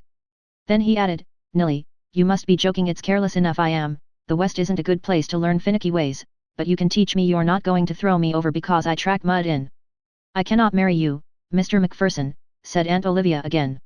You can't be meaning it, he exclaimed, because he was beginning to understand that she did mean it, although it was impossible for his man mind to understand anything else about the puzzle. Nilly, it's breaking my heart you are. I'll do anything, go anywhere, be anything you want, only don't be going back on me like this. I cannot marry you, Mr. Macpherson, said Aunt Olivia for the 4th time. Nilly, exclaimed Mr. Malcolm Macpherson. There was such real agony in his tone that Peggy and I were suddenly stricken with contrition. What were we doing? We had no right to be listening to this pitiful interview. The pain and protest in his voice had suddenly banished all the humor from it, and left naught but the bare, stark tragedy. We rose and tiptoed out of the room, wholesomely ashamed of ourselves. When Mr. Malcolm Macpherson had gone, after an hour of useless pleading, Aunt Olivia came up to us, pale and prim and determined, and told us that there was to be no wedding. We could not pretend surprise, but Peggy ventured a faint protest. Oh, Aunt Olivia, do you think you have done right? It was the only thing I could do, said Aunt Olivia stonily. I could not marry Mr. Malcolm Macpherson and I told him so. Please tell your father, and kindly say nothing more to me about the matter. Then Aunt Olivia went downstairs, got a broom, and swept up the mud Mr. Malcolm Macpherson had tracked over the steps. Peggy and I went home and told father. We felt very flat, but there was nothing to be done or said. Father laughed at the whole thing, but I could not laugh. I was sorry for Mr. Malcolm Macpherson and, though I was angry with her, I was sorry for Aunt Olivia, too. Plainly she felt badly enough over her vanished hopes and plans, but she had developed a strange and baffling reserve which nothing could pierce. It's nothing but a chronic case of old maidism, said father impatiently. Things were very dull for a week. We saw no more of Mr. Malcolm Macpherson and we missed him dreadfully. Aunt Olivia was inscrutable, and worked with fierceness at superfluous tasks. One evening father came home with some news. Malcolm Macpherson is leaving on the 7:30 train for the West, he said. He has rented the Avonlea place and he's off. They say he is mad as a hatter at the trick Olivia played on him. After tea Peggy and I went over to see Aunt Olivia, who had asked our advice about a wrapper. She was sewing as for dear life, and her face was primmer and colder than ever. I wondered if she knew of Mr. Malcolm Macpherson's departure. Delicacy forbade me to mention it, but Peggy had no such scruples. Well, Aunt Olivia, your beau is off, she announced cheerfully. You won't be bothered with him again. He is leaving on the mail train for the West. Aunt Olivia dropped her sewing and stood up. I have never seen anything like the transformation that came over her. It was so thorough and sudden as to be almost uncanny. The old maid vanished completely, and in her place was a woman, full to the lips with primitive emotion and pain. What shall I do? She cried in a terrible voice. Mary, Peggy, what shall I do? It was almost a shriek. Peggy turned pale. Do you care? She said stupidly. Care, girls, I shall die if Malcolm Macpherson goes away. I have been mad. I must have been mad. I have almost died of loneliness since I sent him away, but I thought he would come back. I must see him. There is time to reach the station before the train goes if I go by the fields. She took a wild step towards the door, but I caught her back with a sudden mind vision of Aunt Olivia flying bareheaded and distraught across the fields. Wait a moment, Aunt Olivia. Peggy, run home and get father to harness Dick in the buggy as quickly as he can. We'll drive Aunt Olivia to the station. We'll get you there in time, Auntie. Peggy flew, and Aunt Olivia dashed upstairs. I lingered behind to pick up her sewing, and when I got to her room she had her hat and cape on. Spread out on the bed were all the boxes of gifts which Mr. Malcolm Macpherson had brought her, and Aunt Olivia was stringing their contents feverishly about her person. Rings, 3 brooches, a locket, 3 chains and a watch, all went on, anyway and anyhow. A wonderful sight it was to see Aunt Olivia bedizened like that. I would never wear them before, but I'll put them all on now to show him I'm sorry, she gasped, with trembling lips. When the three of us crowded into the buggy, Aunt Olivia grasped the whip before we could prevent her and, leaning out, gave poor Dick such a lash as he had never felt in his life before. He went tearing down the steep, stony, fast darkening road in a fashion which made Peggy and me cry out in alarm. Aunt Olivia was usually the most timid of women, but now she didn't seem to know what fear was. She kept whipping and urging poor Dick the whole way to the station, quite oblivious to our assurances that there was plenty of time. The people who met us that night must have thought we were quite mad. I held on the reins, Peggy gripped the swaying side of the buggy, and Aunt Olivia bent forward, hat and hair blowing back from her set face with its strangely crimson cheeks, and plied the whip. In such a guise did we whirl through the village and over the 2-mile station road. When we drove up to the station, where the train was shunting amid the shadows, Aunt Olivia made a flying leap from the buggy and ran along the platform, with her cape streaming behind her and all her brooches and chains glittering in the lights. I tossed the reins to a boy standing near and we followed. Just under the glare of the station lamp we saw Mr. Malcolm MacPherson, grip in hand. Fortunately no one else was very near, but it would have been all the same had they been the center of a crowd. Aunt Olivia fairly flung herself against him. "Malcolm," she cried, don't go, I'll marry you, I'll go anywhere, and I don't care how much mud you bring in." That truly Aunt Olivia touch relieved the tension of the situation a little. Mr. MacPherson put his arm about her and drew her back into the shadows. There, he soothed. "Of course I won't be going, don't cry, Nilly girl. And you'll come right back with me now," implored Aunt Olivia, clinging to him as if she feared he would be whisked away from her yet if she let go for a moment. Of course, he said. Peggy got a chance home with a friend, and Aunt Olivia and Mr. Malcolm MacPherson and I drove back in the buggy. Mr. MacPherson held Aunt Olivia on his knee because there was no room, but she would have sat there, I think, had there been a dozen vacant seats. She clung to him in the most barefaced fashion, and all her former primness and reserve were swept away completely. She kissed him a dozen times or more and told him she loved him, and I did not even smile, nor did I want to. Somehow, it did not seem in the least funny to me then, nor does it now, although it doubtless will to others. There was too much real intensity of feeling in it all to leave any room for the ridiculous. So wrapped up in each other were they that I did not even feel superfluous. I set them safely down in Aunt Olivia's yard and turned homeward, completely forgotten by the pair. But in the moonlight, which flooded the front of the house, I saw something that testified eloquently to the transformation in Aunt Olivia. It had rained that afternoon and the yard was muddy. Nevertheless, she went in at her front door and took Mr. Malcolm MacPherson in with her without even a glance at the scraper. Chronicle 8. The Quarantine at Alexander Abraham's. I refused to take that class in Sunday school the first time I was asked. It was not that I objected to teaching in the Sunday school. On the contrary, I rather liked the idea, but it was the Rev. Mr. Allen who asked me, and it had always been a matter of principle with me never to do anything a man asked me to do if I could help it. I was noted for that. It saves a great deal of trouble and it simplifies everything beautifully.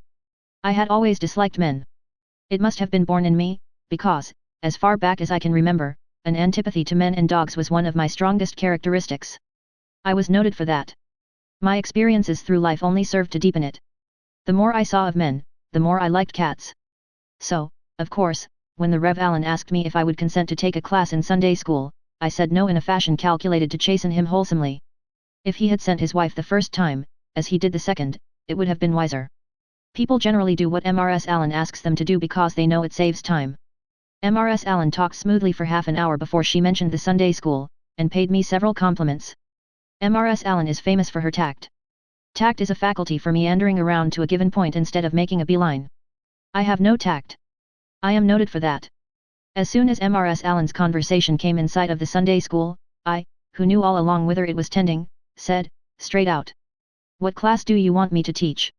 Mrs. Allen was so surprised that she forgot to be tactful, and answered plainly for once in her life.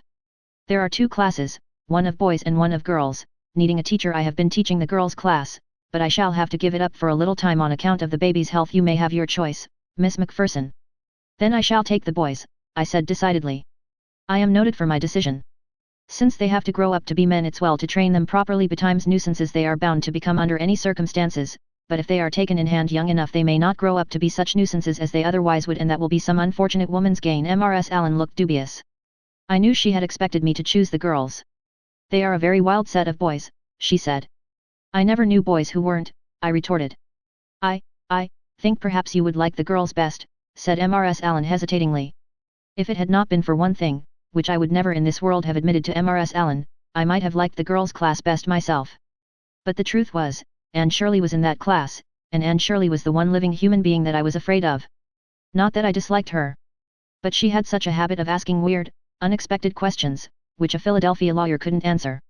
Miss Rogerson had that class once and Anne rooted her, horse, foot and artillery. I wasn't going to undertake a class with a walking interrogation point in it like that.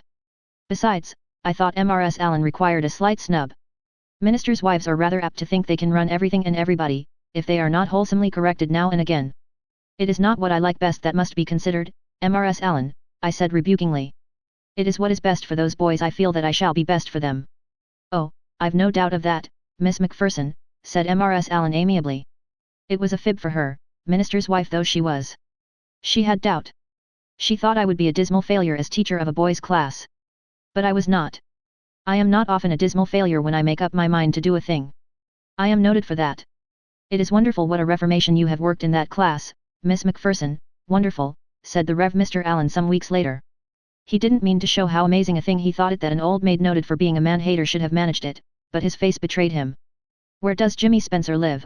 I asked him crisply. He came one Sunday 3 weeks ago and hasn't been back since. I mean to find out why. Mr. Allen coughed. I believe he is hired as handy boy with Alexander Abraham Bennett, out on the White Sands Road, he said. Then I am going out to Alexander Abraham Bennett's on the White Sands Road to see why Jimmy Spencer doesn't come to Sunday school, I said firmly. Mr. Allen's eyes twinkled ever so slightly. I have always insisted that if that man were not a minister he would have a sense of humor. Possibly Mr. Bennett will not appreciate your kind interest, he has, a singular aversion to your sex. I understand no woman has ever been known to get inside of Mr. Bennett's house since his sister died 20 years ago. Oh, he is the one, is he? I said, remembering. He is the woman-hater who threatens that if a woman comes into his yard he'll chase her out with a pitchfork. Well, he will not chase me out. Mr. Allen gave a chuckle, a ministerial chuckle, but still a chuckle. It irritated me slightly, because it seemed to imply that he thought Alexander Abraham Bennett would be one too many for me. But I did not show Mr. Allen that he annoyed me. It is always a great mistake to let a man see that he can vex you. The next afternoon I harnessed my sorrel pony to the buggy and drove down to Alexander Abraham Bennett's. As usual, I took William Adolphus with me for company. William Adolphus is my favorite among my 6 cats. He is black, with a white dicky and beautiful white paws. He sat up on the seat beside me and looked far more like a gentleman than many a man I've seen in a similar position. Alexander Abraham's place was about 3 miles along the White Sands Road. I knew the house as soon as I came to it by its neglected appearance. It needed paint badly, the blinds were crooked and torn, weeds grew up to the very door. Plainly, there was no woman about that place. Still, it was a nice house, and the barns were splendid. My father always said that when a man's barns were bigger than his house it was a sign that his income exceeded his expenditure. So it was all right that they should be bigger, but it was all wrong that they should be trimmer and better painted. Still, thought I, what else could you expect of a woman-hater? But Alexander Abraham evidently knows how to run a farm, even if he is a woman-hater, I remarked to William Adolphus as I got out and tied the pony to the railing. I had driven up to the house from the back way and now I was opposite a side door opening on the veranda. I thought I might as well go to it, so I tucked William Adolphus under my arm and marched up the path. Just as I was halfway up, a dog swooped around the front corner and made straight for me. He was the ugliest dog I had ever seen, and he didn't even bark, just came silently and speedily on, with a business-like eye. I never stop to argue matters with a dog that doesn't bark. I know when discretion is the better part of valor. Firmly clasping William Adolphus, I ran, not to the door, because the dog was between me and it, but to a big, low-branching cherry tree at the back corner of the house. I reached it in time and no more. First thrusting William Adolphus onto a limb above my head, I scrambled up into that blessed tree without stopping to think how it might look to Alexander Abraham if he happened to be watching. My time for reflection came when I found myself perched halfway up the tree with William Adolphus beside me. William Adolphus was quite calm and unruffled. I can hardly say with truthfulness what I was. On the contrary, I admit that I felt considerably upset. The dog was sitting on his haunches on the ground below, watching us, and it was quite plain to be seen, from his leisurely manner, that it was not his busy day. He bared his teeth and growled when he caught my eye. "You look like a woman-hater's dog," I told him. I meant it for an insult, but the beast took it for a compliment. Then I set myself to solving the question, how am I to get out of this predicament? It did not seem easy to solve it. "Shall I scream, William Adolphus?" I demanded of that intelligent animal. William Adolphus shook his head. "This is a fact." And I agreed with him. "No, I shall not scream, William Adolphus," I said. "There is probably no one to hear me except Alexander Abraham, and I have my painful doubts about his tender mercies now. It is impossible to go down, is it, then, William Adolphus? Possible to go up? I looked up. Just above my head was an open window with a tolerably stout branch extending right across it. Shall we try that way, William Adolphus? I asked. William Adolphus, wasting no words, began to climb the tree. I followed his example. The dog ran in circles about the tree and looked things not lawful to be uttered. It probably would have been a relief to him to bark if it hadn't been so against his principles. I got in by the window easily enough, and found myself in a bedroom the like of which for disorder and dust and general awfulness I had never seen in all my life. But I did not pause to take in details. With William Adolphus under my arm I marched downstairs, fervently hoping I should meet no one on the way. I did not. The hall below was empty and dusty. I opened the first door I came to and walked boldly in. A man was sitting by the window, looking moodily out. I should have known him for Alexander Abraham anywhere. He had just the same uncared for, ragged appearance that the house had, and yet, like the house, it seemed that he would not be bad looking if he were trimmed up a little. His hair looked as if it had never been combed, and his whiskers were wild in the extreme. He looked at me with blank amazement in his countenance. "Where is Jimmy Spencer?" I demanded. "I have come to see him." "How did he ever let you in?" asked the man, staring at me. "He didn't let me in," I retorted. "He chased me all over the lawn, and I only saved myself from being torn piecemeal by scrambling up a tree. You ought to be prosecuted for keeping such a dog. Where is Jimmy?" Instead of answering, Alexander Abraham began to laugh in a most unpleasant fashion. "Trust a woman for getting into a man's house if she has made up her mind to," he said disagreeably. Seeing that it was his intention to vex me, I remained cool and collected. "Oh, I wasn't particular about getting into your house, Mr. Bennet," I said calmly. "I had but little choice in the matter. It was get in lest a worse fate befall me. It was not you or your house I wanted to see, although I admit that it is worth seeing if a person is anxious to find out how dirty a place can be. It was Jimmy for the third and last time. Where is Jimmy?" "Jimmy is not here," said Mr. Bennet gruffly, but not quite so assuredly. "He left last week and hired with a man over at Newbridge." "In that case," I said, picking up William Adolphus, who had been exploring the room with a disdainful air, "I won't disturb you any longer. I shall go." "Yes, I think it would be the wisest thing," said Alexander Abraham, not disagreeably this time, but reflectively, as if there was some doubt about the matter. "I'll let you out by the back door then. The dog will not interfere with you. Please go away quietly and quickly." I wondered if Alexander Abraham thought I would go away with a whoop. But I said nothing, thinking this the most dignified course of conduct, and I followed him out to the kitchen as quickly and quietly as he could have wished. Such a kitchen! Alexander Abraham opened the door, which was locked, just as a buggy containing 2 men drove into the yard. "Too late," he exclaimed in a tragic tone. I understood that something dreadful must have happened, but I did not care, since, as I fondly supposed, it did not concern me. I pushed out past Alexander Abraham, who was looking as guilty as if he had been caught burglarizing, and came face to face with the man who had sprung from the buggy. It was old Dr. Blair, from Carmody, and he was looking at me as if he had found me shoplifting. "My dear Peter," he said gravely, "I am very sorry to see you here, very sorry indeed." I admit that this exasperated me. Besides, no man on earth, not even my own family doctor, has any right to "my dear Peter" me. "There is no loud call for sorrow, doctor," I said loftily. "If a woman, 48 years of age, a member of the Presbyterian Church in good and regular standing, cannot call upon one of her Sunday school scholars without wrecking all the proprieties, how old must she be before she can?" The doctor did not answer my question. Instead, he looked reproachfully at Alexander Abraham. "Is this how you keep your word, Mr. Bennet?" he said. "I thought that you promised me that you would not let anyone into the house." "I didn't let her in," growled Mr. Bennet. "Good heavens, man, she climbed in at an upstairs window, despite the presence on my grounds of a policeman and a dog. What is to be done with a woman like that?" "I do not understand what all this means," I said, addressing myself to the doctor and ignoring Alexander Abraham entirely, "but if my presence here is so extremely inconvenient to all concerned, you can soon be relieved of it. I am going at once." "I am very sorry, my dear Peter," said the doctor impressively, "but that is just what I cannot allow you to do. This house is under quarantine for smallpox. You will have to stay here." Smallpox! For the first and last time in my life, I openly lost my temper with a man. I wheeled furiously upon Alexander Abraham. "Why didn't you tell me?" I cried. "Tell you?" he said, glaring at me. "When I first saw you it was too late to tell you. I thought the kindest thing I could do was to hold my tongue and let you get away in happy ignorance. This will teach you to take a man's house by storm, madam." Now, don't quarrel, my good people," interposed the doctor seriously, but I saw a twinkle in his eye.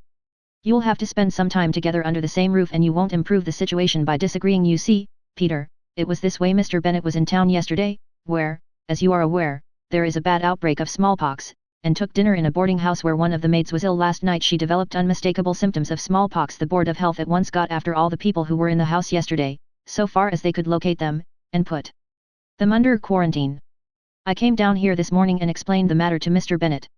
I brought Jeremiah Jeffries to guard the front of the house, and Mr. Bennet gave me his word of honor that he would not let anyone in by the back way while I went to get another policeman and make all the necessary arrangements. I have brought Thomas Wright and have secured the services of another man to attend to Mr. Bennet's barn work and bring provisions to the house. Jacob Green and Cleophas Lee will watch at night.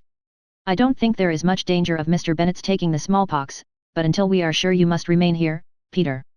While listening to the doctor I had been thinking. It was the most distressing predicament I had ever got into in my life, but there was no sense in making it worse. Very well, doctor, I said calmly. Yes, I was vaccinated a month ago. When the news of the smallpox first came, when you go back through Avonlea, kindly go to Sarah Pye and ask her to live in my house during my absence and look after things, especially the cats. Tell her to give them new milk twice a day and a square inch of butter apiece once a week. Get her to put my 2 dark print wrappers, some aprons, and some changes of underclothing in my 3rd best valise and have it sent down to me. My pony is tied out there to the fence. Please take him home. That is all, I think. No, it isn't all, said Alexander Abraham grumpily. Send that cat home, too. I won't have a cat around the place, I'd rather have smallpox. I looked Alexander Abraham over gradually, in a way I have, beginning at his feet and traveling up to his head. I took my time over it, and then I said, very quietly. You may have both anyway. You'll have to have William Adolphus. He is under quarantine as well as you and I. Do you suppose I am going to have my cat ranging at large through Avonlea, scattering smallpox germs among innocent people? I'll have to put up with that dog of yours. You will have to endure William Adolphus. Alexander Abraham groaned, but I could see that the way I had looked him over had chastened him considerably. The doctor drove away, and I went into the house, not choosing to linger outside and be grinned at by Thomas Wright. I hung my coat up in the hall and laid my bonnet carefully on the sitting room table, having first dusted a clean place for it with my handkerchief. I longed to fall upon that house at once and clean it up, but I had to wait until the doctor came back with my wrapper. I could not clean house in my new suit and a silk shirtwaist. Alexander Abraham was sitting on a chair looking at me. Presently he said, I am not curious, but will you kindly tell me why the doctor called you Peter? Because that is my name, I suppose, I answered, shaking up a cushion for William Adolphus and thereby disturbing the dust of years. Alexander Abraham coughed gently. Isn't that, rather a peculiar name for a woman? It is, I said, wondering how much soap, if any, there was in the house. I am not curious, said Alexander Abraham, but would you mind telling me how you came to be called Peter? If I had been a boy, my parents intended to call me Peter in honor of a rich uncle. When I, fortunately, turned out to be a girl, my mother insisted that I should be called Angelina. They gave me both names and called me Angelina, but as soon as I grew old enough I decided to be called Peter. It was bad enough, but not so bad as Angelina. I should say it was more appropriate, said Alexander Abraham, intending, as I perceived, to be disagreeable. Precisely, I agreed calmly. My last name is Macpherson, and I live in Avonlea. As you are not curious, that will be all the information you will need about me. Oh, Alexander Abraham looked as if a light had broken in on him. I've heard of you, pretend to dislike men. Pretend. Goodness only knows what would have happened to Alexander Abraham just then if a diversion had not taken place. But the door opened and a dog came in, the dog. I suppose he had got tired waiting under the cherry tree for William Adolphus and me to come down. He was even uglier indoors than out. Oh, Mr. Riley, see what you have let me in for, said Alexander Abraham reproachfully. But Mr. Riley, since that was the brute's name, paid no attention to Alexander Abraham. He had caught sight of William Adolphus curled up on the cushion, and he started across the room to investigate him. William Adolphus sat up and began to take notice. Call off that dog, I said warningly to Alexander Abraham. Call him off yourself, he retorted. Since you've brought that cat here you can protect him. Oh, it wasn't for William Adolphus' sake I spoke, I said pleasantly. William Adolphus can protect himself. William Adolphus could and did. He humped his back, flattened his ears, swore once, and then made a flying leap for Mr. Riley. William Adolphus landed squarely on Mr. Riley's brindled back and promptly took fast hold, spitting and clawing and caterwauling. You never saw a more astonished dog than Mr. Riley.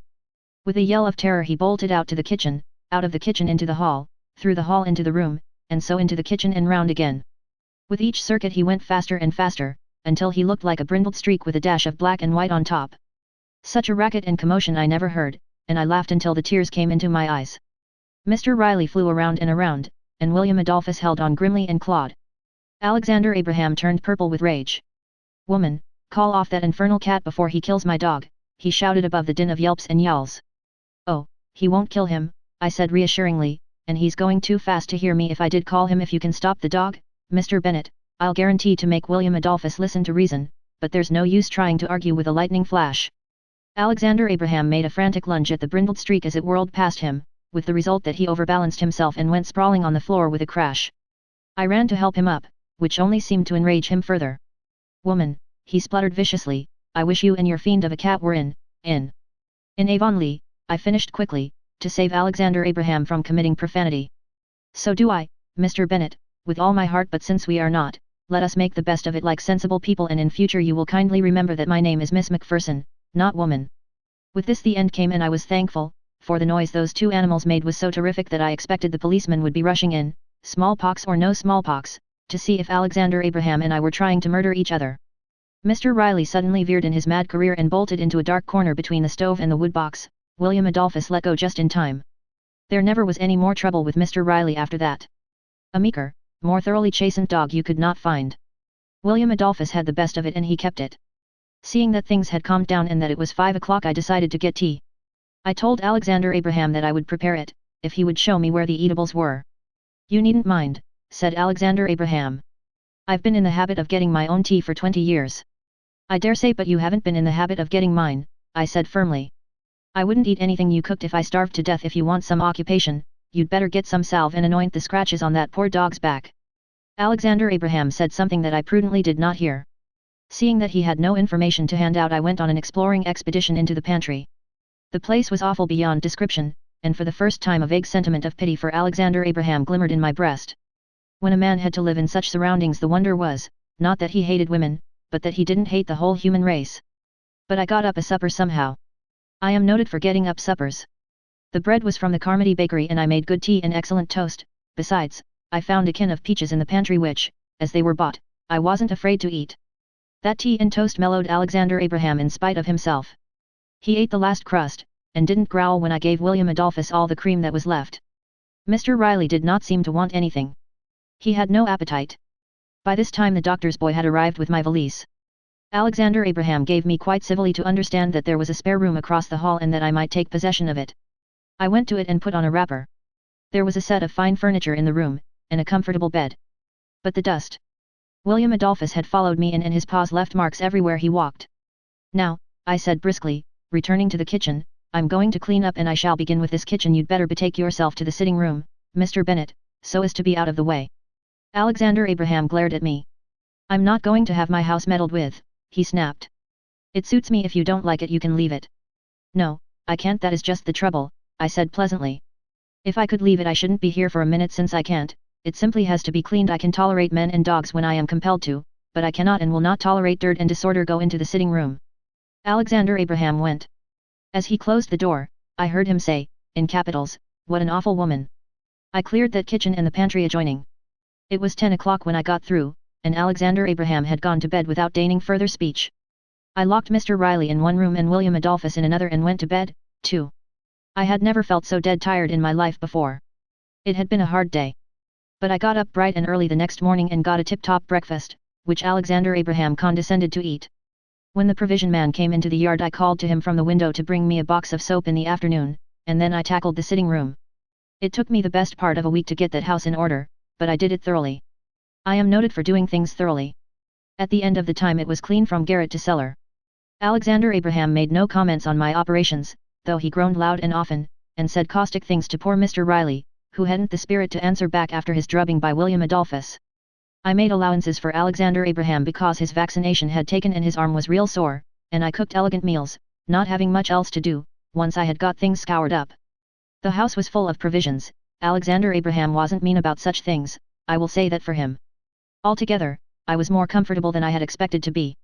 When Alexander Abraham wouldn't talk, I let him alone, and when he would, I just said as sarcastic things as he did, only I said them smiling and pleasant. I could see he had a wholesome offer me. But now and then he seemed to forget his disposition and talked like a human being. We had 1 or 2 real interesting conversations. Alexander Abraham was an intelligent man, though he had got terribly warped. I told him once I thought he must have been nice when he was a boy. One day he astonished me by appearing at the dinner table with his hair brushed and a white collar on. We had a tip-top dinner that day, and I had made a pudding that was far too good for a woman-hater. When Alexander Abraham had disposed of 2 large platefuls of it, he sighed and said, "You can certainly cook. It's a pity you are such a detestable crank in other respects." "It's kind of convenient being a crank," I said. "People are careful how they meddle with you. Haven't you found that out in your own experience?" "I am not a crank," growled Alexander Abraham resentfully. "All I ask is to be let alone." "That's the very crankiest kind of crank," I said. "A person who wants to be let alone flies in the face of Providence, who decreed that folks for their own good were not to be let alone. But cheer up, Mr. Bennet, the quarantine will be up on Tuesday and then you'll certainly be let alone for the rest of your natural life. As far as William Adolphus and I are concerned, you may then return to your wallowing in the mire and be as dirty and comfortable as of yore." Alexander Abraham growled again. The prospect didn't seem to cheer him up as much as I should have expected. Then he did an amazing thing. He poured some cream into a saucer and set it down before William Adolphus. William Adolphus lapped it up, keeping one eye on Alexander Abraham lest the latter should change his mind. Not to be outdone, I handed Mr. Riley a bone. Neither Alexander Abraham nor I had worried much about the smallpox. We didn't believe he would take it, for he hadn't even seen the girl who was sick. But the very next morning I heard him calling me from the upstairs landing. "Miss Macpherson," he said in a voice so uncommonly mild that it gave me an uncanny feeling, "what are the symptoms of smallpox?" "Chills and flushes, pain in the limbs and back, nausea and vomiting," I answered promptly, for I had been reading them up in a patent medicine almanac. "I've got them all," said Alexander Abraham hollowly. I didn't feel as much scared as I should have expected. After enduring a woman-hater and a brindled dog and the early disorder of that house, and coming off best with all 3, smallpox seemed rather insignificant. I went to the window and called to Thomas Wright to send for the doctor. The doctor came down from Alexander Abraham's room looking grave. "It's impossible to pronounce on the disease yet," he said.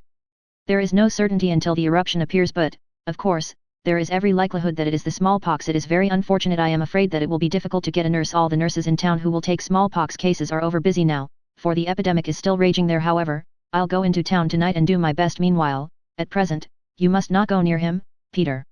I wasn't going to take orders from any man, and as soon as the doctor had gone I marched straight up to Alexander Abraham's room with some dinner for him on a tray. There was a lemon cream I thought he could eat even if he had the smallpox. "You shouldn't come near me," he growled. "You are risking your life." "I am not going to see a fellow creature starve to death, even if he is a man," I retorted. "The worst of it all," groaned Alexander Abraham, between mouthfuls of lemon cream, "is that the doctor says I've got to have a nurse. I've got so kind of used to you being in the house that I don't mind you, but the thought of another woman coming here is too much. Did you give my poor dog anything to eat?" "He has had a better dinner than many a Christian," I said severely. Alexander Abraham need not have worried about another woman coming in. The doctor came back that night with care on his brow. "I don't know what is to be done," he said. "I can't get a soul to come here." "I shall nurse Mr. Bennet," I said with dignity.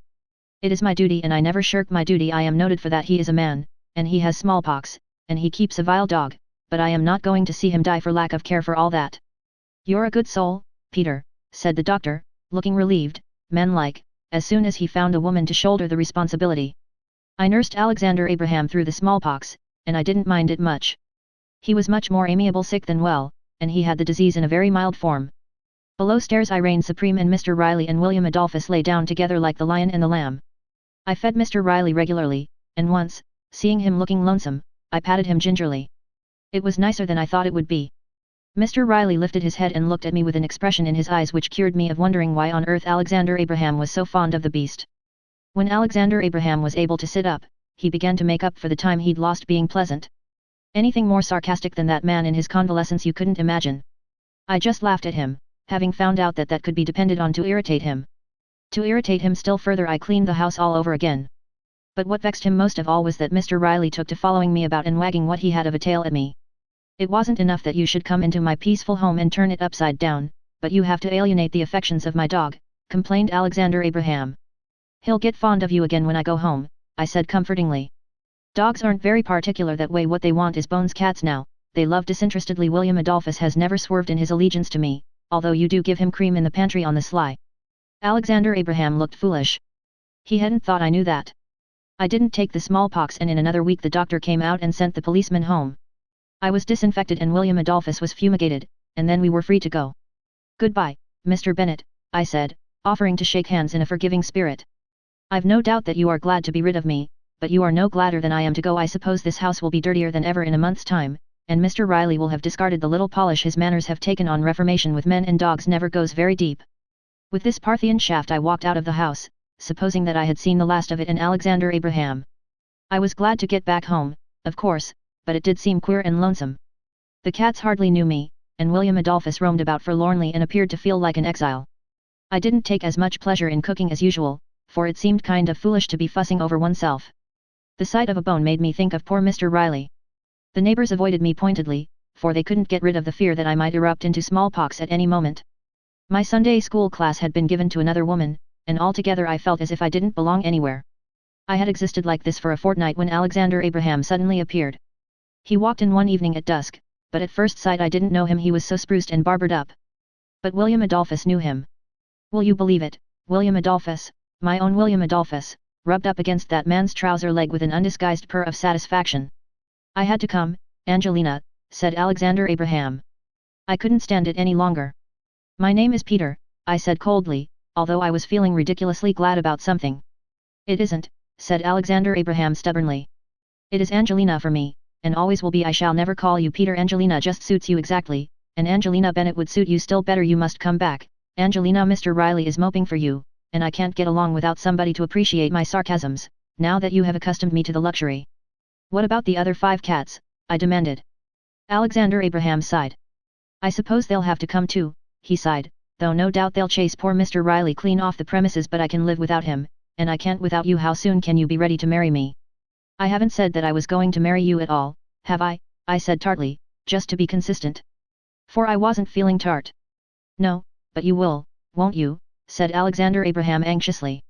Because if you won't, I wish you'd let me die of the smallpox, do, dear Angelina. To think that a man should dare to call me his dear Angelina, and to think that I shouldn't mind. Where I go, William Adolphus goes, I said, but I shall give away the other 5 cats for the sake of Mr. Riley. Chronicle 9. Pa Sloane's purchase. I guess the molasses is getting low, ain't it? Said Pa Sloane insinuatingly. S'pose I'd better drive up to Carmody this afternoon and get some more. There's a good half-gallon of molasses in the jug yet, said Ma Sloane ruthlessly. That's so. Well, I noticed the kerosene demijohn wasn't very hefty the last time I filled the can. Reckon it needs replenishing. We have kerosene enough to do for a fortnight yet. Ma continued to eat her dinner with an impassive face, but a twinkle made itself apparent in her eye. Lest Pa should see it, and feel encouraged thereby, she looked immovably at her plate. Pa Sloane sighed. His invention was giving out. Didn't I hear you say day before yesterday that you were out of nutmegs? He queried, after a few moments' severe reflection. I got a supply of them from the egg peddler yesterday, responded Ma, by a great effort preventing the twinkle from spreading over her entire face. She wondered if this third failure would squelch Pa, but Pa was not to be squelched. Well, anyway, he said, brightening up under the influence of a sudden saving inspiration. I'll have to go up to get the sorrel mare shod, so, if you've any little errands you want done at the store, Ma, just make a memo of them while I hitch up. The matter of shoeing the sorrel mare was beyond Ma's province, although she had her own suspicions about the sorrel mare's need of shoes. Why can't you give up beating about the bush, Pa? She demanded, with contemptuous pity. You might as well own up what's taking you to Carmody. I can see through your design. You want to get away to the Garland auction. That is what is troubling you, Pa Sloane. I dunno but what I might step over, seeing it's so handy. But the sorrel mare really does need shoeing, Ma, protested Pa. There's always something needing to be done if it's convenient, retorted Ma. Your mania for auctions will be the ruin of you yet. Pa, a man of 55 ought to have grown out of such a hankering, but the older you get the worse you get anyway. If I wanted to go to auctions, I'd select them as was something like, and not waste my time on little one-horse affairs like this of Garland's. One might pick up something real cheap at Garland's, said Pa defensively. Well, you are not going to pick up anything, cheap or otherwise, Pa Sloane, because I'm going with you to see that you don't. I know I can't stop you from going. I might as well try to stop the wind from blowing, but I shall go, too, out of self-defense. This house is so full now of old clutter and truck that you've brought home from auctions that I feel as if I was made up out of pieces and leftovers. Pa Sloane sighed again. It was not exhilarating to attend an auction with Ma. She would never let him bid on anything. But he realized that Ma's mind was made up beyond the power of mortal man's persuasion to alter it, so he went out to hitch up. Pa Sloane's dissipation was going to auctions and buying things that nobody else would buy.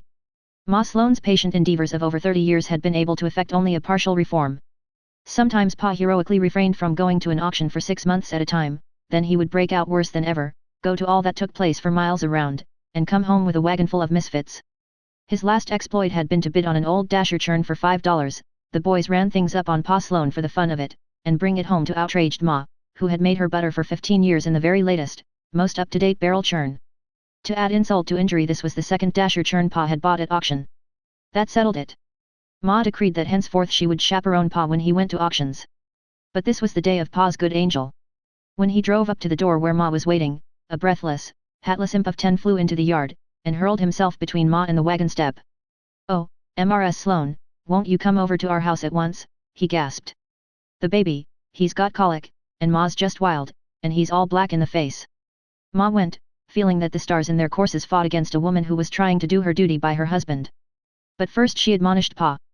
"I shall have to let you go alone, but I charge you, Pa, not to bid on anything, do you hear?" Pa heard and promised to heed, with every intention of keeping his promise. Then he drove away joyfully. On any other occasion Ma would have been a welcome companion. But she certainly spoiled the flavor of an auction. When Pa arrived at the Carmody store, he saw that the little yard of the Garland place below the hill was already full of people.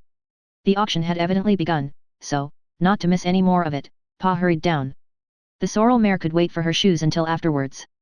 Ma had been within bounds when she called the Garland auction a one-horse affair. It certainly was very paltry, especially when compared to the big Donaldson auction of a month ago, which Pa still lived over in happy dreams. Horace Garland and his wife had been poor. When they died within 6 weeks of each other, one of consumption and one of pneumonia, they left nothing but debts and a little furniture. The house had been a rented one. The bidding on the various poor articles of household gear put up for sale was not brisk, but had an element of resigned determination.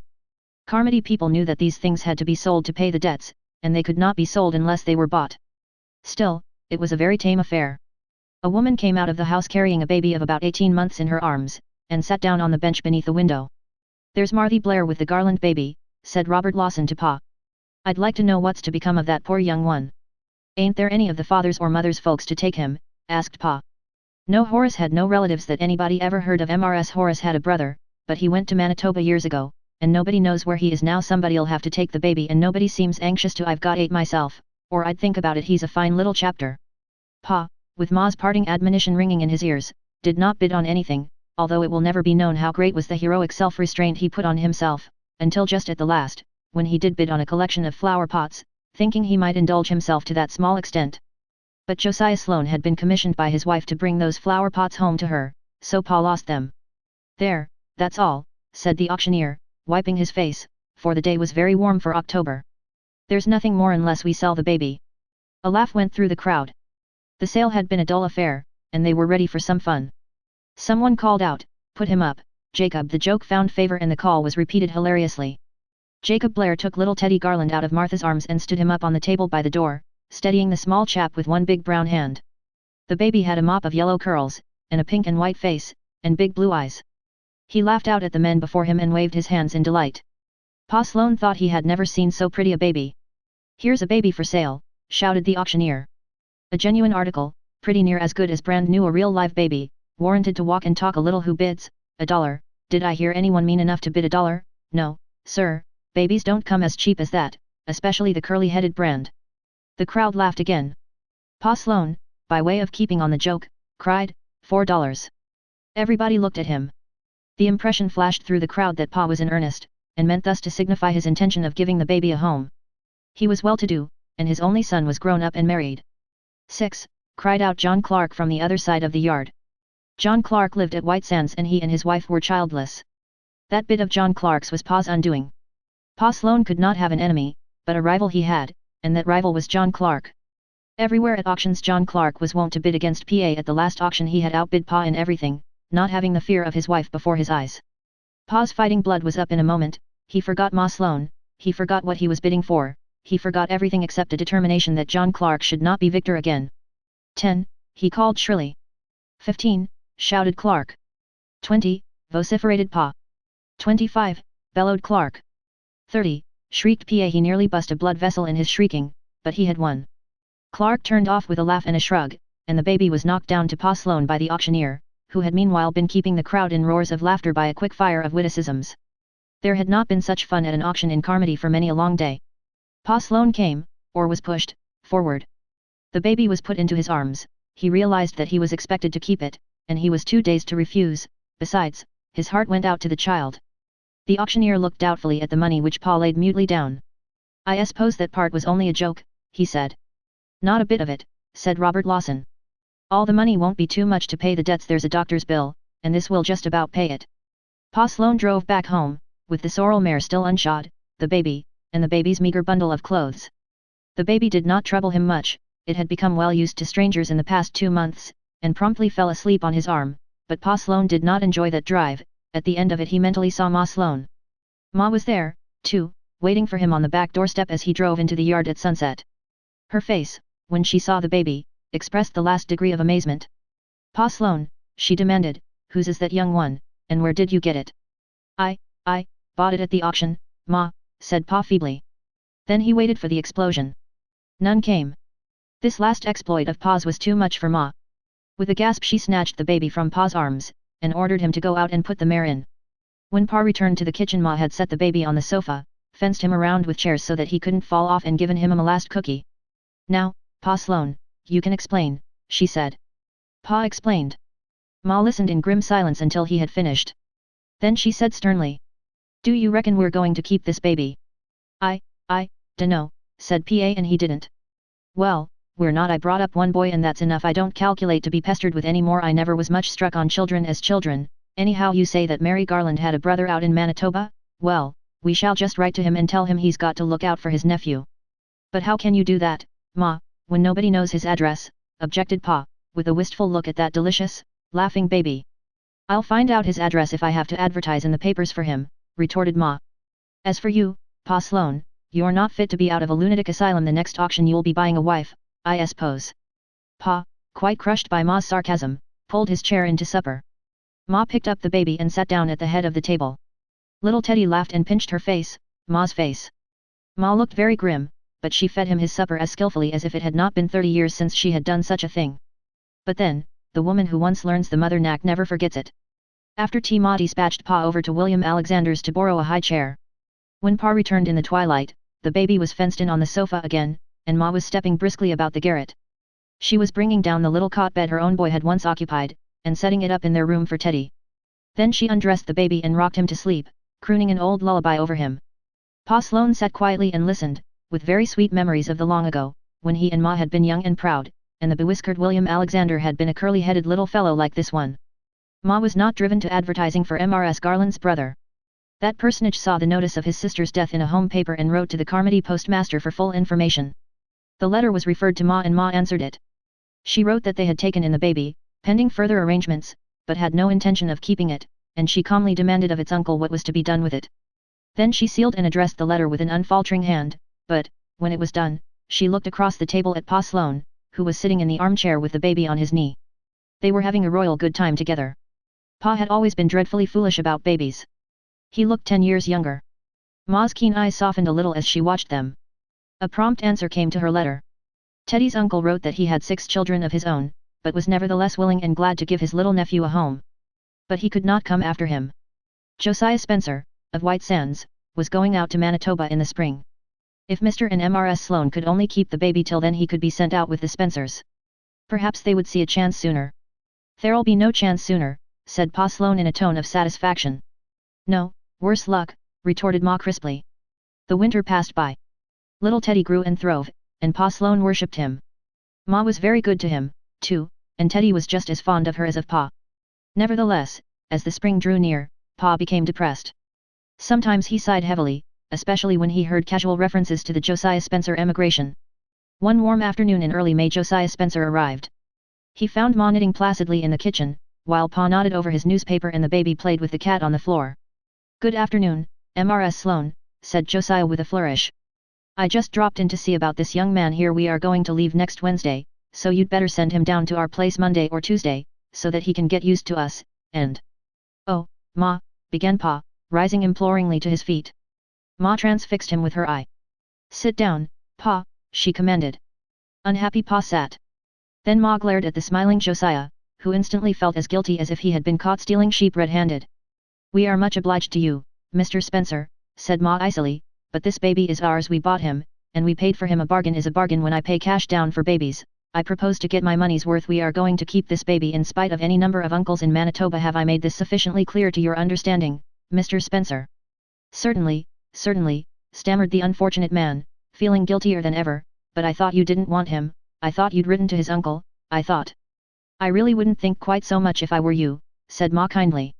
It must be hard on you, won't you stay and have tea with us? But, no, Josiah would not stay. He was thankful to make his escape with such rags of self-respect as remained to him.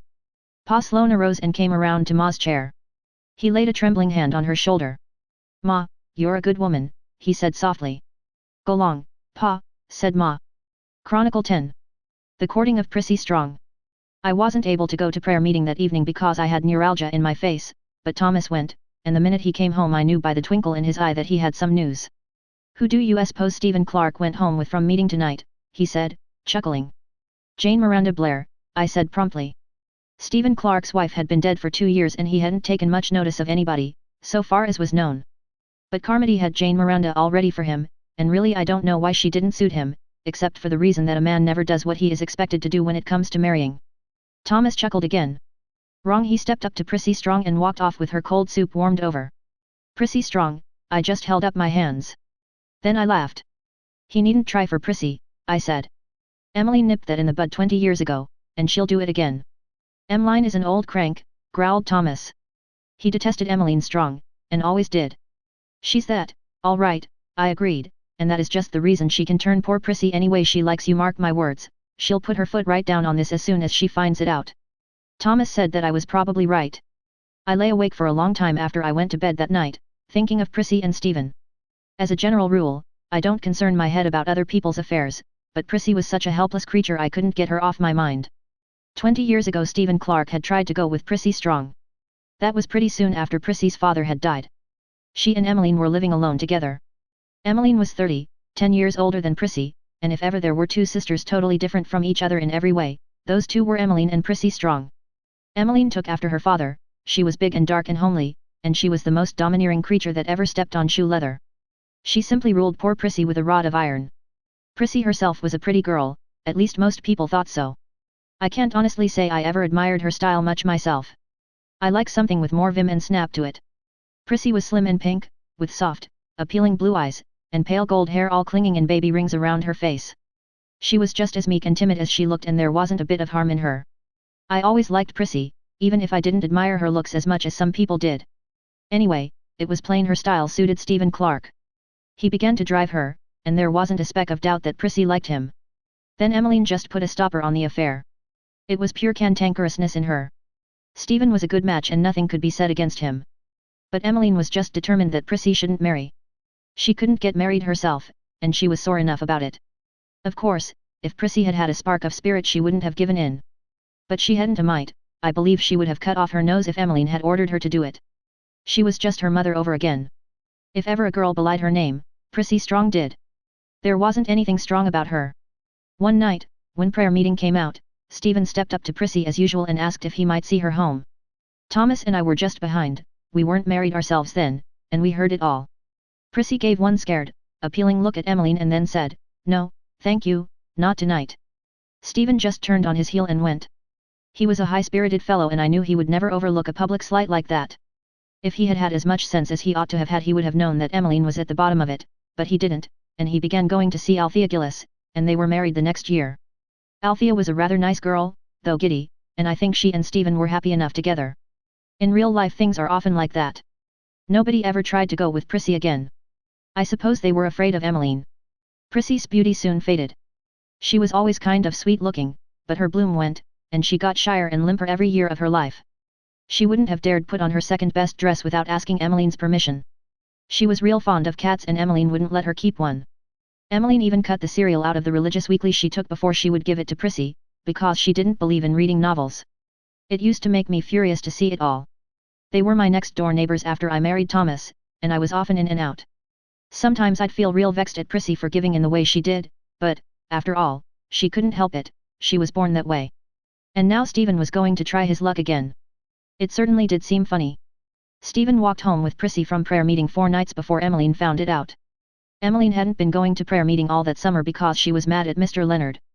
She had expressed her disapproval to him because he had buried old Naomi Clark at the harbor just as if she was a Christian, and Mr. Leonard had said something to her she couldn't get over for a while. I don't know what it was, but I know that when Mr. Leonard was roused to rebuke anyone the person so rebuked remembered it for a spell. All at once I knew she must have discovered about Stephen and Prissy, for Prissy stopped going to prayer meeting. I felt real worried about it, some way, and although Thomas said for goodness sake not to go poking my fingers into other people's pies, I felt as if I ought to do something. Stephen Clark was a good man and Prissy would have a beautiful home, and those two little boys of Althea's needed a mother if ever boys did. Besides, I knew quite well that Prissy, in her secret soul, was hankering to be married. So was Emmeline, too, but nobody wanted to help her to a husband. The upshot of my meditations was that I asked Stephen down to dinner with us from church one day. I had heard a rumor that he was going to see Lizzie Pye over at Avonlea, and I knew it was time to be stirring, if anything were to be done. If it had been Jane Miranda I don't know that I'd have bothered, but Lizzie Pye wouldn't have done for a stepmother for Althea's boys at all. She was too bad-tempered, and as mean as second schemings besides. Stephen came. He seemed dull and moody, and not much inclined to talk. After dinner I gave Thomas a hint. I said, "You go to bed and have your nap, I want to talk to Stephen." Thomas shrugged his shoulders and went. He probably thought I was brewing up lots of trouble for myself, but he didn't say anything. As soon as he was out of the way I casually remarked to Stephen that I understood that he was going to take one of my neighbors away and that I couldn't be sorry, though she was an excellent neighbor and I would miss her a great deal. "You won't have to miss her much, I reckon," said Stephen grimly. "I've been told I'm not wanted there." I was surprised to hear Stephen come out so plump and plain about it, for I hadn't expected to get at the root of the matter so easily. Stephen wasn't the confidential kind. But it really seemed to be a relief to him to talk about it. I never saw a man feeling so sore about anything. He told me the whole story. Prissy had written him a letter, he fished it out of his pocket and gave it to me to read. It was in Prissy's prim, pretty little writing, sure enough, and it just said that his attentions were unwelcome, and would he be kind enough to refrain from offering them. Not much wonder the poor man went to see Lizzie Pye. "Stephen, I'm surprised at you for thinking that Prissy Strong wrote that letter," I said. "It's in her handwriting," he said stubbornly. "Of course it is. The hand is the hand of Esau, but the voice is the voice of Jacob," I said, though I wasn't sure whether the quotation was exactly appropriate. "Emmeline composed that letter and made Prissy copy it out. I know that as well as if I'd seen her do it, and you ought to have known it, too. If I thought that I'd show Emmeline I could get Prissy in spite of her," said Stephen savagely. "But if Prissy doesn't want me I'm not going to force my attentions on her." Well, we talked it over a bit, and in the end I agreed to sound Prissy, and find out what she really thought about it. I didn't think it would be hard to do, and it wasn't. I went over the very next day because I saw Emmeline driving off to the store. I found Prissy alone, sewing carpet rags. Emmeline kept her constantly at that, because Prissy hated it I suppose. Prissy was crying when I went in, and in a few minutes I had the whole story. Prissy wanted to get married, and she wanted to get married to Stephen, and Emmeline wouldn't let her. "Prissy Strong," I said in exasperation, "you haven't the spirit of a mouse. Why on earth did you write him such a letter?" "Why, Emmeline made me," said Prissy, as if there couldn't be any appeal from that, and I knew there couldn't, for Prissy. I also knew that if Stephen wanted to see Prissy again Emmeline must know nothing of it, and I told him so when he came down the next evening, "To borrow a hoe," he said. It was a long way to come for a hoe. "Then what am I to do?" he said. "It wouldn't be any use to write, for it would likely fall into Emmeline's hands. She won't let Prissy go anywhere alone after this, and how am I to know when the old cat is away?" "Please don't insult cats," I said. "I'll tell you what we'll do, you can see the ventilator on our barn from your place, can't you? You'd be able to make out a flag or something tied to it, wouldn't you, through that spyglass of yours?" Stephen thought he could. "Well, you take a squint at it every now and then," I said. "Just as soon as Emmeline leaves Prissy alone I'll hoist the signal." The chance didn't come for a whole fortnight. Then, one evening, I saw Emmeline striding over the field below our house. As soon as she was out of sight I ran through the birch grove to Prissy. "Yes, Emmeline's gone to sit up with Jane Lawson tonight," said Prissy, all fluttered and trembling. "Then you put on your muslin dress and fix your hair," I said. "I'm going home to get Thomas to tie something to that ventilator." "But do you think Thomas would do it?" "Not he. He said he owed something to his position as elder in the church. In the end I had to do it myself, though I don't like climbing ladders. I tied Thomas's long red woolen scarf to the ventilator, and prayed that Stephen would see it. He did, for in less than an hour he drove down our lane and put his horse in our barn. He was all spruced up, and as nervous and excited as a schoolboy. He went right over to Prissy, and I began to tuft my new comfort with a clear conscience. I shall never know why it suddenly came into my head to go up to the garret and make sure that the moths hadn't got into my box of blankets, but I always believed that it was a special interposition of Providence. I went up and happened to look out of the east window, and there I saw Emmeline Strong coming home across our pond field. I just flew down those garret stairs and out through the birches. I burst into the Strong kitchen, where Stephen and Prissy were sitting as cozy as you please. "Stephen, come quick, Emmeline's nearly here," I cried. Prissy looked out of the window and wrung her hands. "Oh, she's in the lane now," she gasped. He can't get out of the house without her seeing him. Oh, Rosanna, what shall we do? I really don't know what would have become of those two people if I hadn't been in existence to find ideas for them. Take Stephen up to the garret and hide him there, Prissy, I said firmly, and take him quick.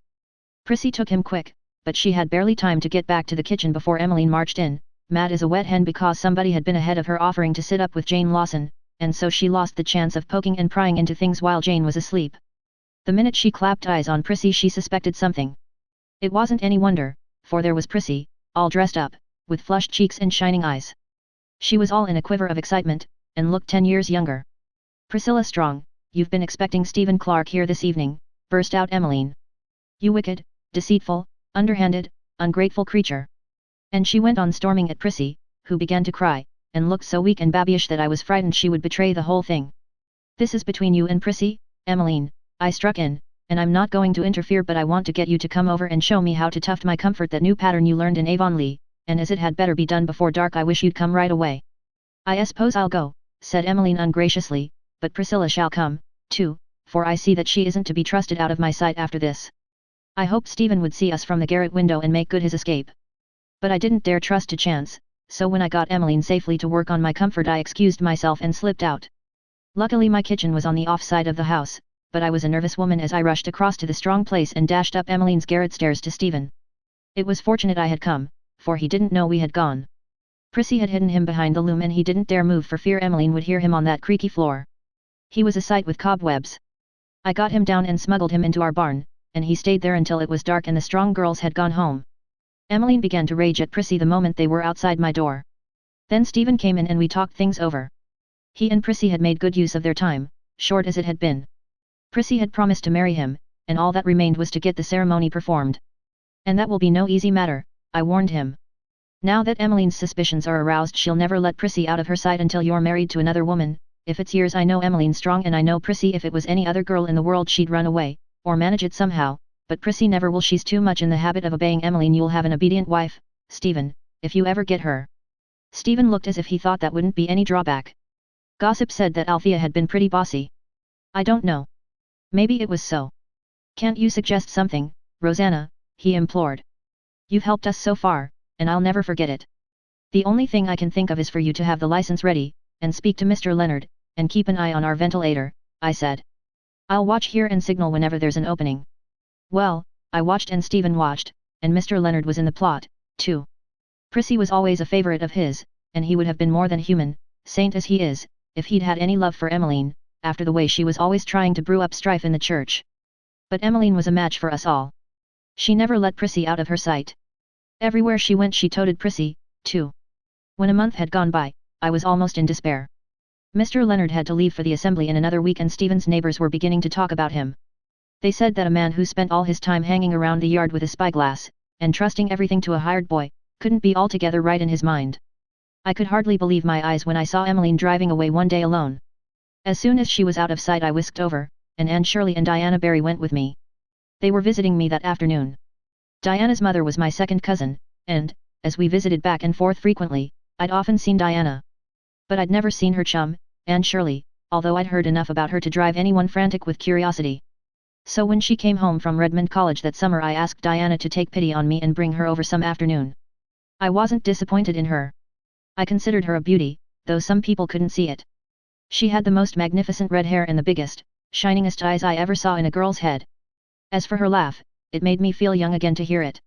She and Diana both laughed enough that afternoon, for I told them, under solemn promise of secrecy, all about poor Prissy's love affair. So nothing would do them but they must go over with me. The appearance of the house amazed me. All the shutters were closed and the door locked. I knocked and knocked, but there was no answer. Then I walked around the house to the only window that hadn't shutters, a tiny one upstairs. I knew it was the window in the closet off the room where the girls slept. I stopped under it and called Prissy. Before long Prissy came and opened it. She was so pale and woebegone looking that I pitied her with all my heart. Prissy, where has Emmeline gone? I asked. Down to Avonlea to see the Roger Pyes, they're sick with measles, and Emmeline couldn't take me because I've never had measles. Poor Prissy. She had never had anything a body ought to have. Then you just come and unfasten a shutter, and come right over to my house, I said exultantly. We'll have Stephen and the minister here in no time. I can't, Emmeline has locked me in here, said Prissy woefully. I was posed. No living mortal bigger than a baby could have gotten or out of that closet window. Well, I said finally, I'll put the signal up for Stephen anyhow, and we'll see what can be done when he gets here. I didn't know how I was ever to get the signal up on that ventilator, for it was one of the days I take dizzy spells, and if I took one up on the ladder there'd probably be a funeral instead of a wedding. But Anne Shirley said she'd put it up for me, and she did. I had never seen that girl before, and I've never seen her since, but it's my opinion that there wasn't much she couldn't do if she made up her mind to do it. Stephen wasn't long in getting there and he brought the minister with him. Then we all, including Thomas, who was beginning to get interested in the affair in spite of himself, went over and held council of war beneath the closet window. Thomas suggested breaking indoors and carrying Prissy off boldly, but I could see that Mr. Leonard looked very dubious over that, and even Stephen said he thought it could only be done as a last resort. I agreed with him. I knew Emmeline Strong would bring an action against him for housebreaking as likely as not. She'd be so furious she'd stick at nothing if we gave her any excuse. Then Anne Shirley, who couldn't have been more excited if she was getting married herself, came to the rescue again. Couldn't you put a ladder up to the closet window, she said, and Mr. Clark can go up it and they can be married there, can't they, Mr. Leonard? Mr. Leonard agreed that they could. He was always the most saintly-looking man, but I know I saw a twinkle in his eye. Thomas, go over and bring our little ladder over here, I said. Thomas forgot he was an elder, and he brought the ladder as quick as it was possible for a fat man to do it. After all, it was too short to reach the window, but there was no time to go for another. Stephen went up to the top of it, and he reached up and Prissy reached down, and they could just barely clasp hands so. I shall never forget the look of Prissy. The window was so small she could only get her head and one arm out of it. Besides, she was almost frightened to death. Mr. Leonard stood at the foot of the ladder and married them. As a rule, he makes a very long and solemn thing of the marriage ceremony, but this time he cut out everything that wasn't absolutely necessary, and it was well that he did, for just as he pronounced them man and wife, Emmeline drove into the lane. She knew perfectly well what had happened when she saw the minister with his blue book in his hand. Never a word said she. She marched to the front door, unlocked it, and strode upstairs. I've always been convinced it was a mercy that closet window was so small, or I believe that she would have thrown Prissy out of it. As it was, she walked her downstairs by the arm and actually flung her at Stephen. There, take your wife, she said, and I'll pack up every stitch she owns and send it after her, and I never want to see her or you again as long as I live. Then she turned to me and Thomas. As for you that have aided and abetted that weak-minded fool in this, take yourselves out of my yard and never darken my door again. Goodness, who wants to, you old spitfire, said Thomas. It wasn't just the thing for him to say, perhaps, but we are all human, even elders. The girls didn't escape. Emmeline looked daggers at them. This will be something for you to carry back to Avonlea, she said. You gossips down there will have enough to talk about for a spell. That's all you ever go out of Avonlea for, just to fetch and carry tales. Finally she finished up with the minister. I'm going to the Baptist church in Spencervale after this, she said. Her tone and look said 100 other things. She whirled into the house and slammed the door. Mr. Leonard looked around on us with a pitying smile as Stephen put poor, half-fainting Prissy into the buggy. I am very sorry, he said in that gently, saintly way of his, for the Baptists. Chronicle 11. The Miracle at Carmody. Salome looked out of the kitchen window, and a pucker of distress appeared on her smooth forehead. Dear, dear, what has Lionel Hezekiah been doing now, she murmured anxiously. Involuntarily she reached out for her crutch, but it was a little beyond her reach, having fallen on the floor, and without it Salome could not move a step. Well, anyway, Judith is bringing him in as fast as she can, she reflected. He must have been up to something terrible this time, for she looks very cross, and she never walks like that unless she is angry clear through. Dear me, I am sometimes tempted to think that Judith and I made a mistake in adopting the child. I suppose two old maids don't know much about bringing up a boy properly, but he is not a bad child, and it really seems to me that there must be some way of making him behave better if we only knew what it was. Salome's monologue was cut short by the entrance of her sister Judith, holding Lionel Hezekiah by his chubby wrist with a determined grip. Judith Marsh was 10 years older than Salome, and the two women were as different in appearance as night and day. Salome, in spite of her 35 years, looked almost girlish. She was small and pink and flower-like, with little rings of pale golden hair clustering all over her head in a most unspinster-like fashion, and her eyes were big and blue, and mild as a dove's. Her face was perhaps a weak one, but it was very sweet and appealing. Judith Marsh was tall and dark, with a plain, tragic face and iron-grey hair. Her eyes were black and somber, and every feature bespoke unyielding will and determination. Just now she looked, as Salome had said, angry clear through, and the baleful glances she cast on the small mortal she held would have withered a more hardened criminal than 6 happy-go-lucky years had made of Lionel Hezekiah. Lionel Hezekiah, whatever his shortcomings, did not look bad. Indeed, he was as engaging an urchin as ever beamed out on a jolly good world through a pair of big, velvet brown eyes. He was chubby and firm-limbed, with a mop of beautiful golden curls, which were the despair of his heart and the pride and joy of Salome's, and his round face was usually a lurking place for dimples and smiles and sunshine. But just now Lionel Hezekiah was under a blight, he had been caught red-handed in guilt, and was feeling much ashamed of himself. He hung his head and squirmed his toes under the mournful reproach in Salome's eyes. When Salome looked at him like that, Lionel Hezekiah always felt that he was paying more for his fun than it was worth. "What do you suppose I caught him doing this time?" demanded Judith. I don't know," faltered Salome. "Firing, at, a, mark, on, the, henhouse, door, with, new-laid, eggs," said Judith with measured distinctness. "He has broken every egg that was laid today except 3, and as for the state of that henhouse door." Judith paused, with an indignant gesture meant to convey that the state of the henhouse door must be left to Salome's imagination, since the English language was not capable of depicting it. "Oh Lionel Hezekiah, why will you do such things?" said Salome miserably.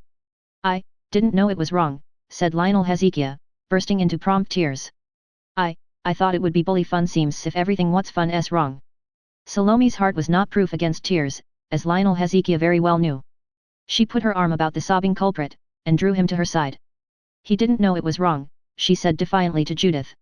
"He's got to be taught, then," was Judith's retort. "No, you needn't try to beg him off, Salome. He shall go right to bed without supper, and stay there till tomorrow morning."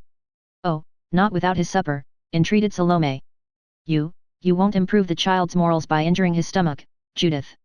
"Without his supper, I say," repeated Judith inexorably. "Lionel Hezekiah, go upstairs to the south room, and go to bed at once." Lionel Hezekiah went upstairs, and went to bed at once. He was never sulky or disobedient. Salome listened to him as he stumped patiently upstairs with a sob at every step, and her own eyes filled with tears. "Now don't for pity's sake go crying, Salome," said Judith irritably. "I think I've let him off very easily. He is enough to try the patience of a saint, and I never was that," she added with entire truth. "But he isn't bad," pleaded Salome. "You know he never does anything the second time after he has been told it was wrong, never. What good does that do when he is certain to do something new and twice as bad? I never saw anything like him for originating ideas of mischief. Just look at what he has done in the past fortnight. In one fortnight, Salome, he brought in a live snake, and nearly frightened you into fits. He drank up a bottle of liniment, and almost poisoned himself. He took 3 toads to bed with him, he climbed into the henhouse loft, and fell through on a hen and killed her, he painted his face all over with your watercolors, and now comes this exploit. And eggs at 28 cents a dozen. I tell you, Salome, Lionel Hezekiah is an expensive luxury." "But we couldn't do without him," protested Salome. "I could, but as you can't, or think you can't, we'll have to keep him, I suppose. But the only way to secure any peace of mind for ourselves, as far as I can see, is to tether him in the yard, and hire somebody to watch him." "There must be some way of managing him," said Salome desperately. She thought Judith was in earnest about the tethering. Judith was generally so terribly in earnest in all she said. "Perhaps it is because he has no other employment that he invents so many unheard of things. If he had anything to occupy himself with, perhaps if we sent him to school." "He's too young to go to school. Father always said that no child should go to school until it was 7, and I don't mean Lionel Hezekiah shall. Well, I'm going to take a pail of hot water and a brush, and see what I can do to that henhouse door. I've got my afternoon's work cut out for me." Judith stood Salome's crutch up beside her, and departed to purify the henhouse door. As soon as she was safely out of the way, Salome took her crutch, and limped slowly and painfully to the foot of the stairs. She could not go up and comfort Lionel Hezekiah as she yearned to do, which was the reason Judith had sent him upstairs. Salome had not been upstairs for 15 years. Neither did she dare to call him out on the landing, lest Judith return. Besides, of course he must be punished, he had been very naughty. "But I wish I could smuggle a bit of supper up to him," she mused, sitting down on the lowest step and listening. "I don't hear a sound. I suppose he has cried himself to sleep, poor, dear baby. He certainly is dreadfully mischievous, but it seems to me that it shows an investigating turn of mind, and if it could only be directed into the proper channels. I wish Judith would let me have a talk with Mr. Leonard about Lionel Hezekiah. I wish Judith didn't hate ministers so. I don't mind so much her not letting me go to church, because I'm so lame that it would be painful anyhow, but I'd like to talk with Mr. Leonard now and then about some things. I can never believe that Judith and Father were right. I am sure they were not. There is a God, and I'm afraid it's terribly wicked not to go to church. But there, nothing short of a miracle would convince Judith, so there is no use in thinking about it. Yes, Lionel Hezekiah must have gone to sleep." Salome pictured him so, with his long, curling lashes brushing his rosy, tear-stained cheek and his chubby fists clasped tightly over his breast as was his habit. Her heart grew warm and thrilling with the maternity the picture provoked. A year previously Lionel Hezekiah's parents, Abner and Martha Smith, had died, leaving a house full of children and very little else. The children were adopted into various Carmody families, and Salome Marsh had amazed Judith by asking to be allowed to take the 5-year-old baby. At first Judith had laughed at the idea, but, when she found that Salome was in earnest, she yielded. Judith always gave Salome her own way except on one point. "If you want the child, I suppose you must have him," she said finally. "I wish he had a civilized name, though Hezekiah is bad, and Lionel is worse, but the two in combination, and tacked on to Smith at that, is something that only Martha Smith could have invented." Her judgment was the same clear through, from selecting husbands to names. So Lionel Hezekiah came into Judith's home and Salome's heart. The latter was permitted to love him all she pleased, but Judith overlooked his training with a critical eye. Possibly it was just as well, for Salome might otherwise have ruined him with indulgence. Salome, who always adopted Judith's opinions, no matter how ill they fitted her, deferred to the former's decrees meekly, and suffered far more than Lionel Hezekiah when he was punished. She sat on the stairs until she fell asleep herself, her head pillowed on her arm. Judith found her there when she came in, severe and triumphant, from her bout with the henhouse door. Her face softened into marvelous tenderness as she looked at Salome. "She's nothing but a child herself in spite of her age," she thought pityingly. "A child that's had her whole life thwarted and spoiled through no fault of her own, and yet folks say there is a God who is kind and good. If there is a God, he is a cruel, jealous tyrant, and I hate him." Judith's eyes were bitter and vindictive. She thought she had many grievances against the great power that rules the universe, but the most intense was Salome's helplessness. Salome, who 15 years before had been the brightest, happiest of maidens, light of heart and foot, bubbling over with harmless, sparkling mirth and life. If Salome could only walk like other women, Judith told herself that she would not hate the great tyrannical power. Lionel Hezekiah was subdued and angelic for 4 days after that affair of the henhouse door. Then he broke out in a new place. One afternoon he came in sobbing, with his golden curls full of burrs. Judith was not in, but Salome dropped her crochet work and gazed at him in dismay. "Oh, Lionel Hezekiah, what have you gone and done now?" I just stuck the burrs in 'cause I was playing I was a heathen chief," sobbed Lionel Hezekiah. "It was great fun while it lasted, but, when I tried to take them out, it hurt awful." Neither Salome nor Lionel Hezekiah ever forgot the harrowing hour that followed. With the aid of comb and scissors, Salome eventually got the burrs out of Lionel Hezekiah's crop of curls. It would be impossible to decide which of them suffered more in the process. Salome cried as hard as Lionel Hezekiah did, and every snip of the scissors or tug at the silken floss cut into her heart. She was almost exhausted when the performance was over, but she took the tired Lionel Hezekiah on her knee, and laid her wet cheek against his shining head. "Oh, Lionel Hezekiah, what does make you get into mischief so constantly?" she sighed. Lionel Hezekiah frowned reflectively. "I don't know," he finally announced, "unless it's because you don't send me to Sunday school." Salome started as if an electric shock had passed through her frail body. "Why, Lionel Hezekiah," she stammered, "what put such an idea into your head?" "Well, all the other boys go," said Lionel Hezekiah defiantly, "and they're all better than me, so I guess that must be the reason Teddy Markham says that all little boys should go to Sunday school, and that if they don't they're sure to go to the bad place. I don't see how you can expect me to behave well when you won't send me to Sunday school." "Would you like to go?" asked Salome, almost in a whisper. "I'd like it, bully," said Lionel Hezekiah frankly and succinctly. "Oh, don't use such dreadful words," sighed Salome helplessly. "I'll see what can be done. Perhaps you can go. I'll ask your Aunt Judith." "Oh, Aunt Judith won't let me go," said Lionel Hezekiah despondingly. "Aunt Judith doesn't believe there is any God or any bad place. Teddy Markham says she doesn't. He says she's an awful wicked woman 'cause she never goes to church, so you must be wicked too, Aunt Salome, 'cause you never go. Why don't you?" Your Aunt Judith won't let me go," faltered Salome, more perplexed than she had ever been before in her life. "Well, it doesn't seem to me that you have much fun on Sundays," remarked Lionel Hezekiah ponderingly. "I'd have more if I was you, but I suppose you can't 'cause you're ladies. I'm glad I'm a man. Look at Abel Blair, what splendid times he has on Sundays. He never goes to church, but he goes fishing, and has cockfights, and gets drunk. When I grow up, I'm going to do that on Sundays too. Since I won't be going to church, I don't want to go to church, but I'd like to go to Sunday school." Salome listened in agony. Every word of Lionel Hezekiah stung her conscience unbearably.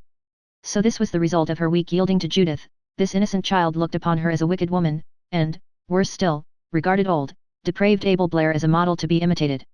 Oh! Was it too late to undo the evil? When Judith returned, Salome blurted out the whole story. "Lionel Hezekiah must go to Sunday school," she concluded appealingly.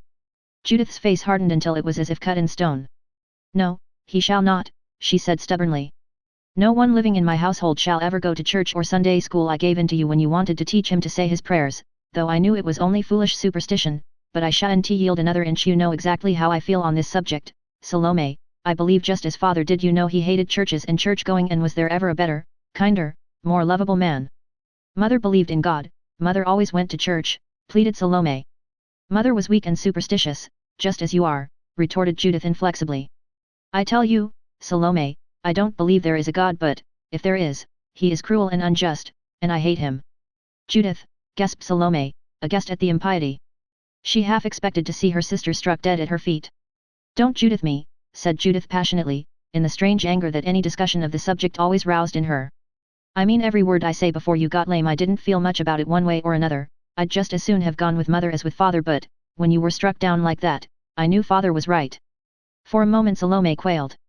She felt that she could not, dare not, stand out against Judith. For her own sake she could not have done so, but the thought of Lionel Hezekiah nerved her to desperation. She struck her thin, bleached little hands wildly together. Judith, I'm going to church tomorrow, she cried. I tell you I am. I won't set Lionel Hezekiah a bad example one day longer. I'll not take him. I won't go against you in that, for it is your bounty feeds and clothes him, but I'm going myself. If you do, Salome Marsh, I'll never forgive you, said Judith, her harsh face dark with anger, and then, not trusting herself to discuss the subject any longer, she went out. Salome dissolved into her ready tears, and cried most of the night. But her resolution did not fail. Go to church she would, for that dear baby's sake. Judith would not speak to her at breakfast, and this almost broke Salome's heart, but she dared not yield. After breakfast, she limped painfully into her room, and still more painfully dressed herself. When she was ready, she took a little old worn Bible out of her box. It had been her mother's, and Salome read a chapter in it every night, although she never dared to let Judith see her doing it. When she limped out into the kitchen, Judith looked up with a hard face. A flame of sullen anger glowed in her dark eyes, and she went into the sitting room and shut the door, as if by that act she were shutting her sister forevermore out of her heart and life. Salome, strung up to the last pitch of nervous tension, felt intuitively the significance of that closed door. For a moment she wavered. Oh, she could not go against Judith. She was all but turning back to her room when Lionel Hezekiah came running in, and paused to look at her admiringly. You look just bully, Aunt Salome, he said. Where are you going? Don't use that word, Lionel Hezekiah, pleaded Salome. I'm going to church. Take me with you, said Lionel Hezekiah promptly. Salome shook her head. I can't, dear, your Aunt Judith wouldn't like it. Perhaps she will let you go after a while. Now do be a good boy while I am away, won't you? Don't do any naughty things. I won't do them if I know they're naughty, conceded Lionel Hezekiah. But that's just the trouble, I don't know what's naughty and what ain't. Probably if I went to Sunday school I'd find out. Salome limped out of the yard and down the lane bordered by its asters and goldenrod. Fortunately the church was just outside the lane, across the main road, but Salome found it hard to cover even that short distance. She felt almost exhausted when she reached the church and toiled painfully up the aisle to her mother's old pew.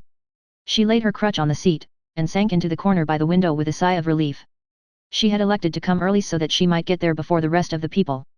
The church was as yet empty, save for a class of Sunday school children and their teacher in a remote corner, who paused midway in their lesson to stare with amazement at the astonishing sight of Salome Marsh limping into church. The big building, shadowy from the great elms around it, was very still. A faint murmur came from the closed room behind the pulpit where the rest of the Sunday school was assembled. In front of the pulpit was a stand bearing tall white geraniums in luxuriant blossom. The light fell through the stained glass window in a soft tangle of hues upon the floor. Salome felt a sense of peace and happiness fill her heart. Even Judith's anger lost its importance. She leaned her head against the window sill, and gave herself up to the flood of tender old recollections that swept over her. Memory went back to the years of her childhood when she had sat in this pew every Sunday with her mother. Judith had come then, too, always seeming grown up to Salome by reason of her 10 years' seniority. Her tall, dark, reserved father never came. Salome knew that the Carmody people called him an infidel, and looked upon him as a very wicked man. But he had not been wicked, he had been good and kind in his own odd way. The gentle little mother had died when Salome was 10 years old, but so loving and tender was Judith's care that the child did not miss anything out of her life. Judith Marsh loved her little sister with an intensity that was maternal. She herself was a plain, repellent girl, liked by few, sought after by no man, but she was determined that Salome should have everything that she had missed: admiration, friendship, love. She would have a vicarious youth in Salome's. All went according to Judith's planning until Salome was 18, and then trouble after trouble came. Their father, whom Judith had understood and passionately loved, died, Salome's young lover was killed in a railroad accident, and finally Salome herself developed symptoms of the hip disease which, springing from a trifling injury, eventually left her a cripple. Everything possible was done for her.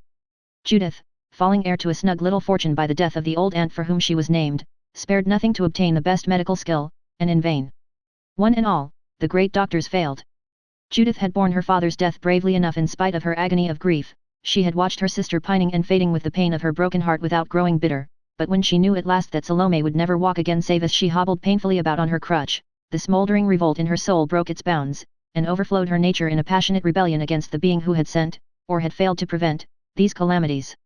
She did not rave or denounce wildly, that was not Judith's way, but she never went to church again, and it soon became an accepted fact in Carmody that Judith Marsh was as rank an infidel as her father had been before her, nay, worse, since she would not even allow Salome to go to church, and shut the door in the minister's face when he went to see her.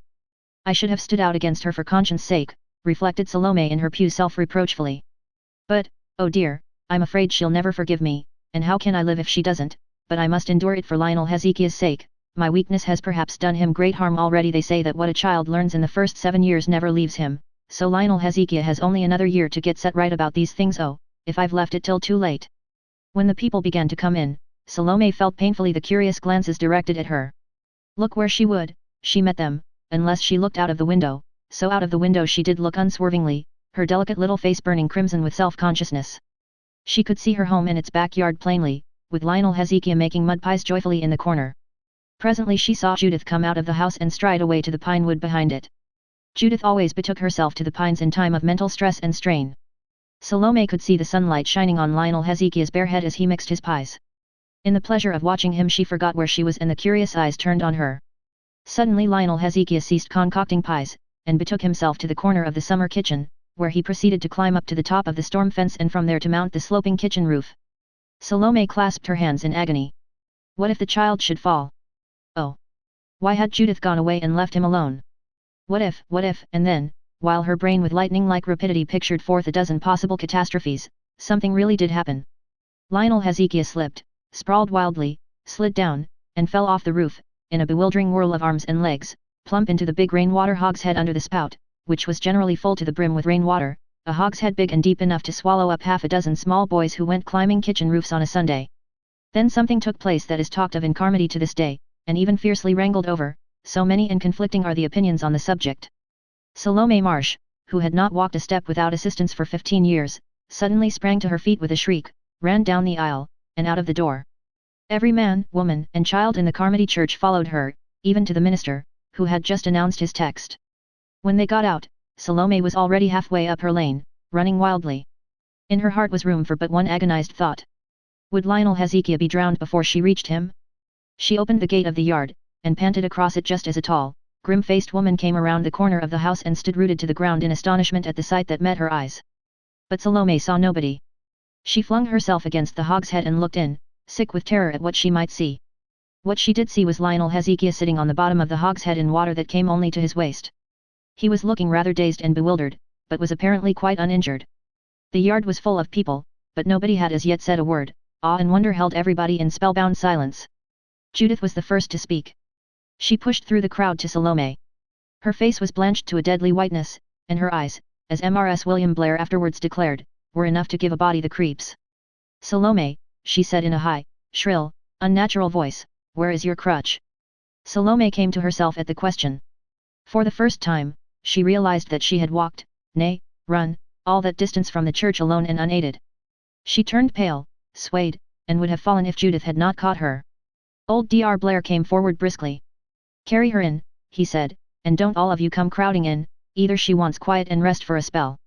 Most of the people obediently returned to the church, their sudden loosened tongues clattering in voluble excitement. A few women assisted Judith to carry Salome in and lay her on the kitchen lounge, followed by the doctor and the dripping Lionel Hezekiah, whom the minister had lifted out of the hogshead and to whom nobody now paid the slightest attention. Salome faltered out her story, and her hearers listened with varying emotions. It's a miracle, said Sam Lawson in an odd voice. Dr. Blair shrugged his shoulders. There is no miracle about it, he said bluntly. It's all perfectly natural. The disease in the hip has evidently been quite well for a long time. Nature does sometimes work cures like that when she is let alone. The trouble was that the muscles were paralyzed by long disuse. That paralysis was overcome by the force of a strong and instinctive effort. Salome, get up and walk across the kitchen. Salome obeyed. She walked across the kitchen and back, slowly, stiffly, falteringly, now that the stimulus of frantic fear was spent, but still she walked. The doctor nodded his satisfaction. Keep that up every day, walk as much as you can without tiring yourself, and you'll soon be as spry as ever. No more need of crutches for you, but there's no miracle in the case. Judith Marsh turned to him. She had not spoken a word since her question concerning Salome's crutch. Now she said passionately. It was a miracle. God has worked it to prove his existence for me, and I accept the proof. The old doctor shrugged his shoulders again. Being a wise man, he knew when to hold his tongue. Well, put Salome to bed, and let her sleep the rest of the day. She's worn out, and for pity's sake let someone take that poor child and put some dry clothes on him before he catches his death of cold. That evening, as Salome Marsh lay in her bed in a glory of sunset light, her heart filled with unutterable gratitude and happiness, Judith came into the room. She wore her best hat and dress, and she held Lionel Hezekiah by the hand. Lionel Hezekiah's beaming face was scrubbed clean, and his curls fell in beautiful sleekness over the lace collar of his velvet suit. How do you feel now, Salome? Asked Judith gently. Better. I've had a lovely sleep. But where are you going, Judith? I am going to church, said Judith firmly, and I am going to take Lionel Hezekiah with me. Chronicle 12. The end of a quarrel. Nancy Rogerson sat down on Louisa Shaw's front doorstep and looked about her, drawing a long breath of delight that seemed tinged with pain. Everything was very much the same.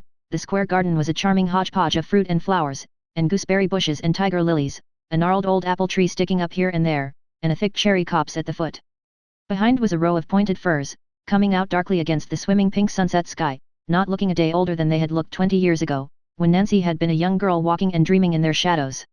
The old willow to the left was as big and sweeping and, Nancy thought with a little shudder, probably as caterpillary, as ever. Nancy had learned many things in her 20 years of exile from Avonlea, but she had never learned to conquer her dread of caterpillars.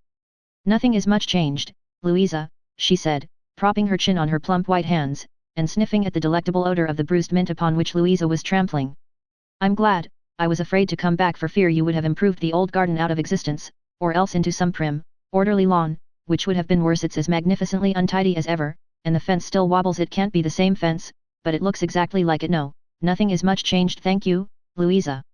Louisa had not the faintest idea what Nancy was thanking her for, but then she had never been able to fathom Nancy, much as she had always liked her in the old girlhood days that now seemed much further away to Louisa than they did to Nancy. Louisa was separated from them by the fullness of wifehood and motherhood, while Nancy looked back only over the narrow gap that empty years make. You haven't changed much yourself, Nancy, she said, looking admiringly at Nancy's trim figure, in the nurse's uniform she had donned to show Louisa what it was like, her firm, pink and white face and the glossy waves of her golden brown hair. You've held your own wonderfully well. Haven't I? Said Nancy complacently. Modern methods of massage and cold cream have kept away the crow's feet, and fortunately I had the Rogerson complexion to start with. You wouldn't think I was really 38, would you? 38. 20 years ago I thought anybody who was 38 was a perfect female Methuselah, and now I feel so horribly, ridiculously young. Louisa, every morning when I get up I have to say solemnly to myself 3 times, "You're an old maid, Nancy Rogerson," to tone myself down to anything like a becoming attitude for the day. I guess you don't mind being an old maid much, said Louisa, shrugging her shoulders. She would not have been an old maid herself for anything, yet she inconsistently envied Nancy her freedom, her wide life in the world, her unlined brow, and carefree lightness of spirit. Oh, but I do mind, said Nancy frankly. I hate being an old maid. Why don't you get married, then? Asked Louisa, paying an unconscious tribute to Nancy's perennial chance by her use of the present tense. Nancy shook her head. No, that wouldn't suit me either. I don't want to be married. Do you remember that story Anne Shirley used to tell long ago of the pupil who wanted to be a widow because if you were married your husband bossed you, and if you weren't married people called you an old maid? Well, that is precisely my opinion. I'd like to be a widow, then I'd have the freedom of the unmarried. With the kudos of the married I could eat my cake and have it, too. Oh, to be a widow. Nancy, said Louisa in a shocked tone. Nancy laughed, a mellow gurgle that rippled through the garden like a brook. Oh, Louisa, I can shock you yet. That was just how you used to say Nancy long ago, as if I'd broken all the commandments at once. You do say such queer things, protested Louisa, and half the time I don't know what you mean. Bless you, dear cuz, half the time I don't myself. Perhaps the joy of coming back to the old spot has slightly turned my brain. I've found my lost girlhood here. I'm not 38 in this garden, it is a flat impossibility. I'm sweet 18, with the waistline 2 inches smaller. Look, the sun is just setting. I see he has still his old trick of throwing his last beams over the Wright farmhouse. By the way, Louisa, is Peter Wright still living there? Yes. Louisa threw a sudden interested glance at the apparently placid Nancy. Married, I suppose, with half a dozen children, said Nancy indifferently, pulling up some more sprigs of mint and pinning them on her breast. Perhaps the exertion of leaning over to do it flushed her face. There was more than the Rogerson color in it, anyhow, and Louisa, slow though her mental processes might be in some respects, thought she understood the meaning of a blush as well as the next one. All the instinct of the matchmaker flamed up in her. Indeed he isn't, she said promptly. Peter Wright has never married. He has been faithful to your memory, Nancy. Ugh, you make me feel as if I were buried up there in the Avonlea cemetery and had a monument over me with a weeping willow carved on it, shivered Nancy. When it is said that a man has been faithful to a woman's memory, it generally means that he couldn't get anyone else to take him. That isn't the case with Peter, protested Louisa. He is a good match, and many a woman would have been glad to take him, and would, yet he's only 43, but he's never taken the slightest interest in anyone since you threw him over, Nancy. But I didn't. He threw me over, said Nancy, plaintively, looking afar over the low-lying fields and a feathery young spruce valley to the white buildings of the Wright farm, glowing rosily in the sunset light when all the rest of Avonlea was scarfing itself in shadows. There was laughter in her eyes. Louisa could not pierce beneath that laughter to find if there were anything under it. Fudge, said Louisa. What on earth did you and Peter quarrel about? She added, curiously. I've often wondered, parried Nancy. And you've never seen him since, reflected Louisa. No, has he changed much?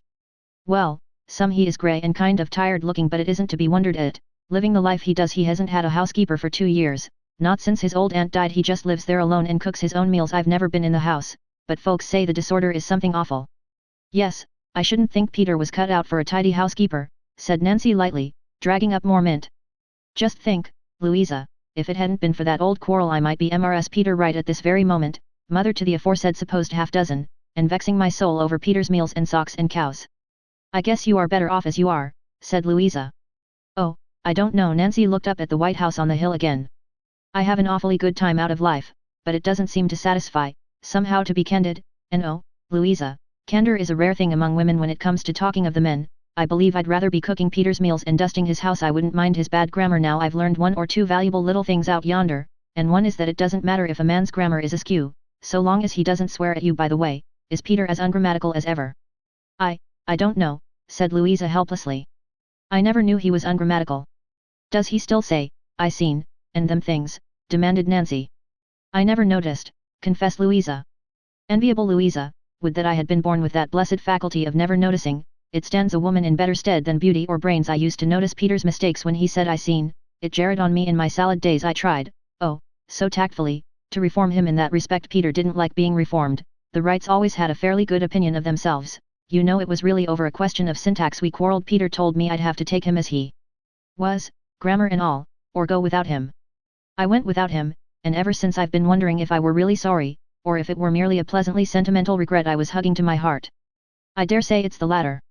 Now, Louisa, I see the beginning of the plot far down in those placid eyes of yours. Strangle it at birth, dear Louisa. There is no use in your trying to make up a match between Peter and me now, no, nor in slyly inviting him up here to tea some evening, as you are even this moment thinking of doing. Well, I must go and milk the cows, gasped Louisa, rather glad to make her escape. Nancy's power of thought reading struck her as uncanny. She felt afraid to remain with her cousin any longer, lest Nancy should drag to light all the secrets of her being.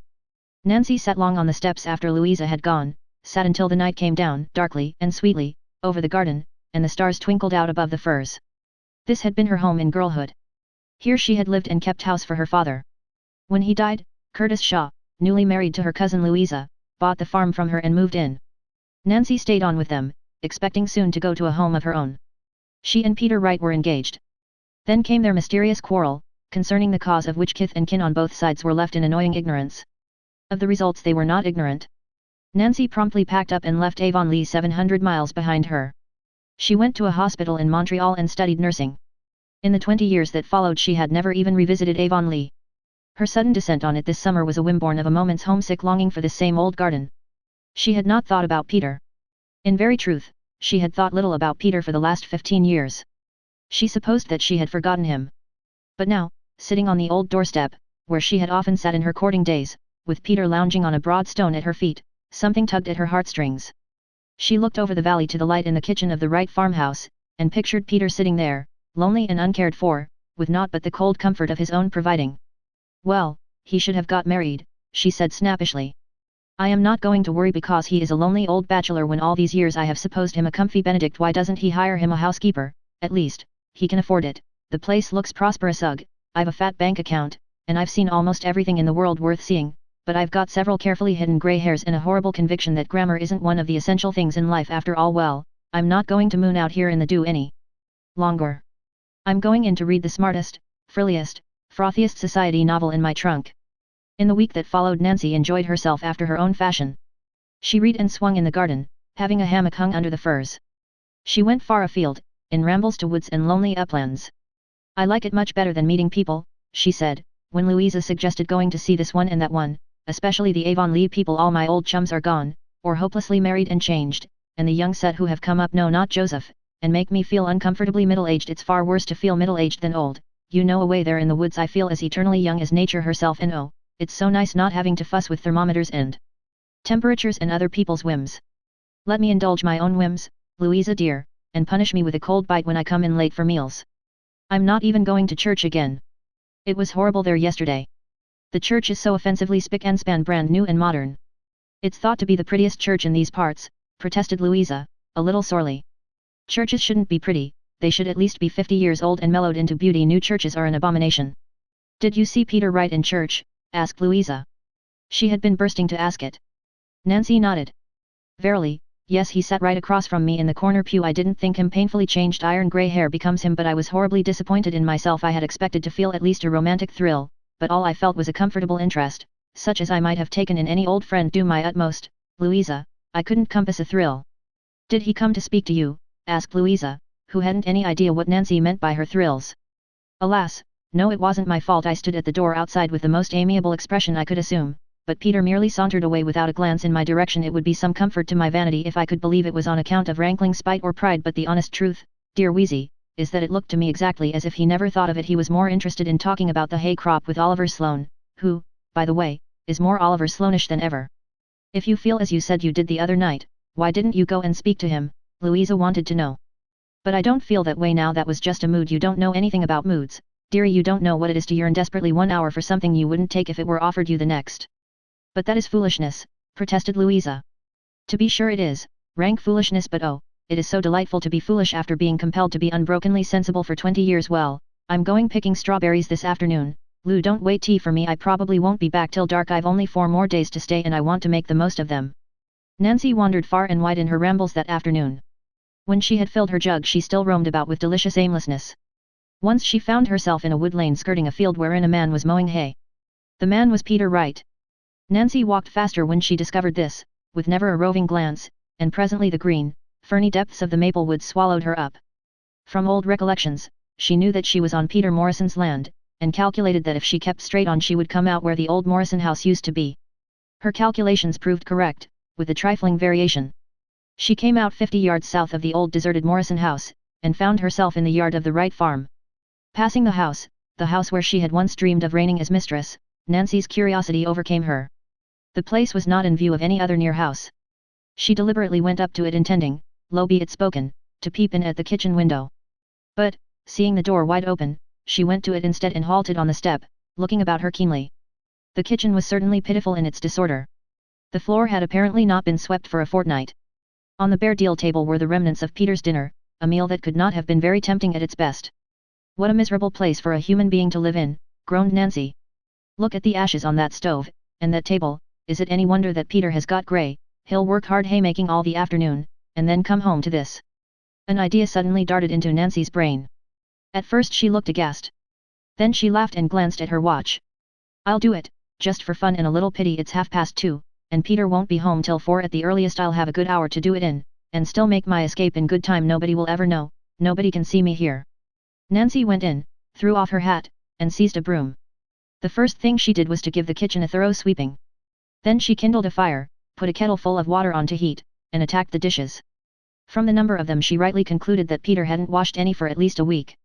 I suppose he just uses the clean ones as long as they hold out, and then has a grand wash-up, she laughed. I wonder where he keeps his dish towels, if he has any. Evidently Peter hadn't any. At least, Nancy couldn't find any. She marched boldly into the dusty sitting room and explored the drawers of an old-fashioned sideboard, confiscating a towel she found there. As she worked, she hummed a song, her steps were light and her eyes bright with excitement. Nancy was enjoying herself thoroughly, there was no doubt of that. The spice of mischief in the adventure pleased her mightily. The dishes washed, She hunted up a clean, but yellow and evidently long unused tablecloth out of the sideboard, and proceeded to set the table and get Peter's tea. She found bread and butter in the pantry, a trip to the cellar furnished a pitcher of cream, and Nancy recklessly heaped the contents of her strawberry jug on Peter's plate. The tea was made and set back to keep warm. And, as a finishing touch, Nancy ravaged the old neglected garden and set a huge bowl of crimson roses in the center of the table. "Now I must go," she said aloud. "Wouldn't it be fun to see Peter's face when he comes in, though? I've enjoyed doing this, but why, Nancy Rogerson, don't be asking yourself conundrums. Put on your hat and proceed homeward, constructing on your way some reliable fib to account to Louisa for the absence of your strawberries." Nancy paused a moment and looked around wistfully. She had made the place look cheery and neat and homelike. She felt that queer tugging at her heartstrings again. Suppose she belonged here, and was waiting for Peter to come home to tea. Suppose, Nancy whirled around with a sudden horrible prescience of what she was going to see. Peter Wright was standing in the doorway. Nancy's face went crimson. For the first time in her life she had not a word to say for herself. Peter looked at her and then at the table, with its fruit and flowers. "Thank you," he said politely. Nancy recovered herself. With a shamefaced laugh, she held out her hand. "Don't have me arrested for trespass, Peter. I came and looked in at your kitchen out of impertinent curiosity, and just for fun I thought I'd come in and get your tea. I thought you'd be so surprised, and I meant to go before you came home, of course." "I wouldn't have been surprised," said Peter, shaking hands. "I saw you go past the field and I tied the horses and followed you down through the woods. I've been sitting on the fence back yonder, watching your comings and goings." "Why didn't you come and speak to me at church yesterday, Peter?" demanded Nancy boldly. "I was afraid I would say something ungrammatical," answered Peter drily. The crimson flamed over Nancy's face again. She pulled her hand away. "That's cruel of you, Peter." Peter suddenly laughed. There was a note of boyishness in the laughter. "So it is," he said, "but I had to get rid of the accumulated malice and spite of 20 years. Somehow it's all gone now, and I'll be as amiable as I know how. But since you have gone to the trouble of getting my supper for me, Nancy, you must stay and help me eat it. Them strawberries look good. I haven't had any this summer, been too busy to pick them." Nancy stayed. She sat at the head of Peter's table and poured his tea for him. She talked to him wittily of the Avonlea people and the changes in their old set. Peter followed her lead with an apparent absence of self-consciousness, eating his supper like a man whose heart and mind were alike on good terms with him. Nancy felt wretched, and, at the same time, ridiculously happy. It seemed the most grotesque thing in the world that she should be presiding there at Peter's table, and yet the most natural. There were moments when she felt like crying, other moments when her laughter was as ready and spontaneous as a girl's. Sentiment and humor had always waged an equal contest in Nancy's nature. When Peter had finished his strawberries he folded his arms on the table and looked admiringly at Nancy. "You look well at the head of a table, Nancy," he said critically. "How is it that you haven't been presiding at one of your own long before this? I thought you'd meet a lots of men out in the world that you'd like, men who talked good grammar." "Peter, don't," said Nancy, wincing. "I was a goose." "No, you were quite right. I was a tetchy fool. If I'd had any sense, I'd have felt thankful you thought enough of me to want to improve me, and I'd have tried to correct my mistakes instead of getting mad. It's too late now, I suppose." "Too late for what?" said Nancy, plucking up heart of grace at something in Peter's tone and look. "For correcting mistakes. Grammatical ones." "Not exactly. I guess them mistakes are past correcting in an old fellow like me. Worse mistakes, Nancy. I wonder what you would say if I asked you to forgive me, and have me after all." "I'd snap you up before you'd have time to change your mind," said Nancy brazenly. She tried to look Peter in the face, but her blue eyes, where tears and mirth were blending, faltered down before his grey ones. Peter stood up, knocking over his chair, and strode around the table to her. "Nancy, my girl," he said.